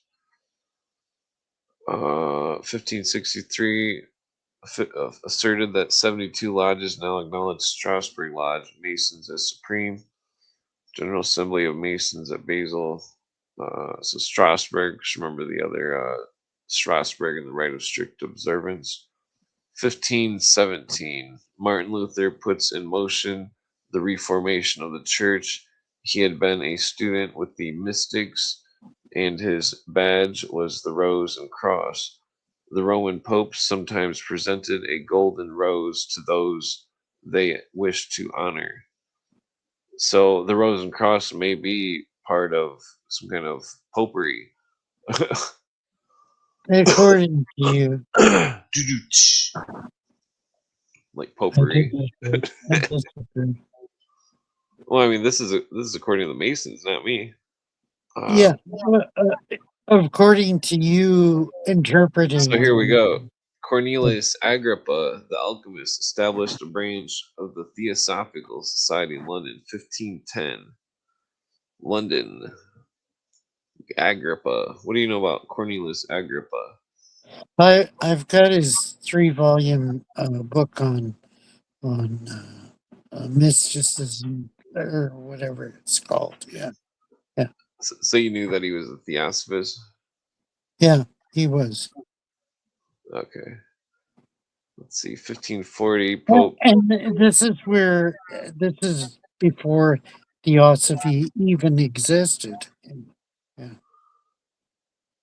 Yeah, so the Jesuit 1540 Pope Paul III makes the Jesuits chief aim. Well, under Ignatius Loyola, chief aim was. You know, Cornelius Agrippa was the foster. He was the mentor of Thomas Aquinas. Isn't that weird? Weird. Oh yeah, Thomas Aquinas was. Yeah. That's interesting because he was connected to what's his name? Oh fuck. He was known for reading out loud or reading silently. That because nobody else could do it at the time. They all had to read out loud, but he could read silently, and so they would show him a page of a book and be like, and then they would take it away from him, and then they would say, "What did it say?" Just because, and then he would say what it said, and then they would all be in shock. Thomas Aquinas was a genius. Yeah, totally. Yeah. So like, well, so here it's saying that the Pope and the Jesuits were against the Rosicrucian Martin Luther, and the Melanchthon, and so I disagree. Yeah. then it says the Jesuits used the modified triple tau of the Royal Arch. Blah blah. Wow. If that was true, like, wow, that would blow everything away. Let's see here. 1502, Grand Lodge of Master Masons, Westminster Chapel, King Henry VII. 1539, Francis I dissolves the corporations of Freemasons because they met in secrecy and offended the clergy. 1539. 1498, the Emperor Maximilian renews the Masonic privileges of the Strasbourg Masons, like the Strasbourg Lodge, because that was the head lodge. Yeah, totally. So all the Masons say that Masonry isn't older than 1700 something, but this is clearly we're back in 1498. Let's see, last of the Moors defeated in Spain, 1491. 1484, a Rosicrucian order of 7 degrees existed in Denmark, according to some authorities, and it is thought that the Swedish Masonry was influenced by it. Yeah, so Denmark. Wait, we're back here at 1535. Did we already read this? Yeah, I think we already read this. 1535 Charter of Cologne, supposed to refer to the Theosophists, the sign and representative of 19 lodges, among who are Melanchthon, successor and companion of Martin Luther, and mentioned as brother of the Order of Freemasons. So Melanchthon signed this thing, this Charter of Cologne, that referred to him as a Theosophist. No, I disagree. Well, I mean, it's right on the paper. That's what you say, but I don't know. Well, this is by a Mason. This charter is the result of the Craft Congress. It is alleged mentions the Order of St. John, gives other evidences of activity of the Hermetic Brothers in shaping the destiny of Freemasonry. Okay. Oh, here we go. 1534, Ignatius Loyola, soldiers of fortune, later a disciple of St. Francis Xavier, begins work in organizing the Jesuit society to stem the Reformation. His first enemies being the Dominican monks, who accused the Jesuits of practicing abominable mysteries. The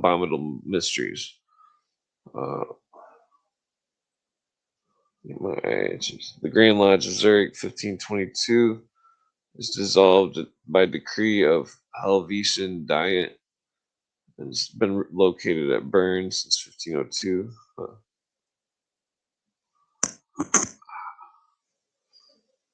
Look at your 1480 Platonic Academy, established in Rome using Masonic symbols. It's said to be the parents of the Brotherhood of the Trowel at Florence, composed of eminent architects, sculptors, and painters. Their patron saint was Saint Andrew and Inigo Jones, celebrated English Mason. Is said to have been a people there. 1475 English Masonic Church revised. 1473 the Masons Company of London granted arms by Edward IV.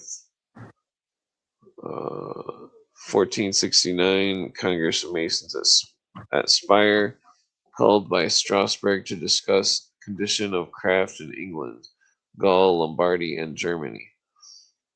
1464 Masonic Congress at Ratisbon published the laws of the stonecutters. It was called by Strasbourg Lodge and the jurisdiction of the 4 principal lodges in Europe. The Strasbourg, Cologne, Bern, and Vienna was better mapped out. Yeah. Okay, well, I don't have to read all these. We already went through the Martin Luther stuff.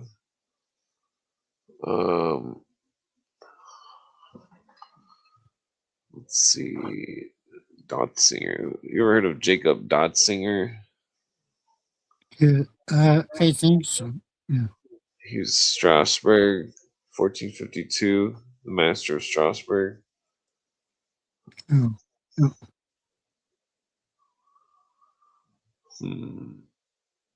Uppsala Church furnished under Master Eric of Pomerania. That's weird. I wonder what that church looks like.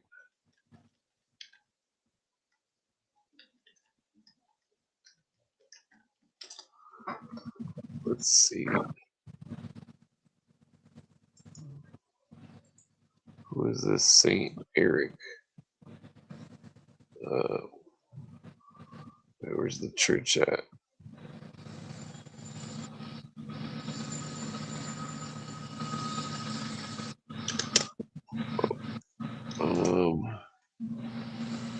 Uppsala Cathedral. Is that what they're talking about? I don't know. A train just went by and obliterated the text. Yeah, that's what they're talking about. The Uppsala Cathedral.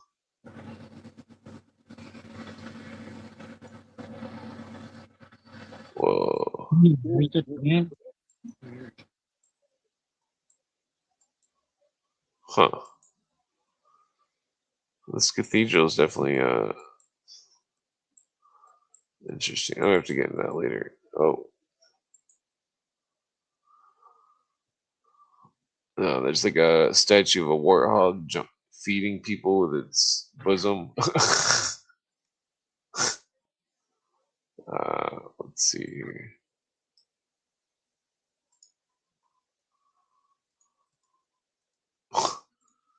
I'm not sure what it means exactly, but yeah, the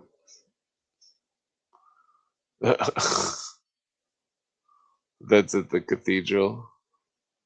That's probably some kind of weird alchemical symbols or something. Okay, let's see here.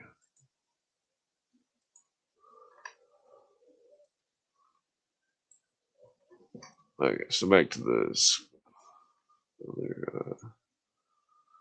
Oh wait, I could put on a video for a second.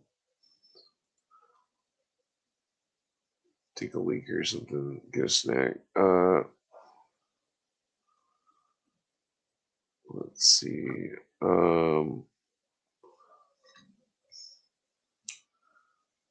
Yeah, I'm gonna put a video on for a second here.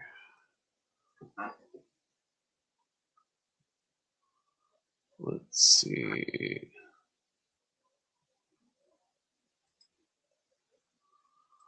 Desktop.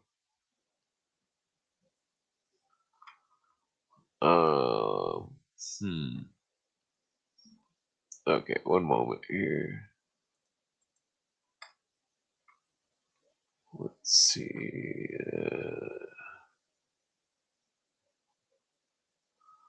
I'll put this on for a second.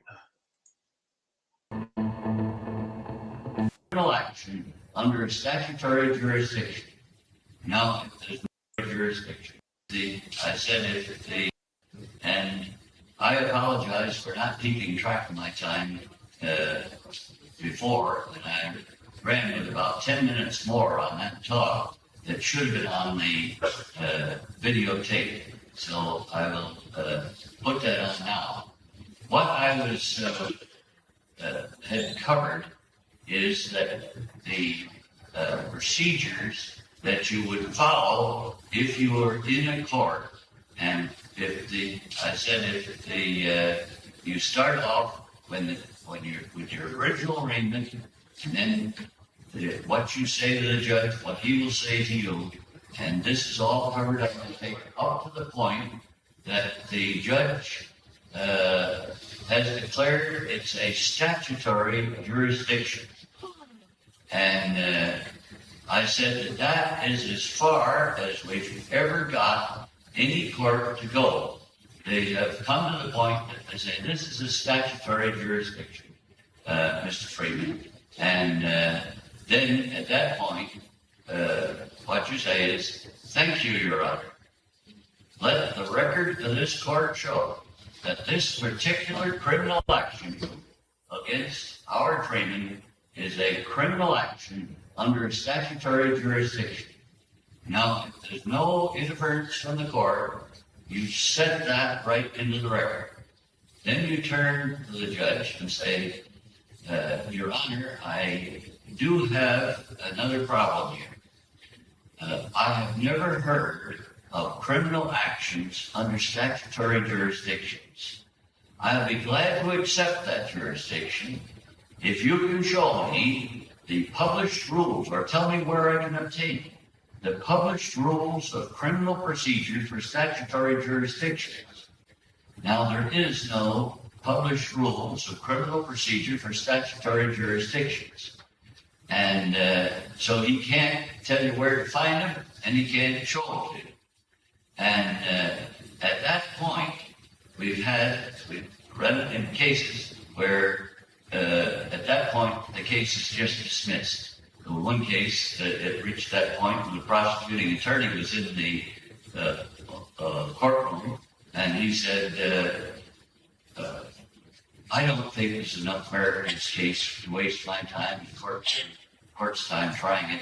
I move the case be dismissed. That was in a case, a member of Peter's church who had let his driver's license expire, and he had not reinsured, so he didn't have compulsory insurance on his automobile and no driver's license. But they didn't see enough merit in the case to try it, so it was dismissed. Well, that's where they've stopped so far. But the point is, someday we may get an attorney, a judge, to admit that they're operating as a condition of international contract under the criminal aspects of an admiralty jurisdiction, because that's his only other authorized criminal jurisdiction. And so if you could ever get him to admit it, that is fine. The minute he states it, thank you, Your Honor, let the record of this court show that this court has declared this particular criminal action against Howard Freeman is a criminal action under a statutory jurisdiction. And that settles it. It's in the record. No objections. You got it in the record. And, I said statute. I meant admiralty. Now, once that's in the record, then you turn to the court and say, well, Your Honor, you realize that no court in the United States has a criminal jurisdiction in admiralty unless there's a valid international contract in dispute. I'm not aware of any international contract. Will you have the prosecuting attorney? Well, since I'm not aware of it, I deny that any such contract exists. Will you have this prosecuting attorney prove that there's a valid international contract in existence, that I'm a party to that contract, and my being a party to that contract obligates me to obey this statute? Well, that takes the burden off the judge's back, and it puts it on the prosecuting attorney's back. And the average prosecuting attorney at that point would give up. But suppose we have a smart. Okay, I'm back. Sorry, it took so long. Oh, I had to eat some food, chocolate muffins and egg salad. I shouldn't eat the chocolate muffins. There's like a bunch of them. Are you there? Are you there, Harry? Are you awake? Yo. Psst. Well, I think he might have fallen asleep. You awake? Yo.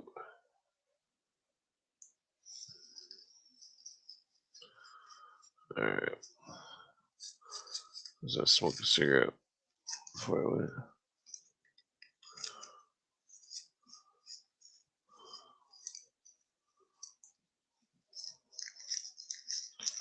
Let's see here. Oh yeah. How long ago was?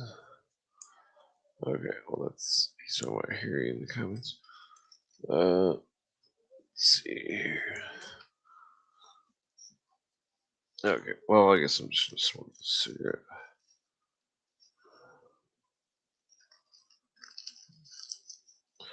Okay, oh, I forgot. My bad. Okay, so back to 1439, Strasbourg. Uh, Master of Cologne, John Holtz, King of Scotland, grants charter to Grandmaster William Sinclair. 1433. Hans. 1430. Sinclair, Baron Rosalind, acknowledges hereditary Grandmaster of Scotland. I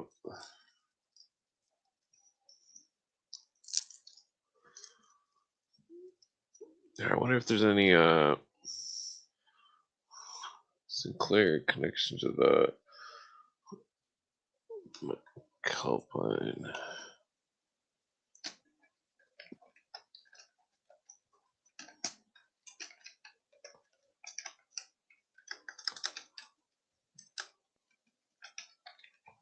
No, there's Kilmartin Glen is in it's a Templar thing there. Oh, why is it taking so long? Let's see, next one. Henry the Sixth initiated 1440, brother of Saint John. Just remember that the Masons and the Rosicrucians are also called the Brotherhood of Saint John. Okay, well, let's see.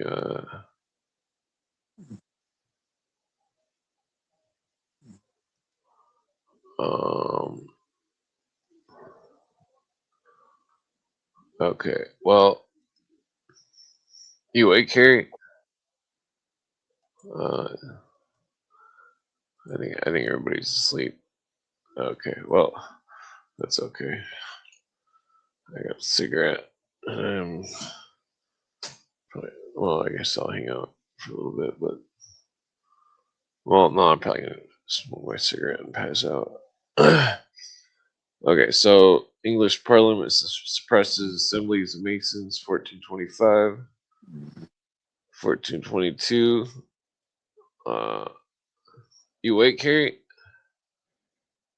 Yo, psst. Yo. Okay, well, 1422, alleged date of questions of King Henry VI on Freemasonry. 1416, John Huss and Jerome of Prague, two realists in language of today, modernists, as opposed to nominalists or ultra monetanes, were burned for hearsay after the great predecessor John Wycliffe, who had been denounced in council of the church, though dead many years. You still awake, Harry? I think Harry's passed out.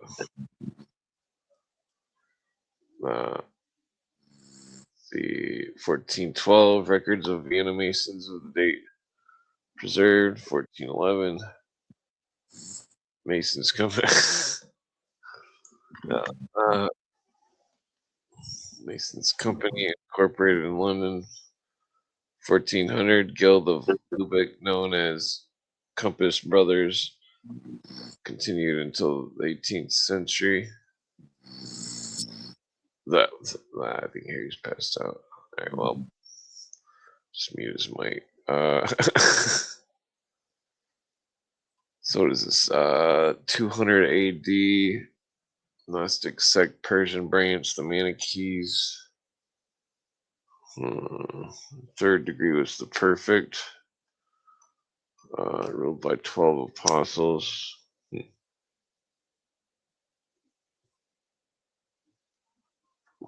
That's interesting. Well, I'm not going to go through all this. Name of the cigarette tastes like shit. I should have rolled up the lighter tobacco.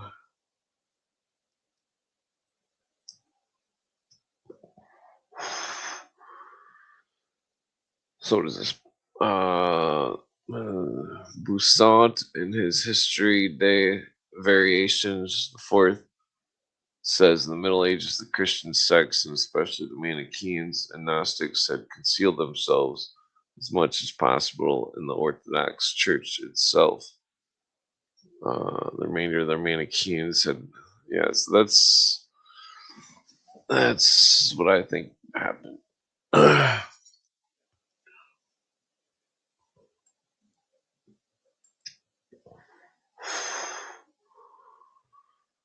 936, Arabian fraternities of Roman origin transplanted into Moorish Spain from Baghdad and Constantinople by Abderram.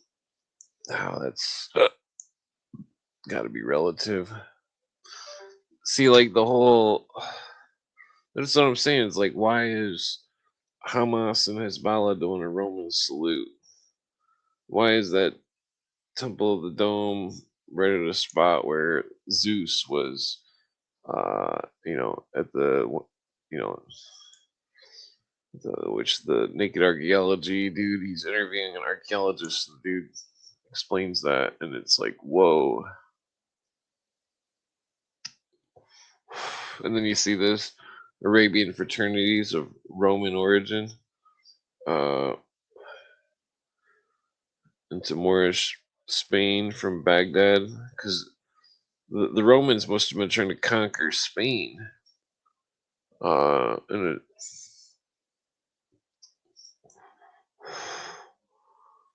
okay, by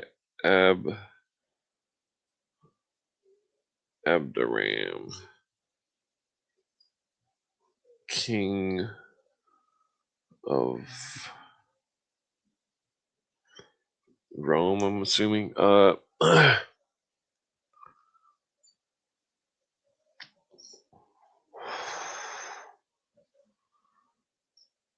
Okay, Abdal Rahman, often spelled Abderram, associated with the Emirate Caliphate of Cordoba. Key figures. This include, okay, so 756 through 788. Okay, well, so that must have been like Abderram the second. Maybe Abderram the third.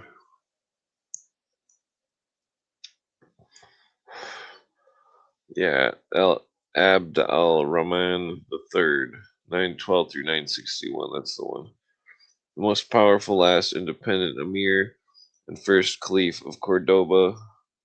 He elevated the state to its height of power and cultural brilliance. Huh.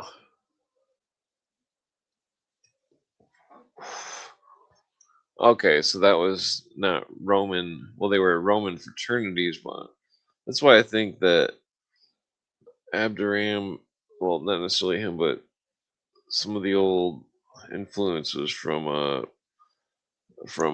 Alexander the Great. I mean, they show it in that movie. The man that would be king. Because where else would they get a Roman fraternity that's Arabian? 936.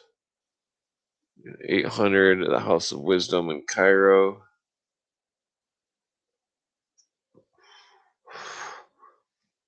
So Cairo, it says, is where the Hashashim is from, which is interesting. Cairo, Egyptian. That's why it would be Osiris and Horus and So this must be, yeah, Abderrahman the First, 775, brings Arabian Masons into Spain. Cordova becomes great school of architecture.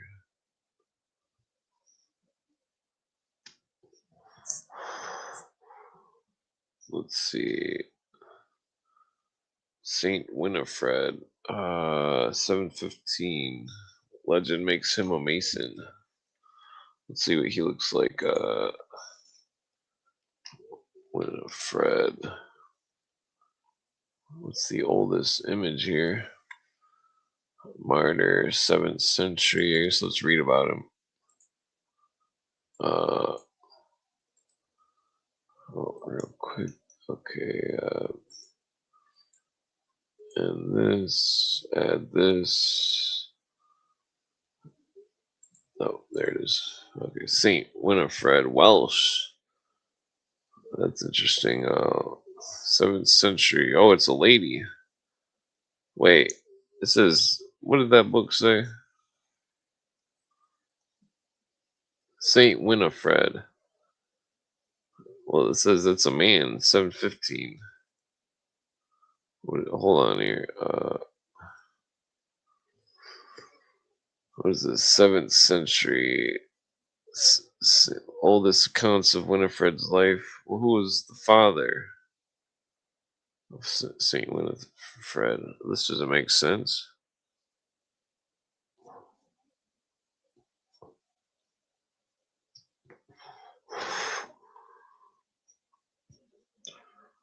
Well, this one has well, that's martyr. That's built in May 1910. This must be something weird here. If Winifred, they're saying in the Mason book that Winifred was a man.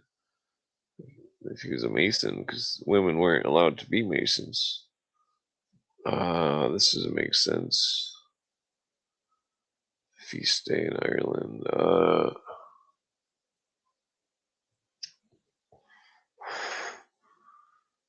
The Green Knight term.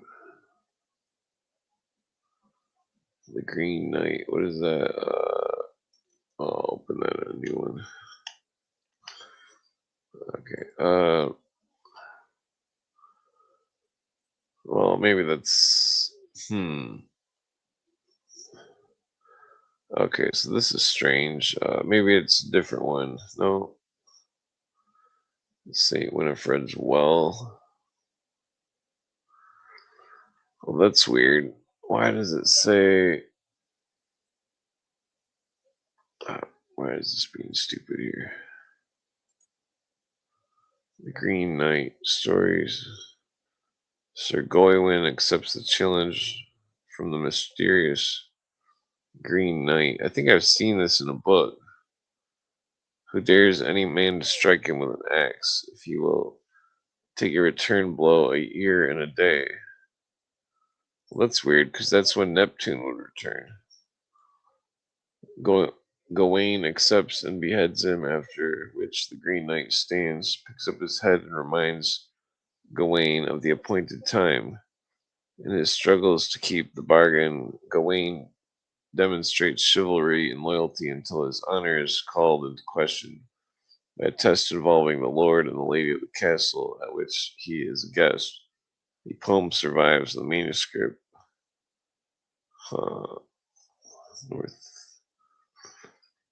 Synopsis. Camelot, New Year's Eve. King Arthur's court exchanges gifts and waiting for the feasting to start. When the king asks to see or hear of the exciting adventure, a gigantic figure, entirely green in appearance and riding a green horse, rides unexpectedly into the hall. Well, the green horse is obviously the pale horse. Behold the pale horse. Horse wasn't white; it was green. It's interesting. This is definitely some interesting lore. Okay.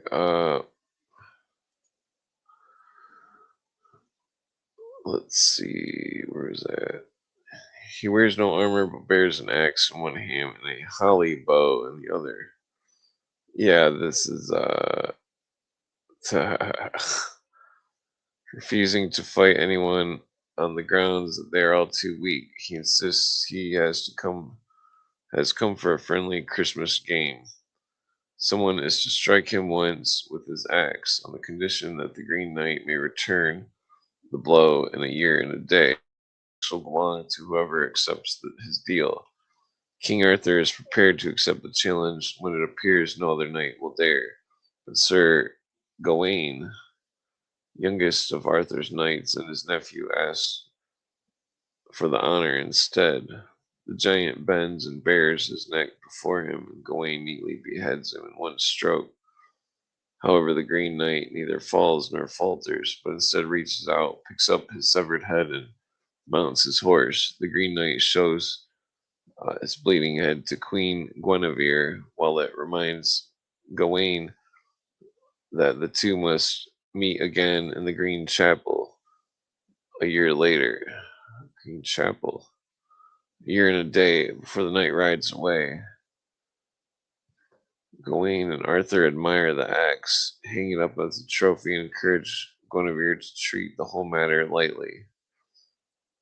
So I wonder if the Green Knight is, I forget which one was the pale horse in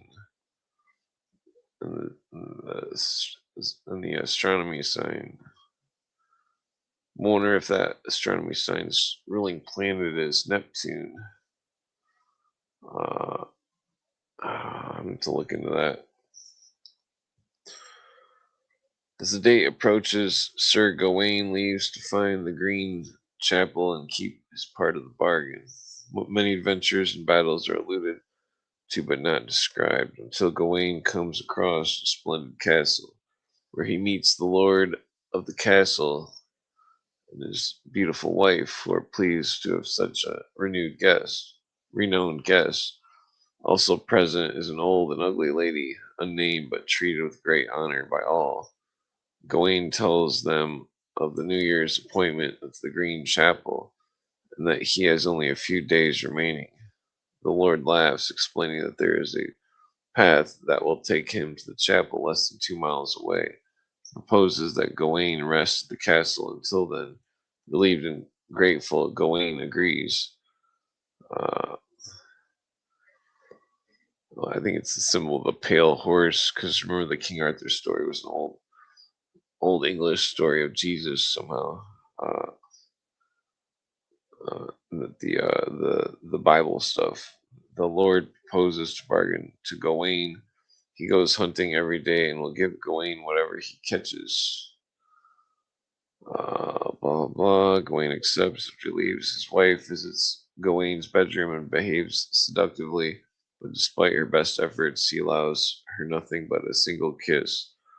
When the Lord returns and gives Gawain the deer he has killed, Gawain gives a kiss to him without divulging its source. The next day, the lady returns to Gawain, who again courteously foils her advances. And later that day, there is a similar exchange of the hunted boar for 2 kisses.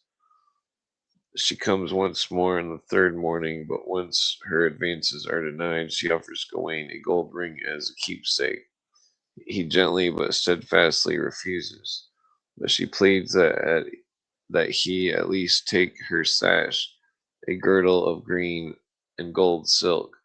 The sash, the lady assures him, is charmed and will keep him from physical harm. Tempted as he may otherwise die the next day, Gawain accepts it, and they exchange 3 kisses. The lady has Gawain swear that he will keep the gift secret from her husband. That evening, the Lord returns with the fox, which he exchanges with Gawain for 3 kisses. 3 kisses. Gawain does not mention the sash. Remember, this is all symbolic. The next day, Gawain binds the sash around his waist. Outside the Green Chapel, an earthen mound containing a cavern. Oh, that's interesting. Like a mound. Oh, maybe I should screenshot that. He finds a green knight sharpening an axe. As promised, Gawain bends his bared neck and receives his blow. The first swing, Gawain flinches slightly, and the Green Knight belittles him for it. Ashamed of himself, Gawain does not flinch the second swing, but again the Green Knight withholds the full force of his blow. The knight explains he was testing Gawain's nerve. Angrily, Gawain tells him to deliver his blow, and so the knight does, causing only a slight wound on Gawain's neck and ending the game. Gawain seizes his sword, helmet, and shield. The Green Knight, laughing, reveals himself to be none other than the lord of the castle, Bertilek the Hud Desert, transformed by magic. He explains that the entire adventure was a trick of the unnamed elderly lady. Gawain saw the castle, who is the sorceress Morgan Le Fay, Arthur's stepsister, who intended to test Arthur's knights and frighten Guinevere to death. The nick Gawain suffered at the third stroke was because of his attempt to conceal the gift of the sash. Gawain is ashamed to have behaved deceitfully, but the Green Knight laughs and pronounces him the most blameless knight in the land. The two part on cordial terms. Gawain returns to Camelot wearing the sash as a token of his failure to keep his promise. The Green Knight of the Round Table absolve him of the blame and decide that henceforth each will wear a green sash in recognition of Gawain's adventure as a reminder to be honest. Well, that's interesting. What the fuck? Which knights wear green sash in modern times? Uh,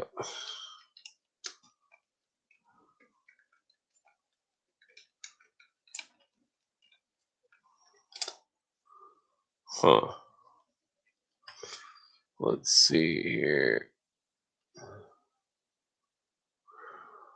Knights of the most ancient, most noble order of the Thistle. Oh, that's interesting. Scotland's highest order of chivalry. Let's see if we can get a picture of that.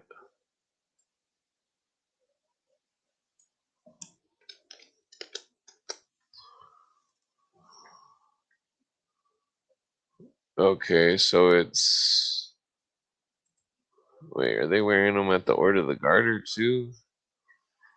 No. The Order of the Thistle. Well, I guess I have to bring this up here.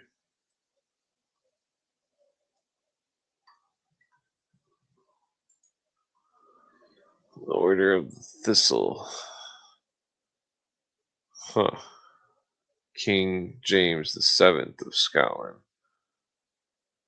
Let's see. Extra Knights, British Royal Family. The motto: no one provokes me without impunity.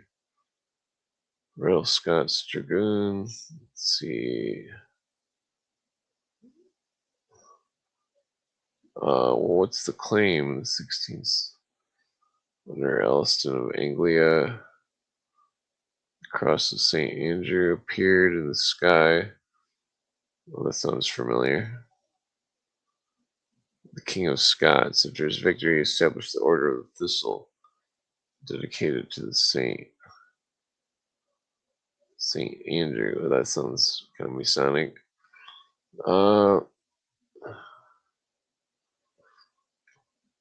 Okay, well, back to this.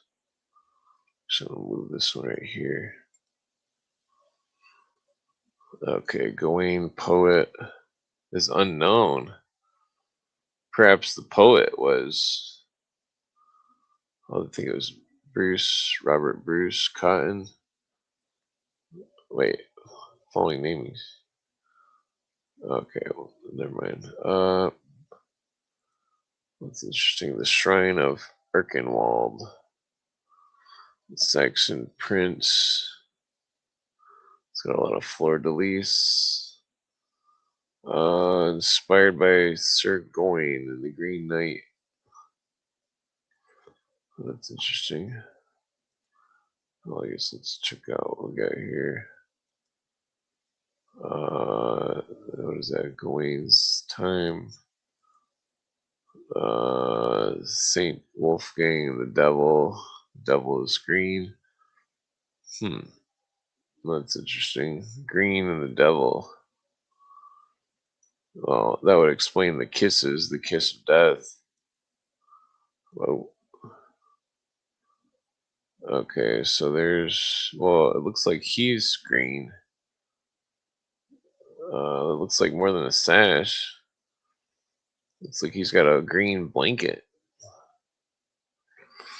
What's up with the LED's clothes? It's like a white thing with polka dots. What is it? Fruit to Adam. Girdle. Okay. So this is like, yeah, 1884. It's a pretty nice painting. Where's that other one? Okay. Green Knight. No, that's not. I guess I already went through them all. Okay, so I mean,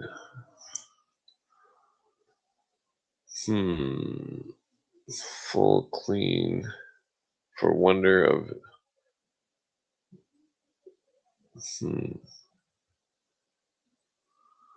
Okay, so here's a Irish story that's similar. The Hound of Cutane.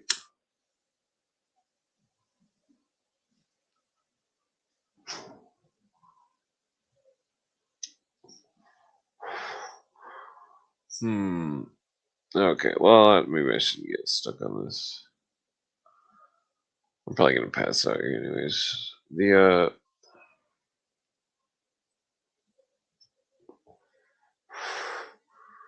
green is the devil, the two-faced man. I mean, that's why the king is also the Green Knight. Two-faced man. It's like a Wizard of Oz story. Huh.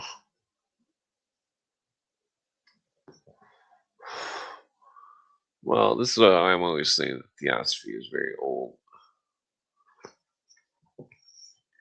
Oh, maybe I should just put on the rap beat and pass out.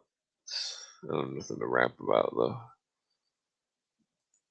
though. Well, actually, let me just let me switch.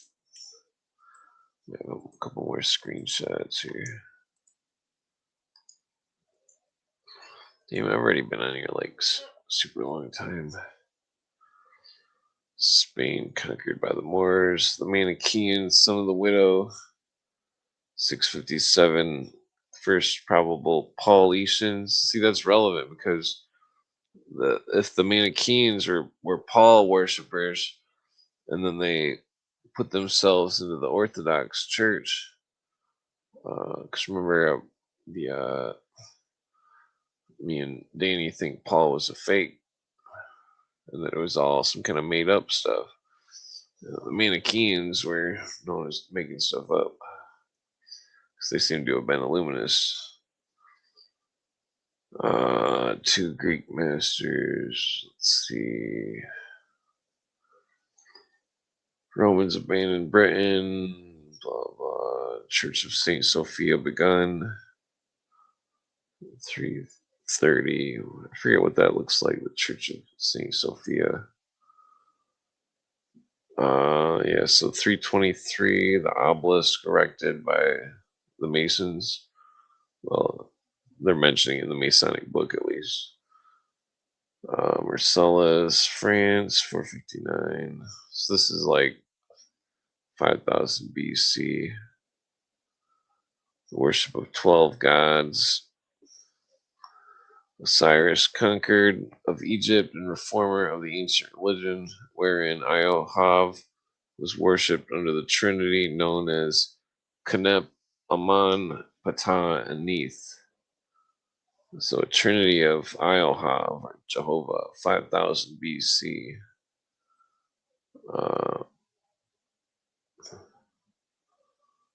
Let's see, the Priscillinius. What is this? This is more about that. Okay, well, I guess it's over here. Well, let me skip ahead past the hypnotism stuff because I went over that like 2 nights ago. Certainly in the Masonic subject. I mean, it is, but it's has to do with the Grand Orient stuff. I mean, unless they were practicing it the whole time. I mean, it's said to have come from Egypt, etc. How far does this go?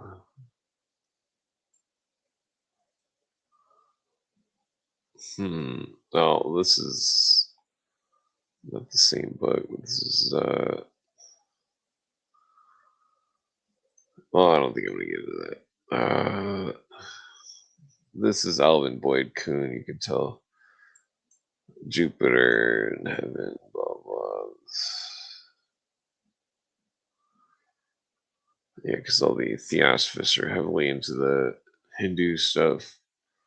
So they were always trying to decipher it with the Hindu stuff, but they couldn't decipher it properly because they didn't realize it was ancient Egyptian.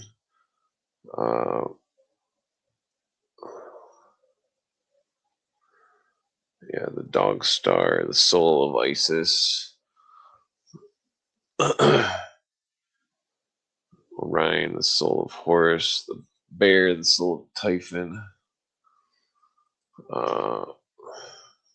What is that? Hypnosis. What are these hypnosis notes? Alright, let's see here. Alfred Edward Waite. Well, I'm not gonna. I still gotta label all this shit. This is see, this is proof that they're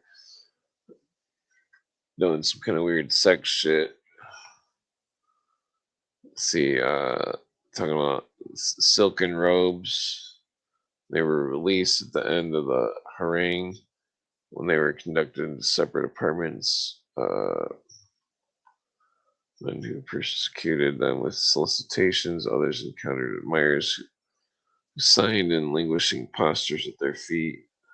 More than one discovered the counterpart of her own love, but on oath they had all taken necessitated the most inexorable inhumanity, and all faithful fulfilled what was required of them. The new spirit infused into the regenerated women triumphed along. Now it's weird shit here. Oh yeah, here it is. Preached emancipation of womankind from the bonds imposed on them by the lords of creation.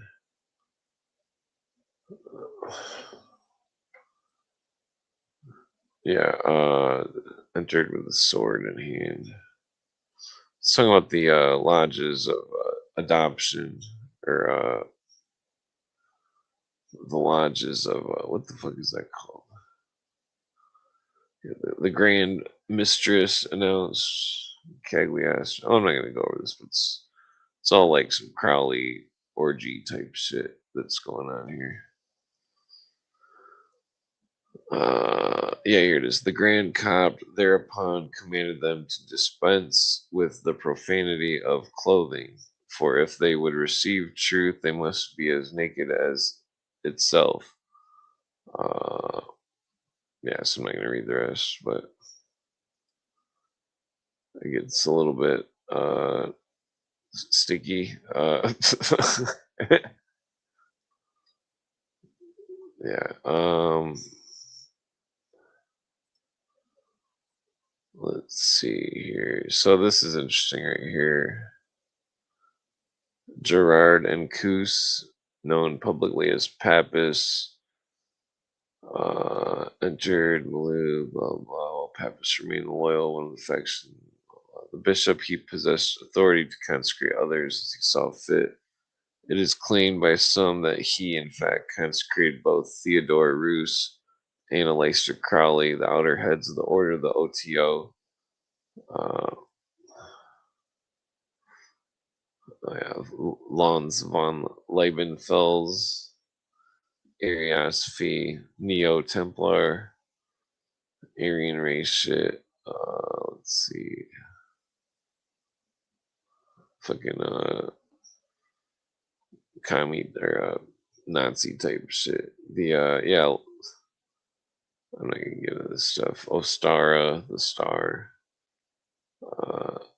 Sirius, Guido von Least. Yeah, so that's okay. Well, this is all connected here. But I'm not gonna get into this. They were all a bunch of Nazis. Members of the Rosicrucians, Theosophists, Freemasons, blah blah. Virtue orta occident raris. Those who rise by virtue rarely fall.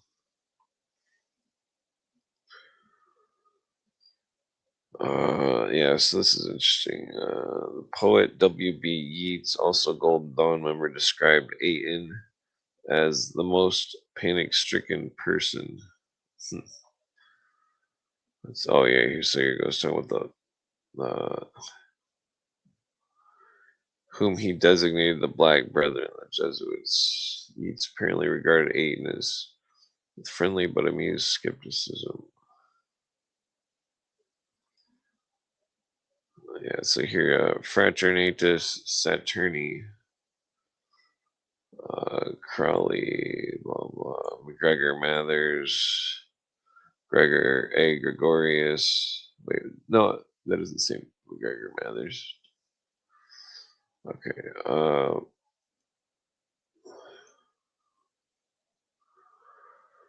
Set Orion, Frater of Set Orion.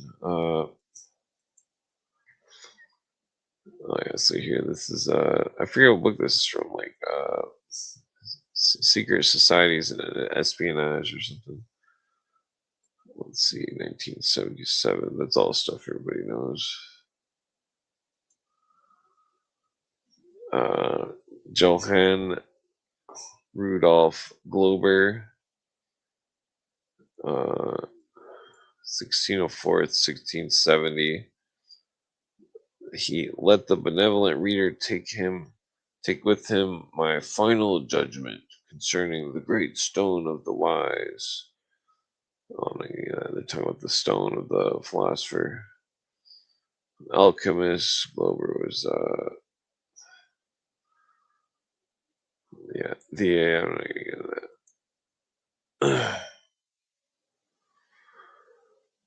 So yeah, I'm gonna skip this here. Johannes Trithamines. Oh, this is interesting. Michael Meyer is a physician.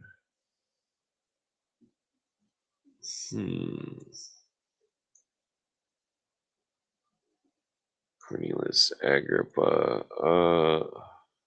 Here we go. Jacob Boehm, the Illuminist.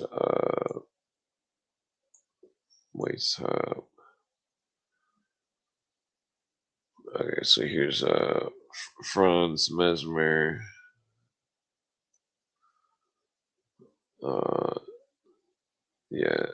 Johann Heinrich Jung.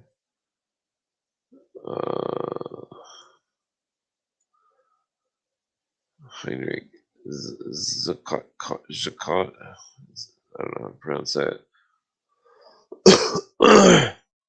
Dr. Justinian Kerner. This whole thing is all a bunch of psychological mindfuck bullshit. Not these documents, but generally speaking, their system. So here's talking about Zollner and Baron von Reichenbach's Odic Force, having to do with the a later version of the mesmerism or animal magnetism. This is a different story. This is from Elvin Boyd Kuhn's book Lost Light. You can tell these are Cacodemon, that's Greek, the evil serpent, and Agatho demon. That's interesting.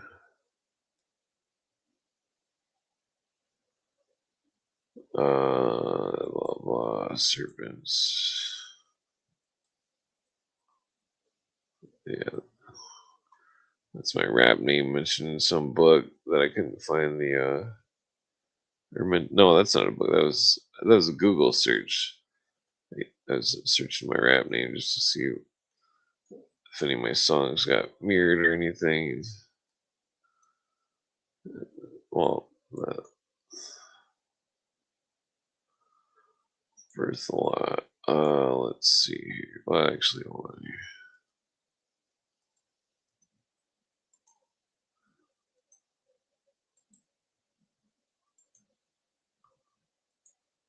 Okay.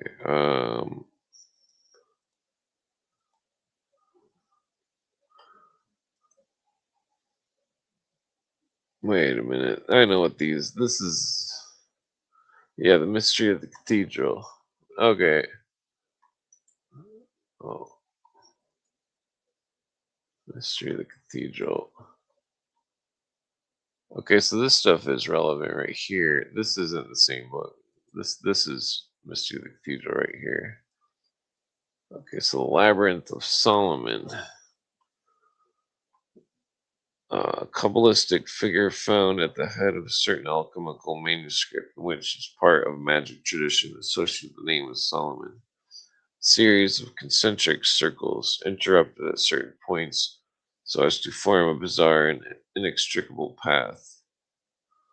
Whoa. I know what that is. That's it's the labyrinth. The picture of the labyrinth is thus offered as emblematic of the whole labor of the work with its two major difficulties. One, the path which must be taken in order to reach the center, where the bitter combat of the two natures take place. The other is the way which the artist must follow in order to emerge. It is there that the thread of Ariadne, which that means Greek for rising star out of water, becomes necessary for him. If he is not to wander among the winding paths of the task, and able to extricate himself. My intention is not to write, as Batstorff did, a special treatise on what this thread of Ariadne is, which enabled Perseus to fulfill his purpose.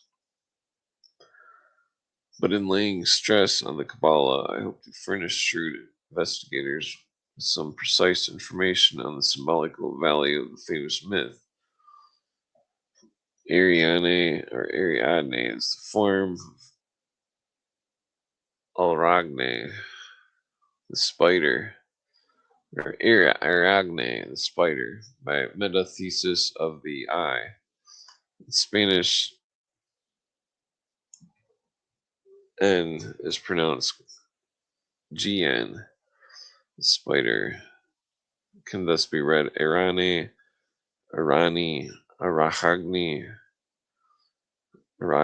It's not our soul, the spider, which weaves. Wait, is not our soul the spider, which weaves our own body, but the word appears in other forms. The verb means to take, to seize, to draw, to extract. Whence that which takes, seizes, attracts. Thus, the lodestone. Oh, the iron lodestone. The virtues shut up in the body, which is the wise call their magnesia. See, I bet you in the ancient Greece, the sign of Cancer wasn't the sign of Cancer wasn't the scarab, it was the spider. Because in the Egyptian stuff, the scarab has the lodestone. It's talking about the lodestone, a spider in the lodestones. Let's continue. Wait, where was I? Thus, the lodestone, that virtue shut up in the body, which the wise call their magnesia. Let us continue in provincial iron.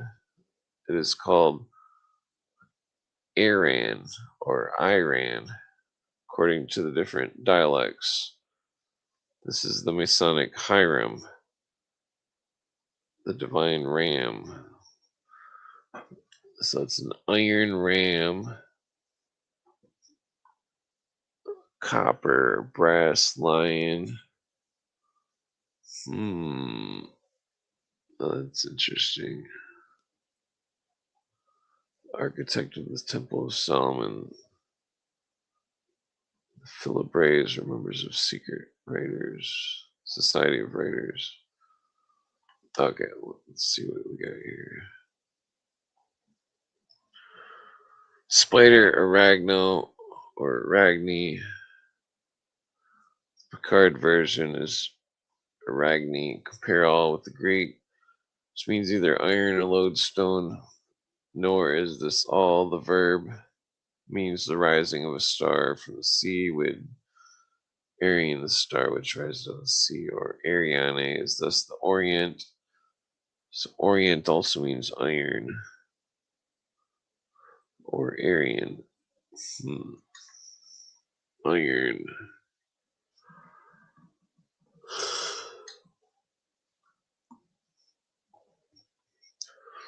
The permutation evolves further. It's come to attract, thus, the lodestone.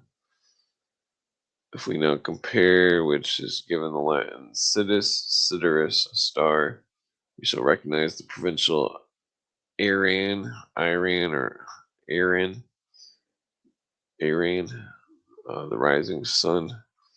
Ariadne, the mystic spider, has escaped from Amiens, leaving only a trace of her web on the paving stones of the choir. Let us recall in passing that the most celebrated of the ancient labyrinths, that of the Kenosis in Crete, which was discovered in 1902 by Dr. Evans in Oxford, was called Absolum. We would point out that this term is close to absolute, which is the name by which the ancient alchemists designated the philosopher's stone. So it's interesting. It reminds me of that movie. What is that called? It's like an 80s movie. The guy's got like a 5-pointed disc thing that he like. It's like a boomerang. It's like some kind of sci-fi movie. But at one point of the movie, the wise man has to go into a labyrinth of sorts, into like a chamber, and walk to this thing to get to the center of the spider's nest, which is an old woman who has the sands of time, uh, and that he has to bargain his life with the old woman to get the sands of time from before the spider gets him or something. It's no, I can't remember what that movie's called, but it's worth a watch. It's pretty good. It's got like a cyclops and some kind of flying horses or something. It's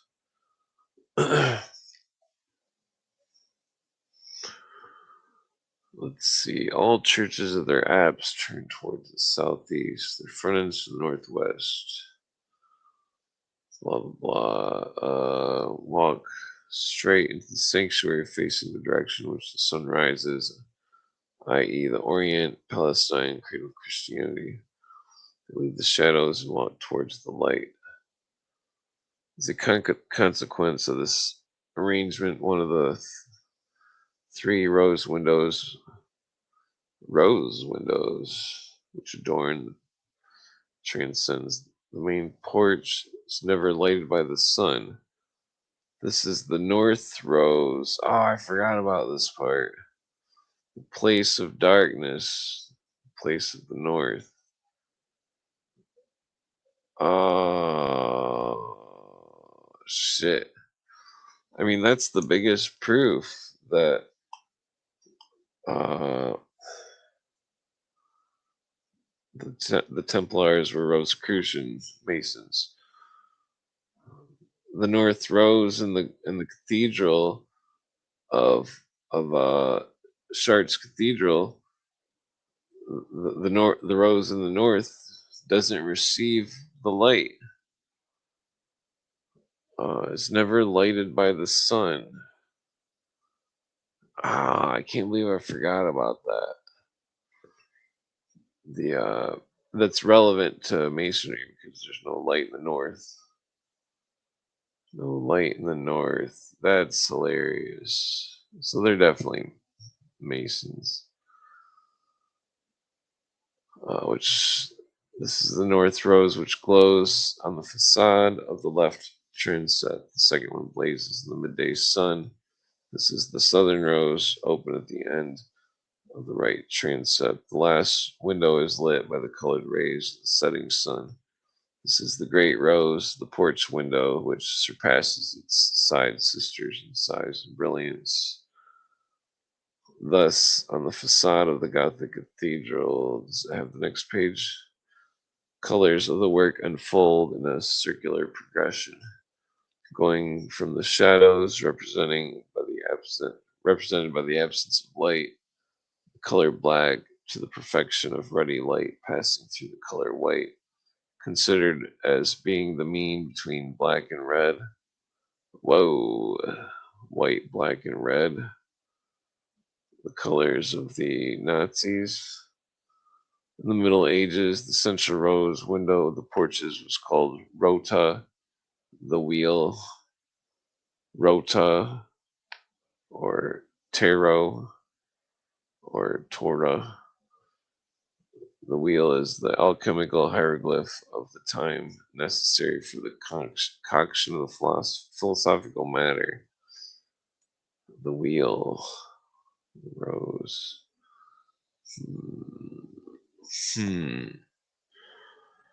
Yeah, I always forget about this stuff. I mean, this is the rota. It's mentioned in the Tarot of the Bohemians.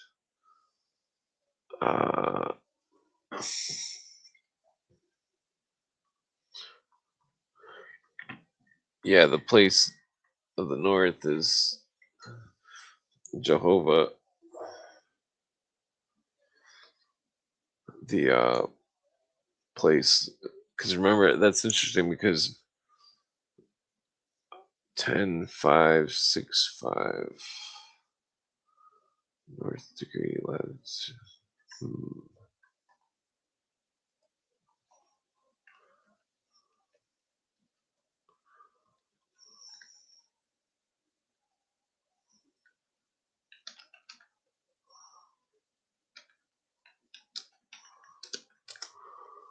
Huh.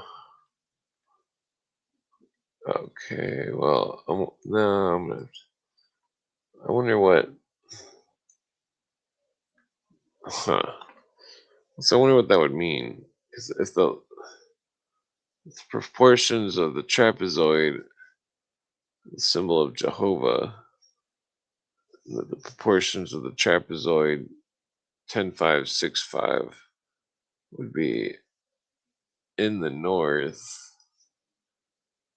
The other proportions would be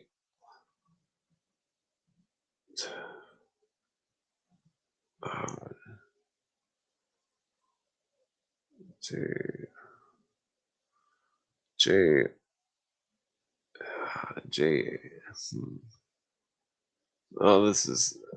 I don't have to get back on. It's the fire of the wheel. Well, that's interesting because it's like it would be 3 letters. That's making. I forget how they do that in the Kabbalah shit. It's like 10-5-6-5. So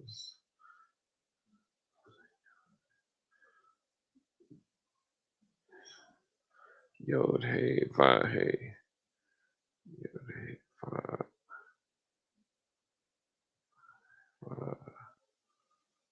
Damn it. I'm thinking out loud here. Sorry about that. Yeah, so yeah, the liquefaction of the philosopher's stone, the wheel of the rose, the rota, the tarot, the wheel of the tarot. I mean, the tarot is such a weird thing. You read that tarot of the Bohemians and this book, and it becomes a very strange picture of like a strange system. It kind of reminds you of like a board game or something. Virgo Paratura, the Earth before its secondation.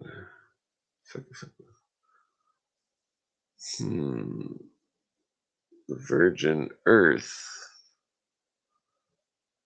Yeah, so they're talking about the primordial substance. Okay, I think I'm gonna skip this. Subject of the great work.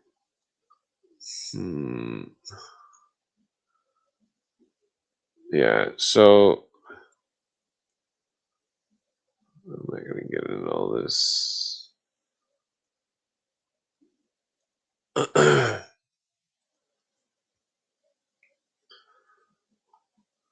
Let's see. Well, maybe I should just pass out. I'm getting pretty tired here. I've been on here for like, oh Jesus, 6 hours. What the fuck? I think I said that same thing like an hour ago. Yes, this Mystery of the Cathedral book is pretty good. Draw Back Her Veil, Isis series, and Sybil.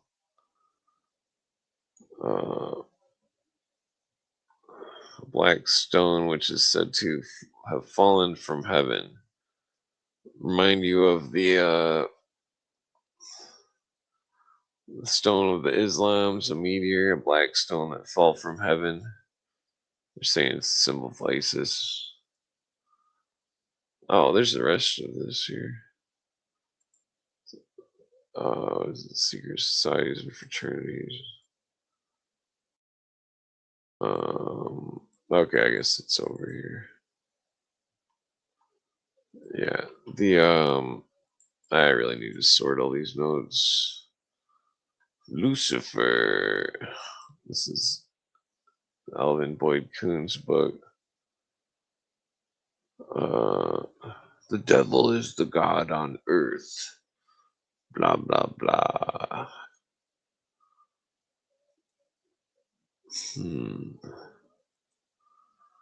The gates like scorpions.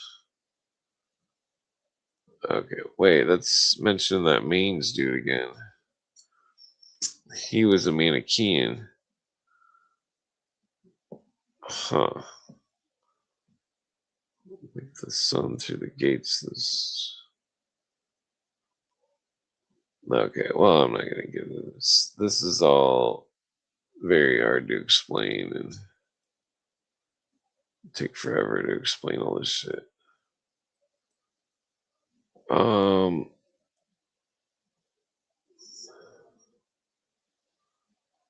Yeah, so this is interesting. It's talking about a symbology of Esau and Jacob, but they were a symbol of one person. They weren't two people. It's twins, but symbols of the upper and the lower nature. That's which he goes on to elaborate in the book here, but which is a long story. Yeah, damn it, what's that say? Sorry about that, I missed that. You ought to read some fiction. Yeah, I've seen The Name of the Rose. I think if I read some fiction, it would be Don Quixote, the original one. Don Quixote. Uh, it seems like an interesting read. I think it's a Masonic book. Let's see here. Well, this is all unrelated. Oh, there's William Kobe. Okay, I'm in a totally different section here.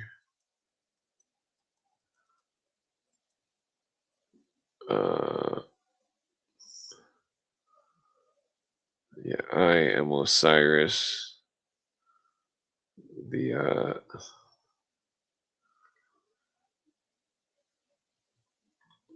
the more of the man is God stuff. I am Ra. I am the dweller in the egg.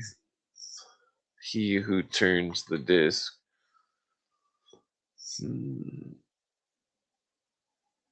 Oh, where's the most at? Oh, this is a Golden Dawn book. That was the Golden Dawn book.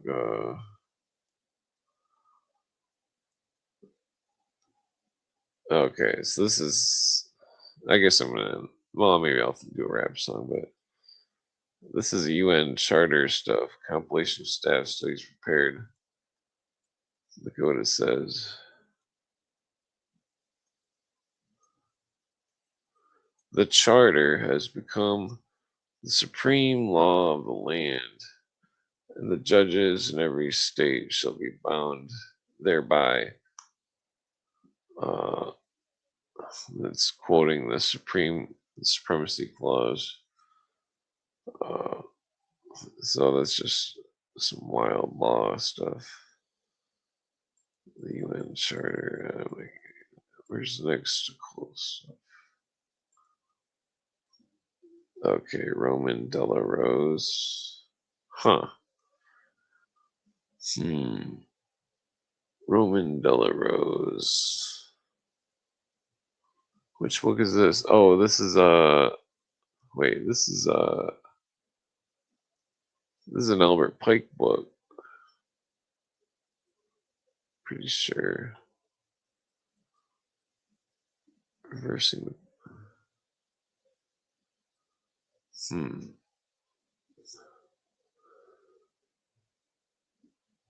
Yeah, this is definitely Albert Pike here. Okay. So it's mentioning the Rose Cross, 1260, or the Roman Della Rose. The Divine Comedy, the same work, allegorical formula, the Great Secret Society, the Rose Cross, Court Philip.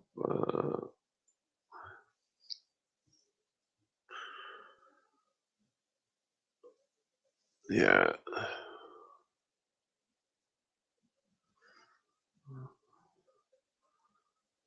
Let's see here. Well, so see what this says right here. Swedenborg's system was nothing else than Kabbalah minus the principle of the hierarchy. It is the temple without the keystone and the foundation. So it's like it's like there was no God in the Swedenborg system.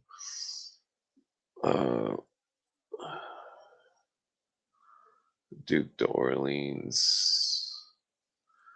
Yeah, I'm not getting this. Is all Templar shit.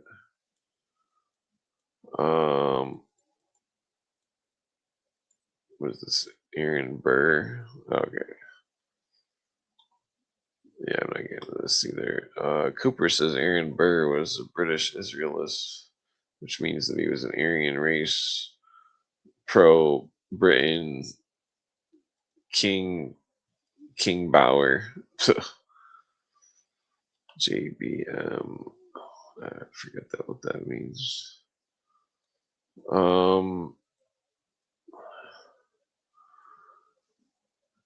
Yeah, Well, I guess I'm gonna go to sleep. I'm gonna put a rap song in here. Okay. Let's see. I think I'm too stoned and tired to rap, but let's see what we got here.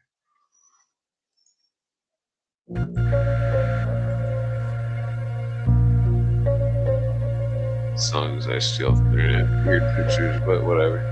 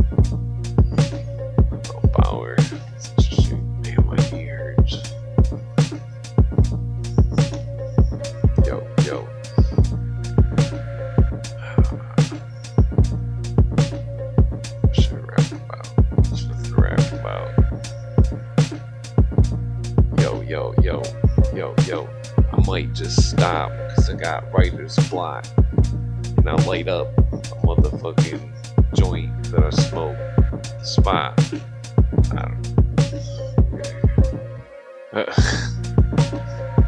don't know. I might stare into a nightmare and compare it, blare it through the speakers like it's apparent, come back like an adherent. Back to a nightmare when you fear it.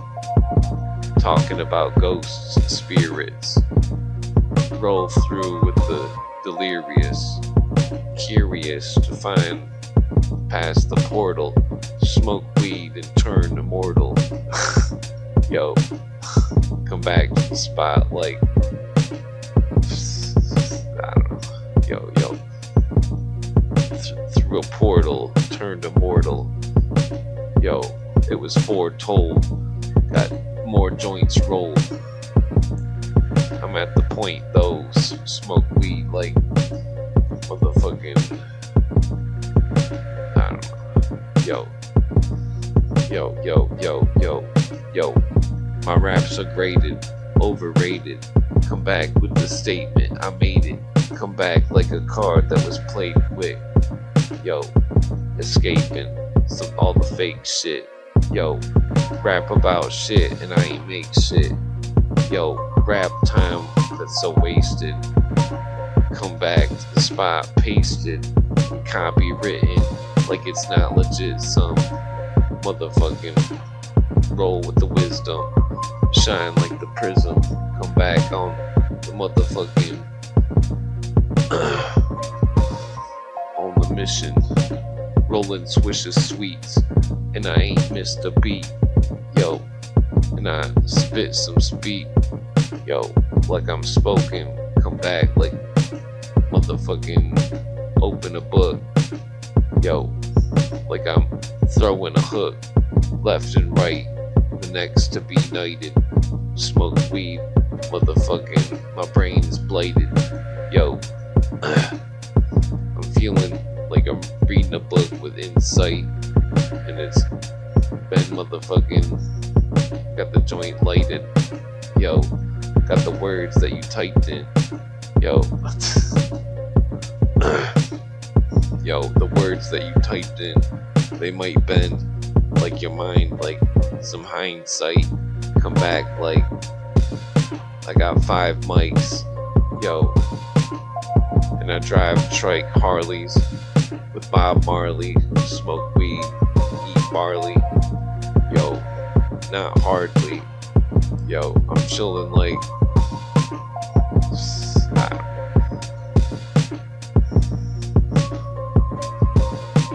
got the beat going.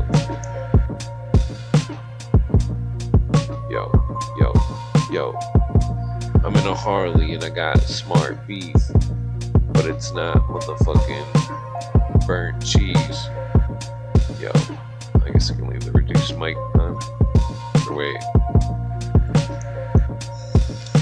Yo, I got burnt cheese. Is it worth these? Eating chocolate like Hershey. Got my words. I don't know.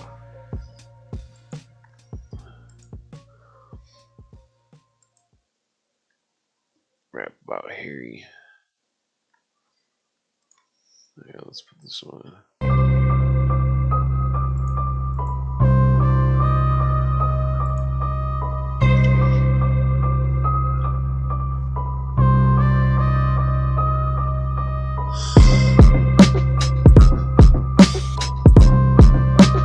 Yo. I rap about Harry. I'm chilling like I'm a canary. Yo, barely. Yo, don't stare me down. I'm blaring sound. Yo. Yo, I got more flows that were foreclosed. And I got 4 doors with hors d'oeuvres. Wait. I don't know.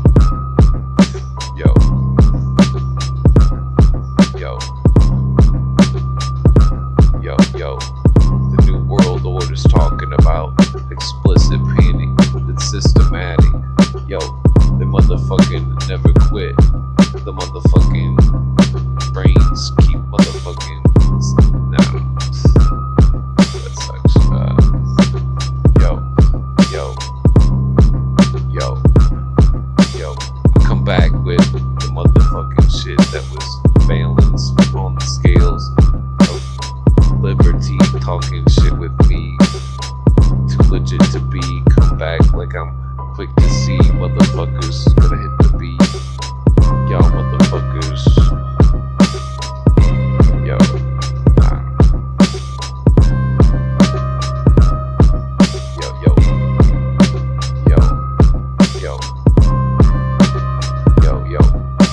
I'm the next to speak. Keep it old school, bay like some Chesapeake. Motherfuckers, the rest is weak. Talk shit like.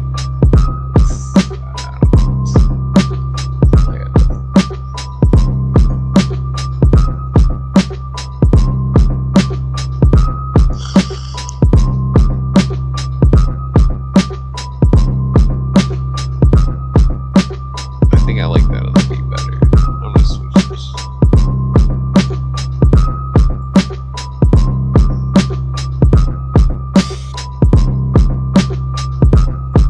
Yeah, I want to make that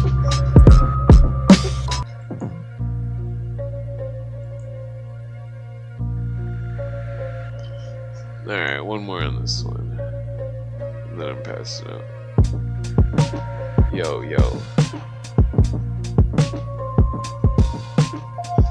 Should I rap about? Yo. Philosophical.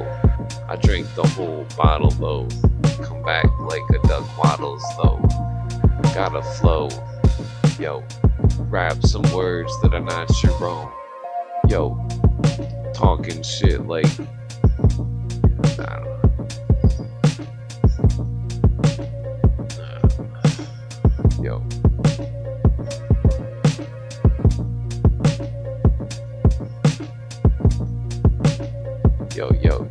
Yo. I seen you through your fake lines. I rolled snake eyes. Yo. And I make mine. Motherfuckers talk shit. You the fake kind. Yo, I roll through.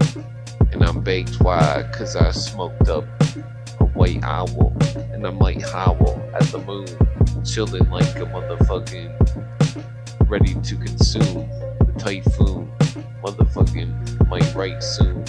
Yo. I'm like a hurricane. My words are blame. Yo. I'm like a hurricane. My words are blame. I come back with the motherfucking merging names. Yo. Then you're a turd to blame. Yo. I don't know. Yo. At Illuminati potty, probably. Talk shit, motherfuckers got beef. Coming through, squash teeth. Talk shit, motherfuckers stomp streets. Be up in this bitch like you haunt beef. Yo, motherfucker, it's curtains. Coming back for certain, talking shit. Work legit, smoke weed. Yo, too hurt to quit. Come back like I'm merged in shit. Yo, Illuminati's inverting shit. Talk shit like, yo, not the first, the second, but the third with it. Yo.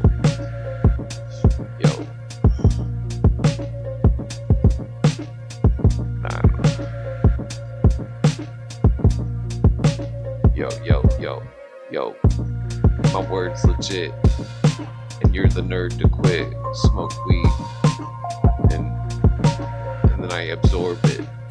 Yo, come back like my car's affordless. Yo, I can't afford this. Talk shit, motherfucking. Yo, I heard that the phones are cordless. Yo, the Jeeps are doorless. Yo. Motherfucking old cars are rusty and floorless. Yo, and Harry's in the background snoring. Yo, cause I'm so boring. Yo, boring to the core, and I'm flooring it like I'm flooring gas. Yo, pouring past. Talk shit like there's more to last. Yo, it was for like forecasted. Yo, I don't know. I got nothing. Yo, my mind is, temporary, barely. Yo, talk shit, motherfuckers. Never stop caring. Come back like impairing. Smoke weed like a red herring. Yo.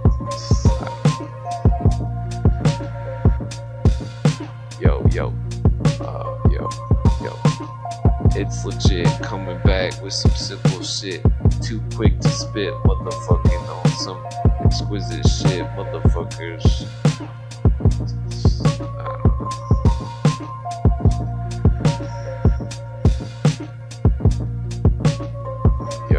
Yo. Nah, I'm putting on a different beat. Alright, one more.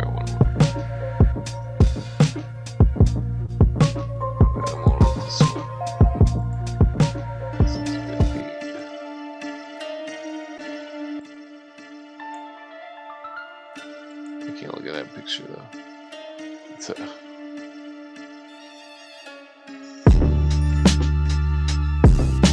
yo. I don't know what I should rap about. Yo. You have to face it. You're a basket case kid. Talk shit. All up in amazement. Get replaced quick. Yo. Listen to the bass dip. Yo, I got a motherfucking next chance. Come back, next glance. Yo, talk shit in a rant. Yo, I'm like a dog, I have to pant. Yo, I'm drinking water. Come back for motherfucking back in time like Marauder. Yo.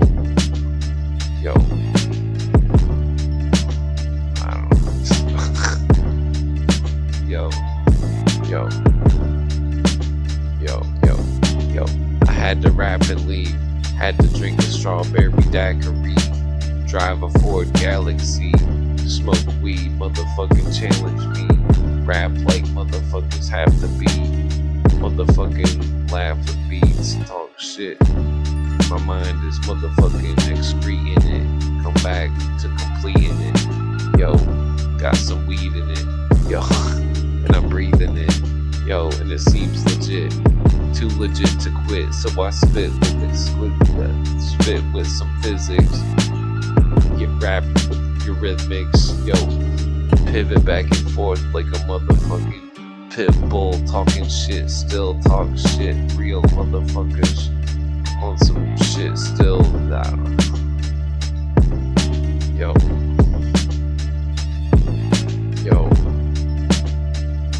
Yo, I'm old school like I'm fossilized, and I'm talking shit, it's pocket size. Motherfuckers, watch your lies. Coming back like motherfuckers, got to ride. Yo, I got nothing. Yo.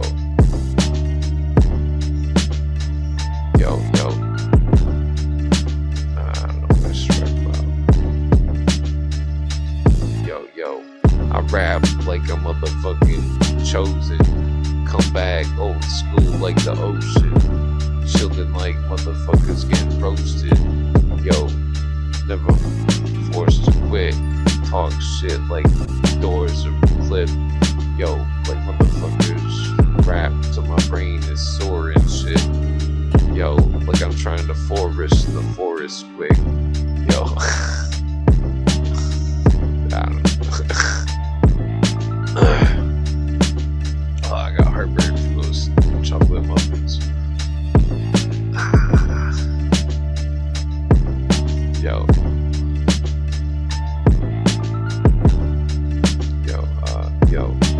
I rap splendid. You motherfucking end it. Talk shit, motherfucking defend it. Rap like motherfuckers rapping. Keeping people stepping. Yo, motherfucking the demons crept in. Yo, what the fuck you expected? I don't know. Yo, alright, one more.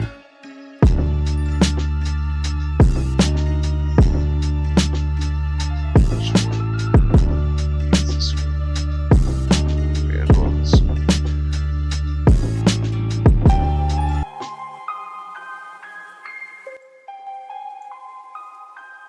Okay.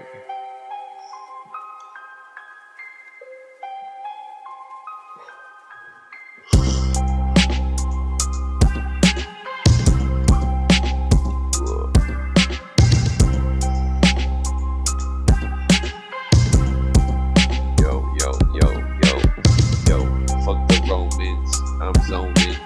My phone is roaming. I'm coming through the tomes and combing. Yo, chillin' like motherfucking. Yo, I'm like Horus, Forrest.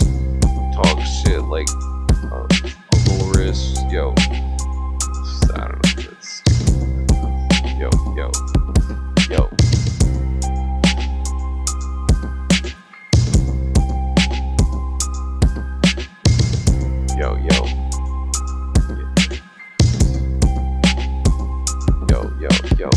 I'm drinking on the triple sock, watch shit, triple. Fucked up. Yo. Drinking on the triple sock, talk shit. I forgot what I was gonna say.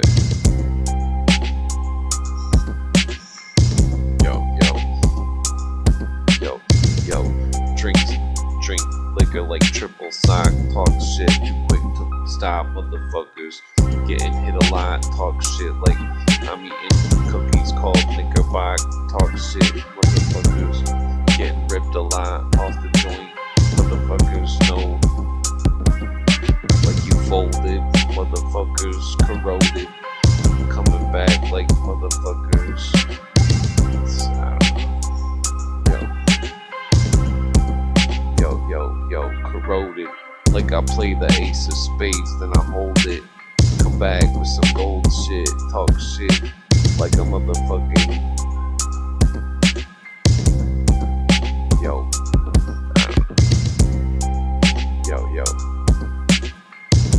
Yo, I make my rap replicate, then I talk shit on you like you defecate. Motherfuckers receiving hella hate, motherfucker trying to elevate, coming back with the raps like it's hella fate. Y'all motherfuckers, I will escape, talk shit on the realest fate.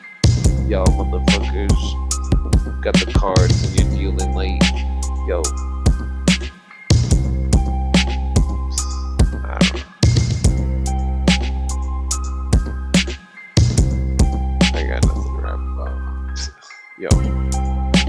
I rap like I'm the farthest, coming back like motherfucking stinking like an armpit. Rap with the carnage, yo, keep it stained like some varnish, yo, that makes sense, yo. Nah, fuck the speaker.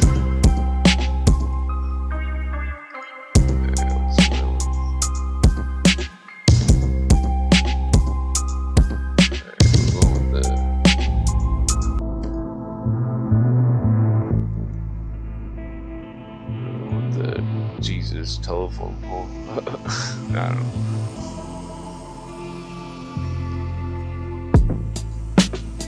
I like that first anymore.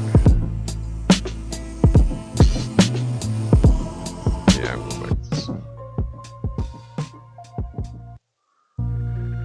I got such a dumb picture. I don't know what's going on with that.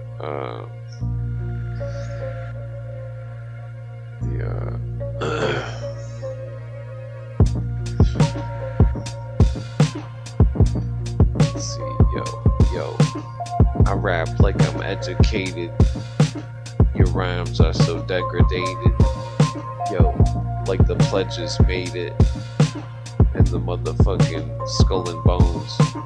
Yo, they know the throne is overthrown by Illuminati. Probably shitting on you like a potty. Y'all motherfuckers talking shit, we got beef. Motherfuckers better watch streets, talk shit like, yo, got Frost. I think I'm just tired of rap, yo.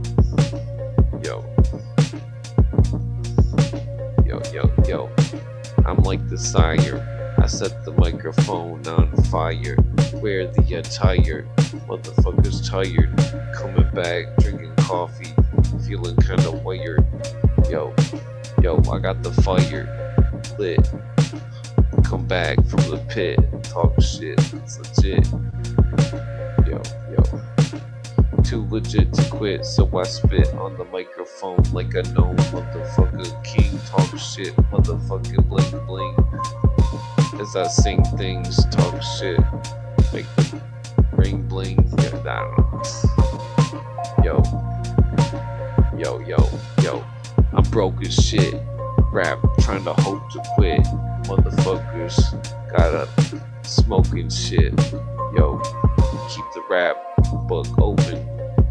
And I don't know. I got nothing. Yo.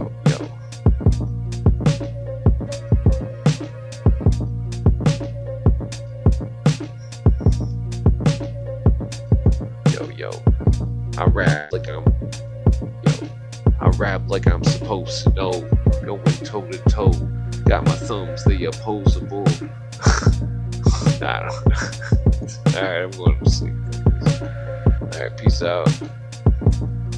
I won't be on until Friday or... Well, no, I don't know. I might not come back until Sunday. Alright, well, peace out. Good night. Hit the like button.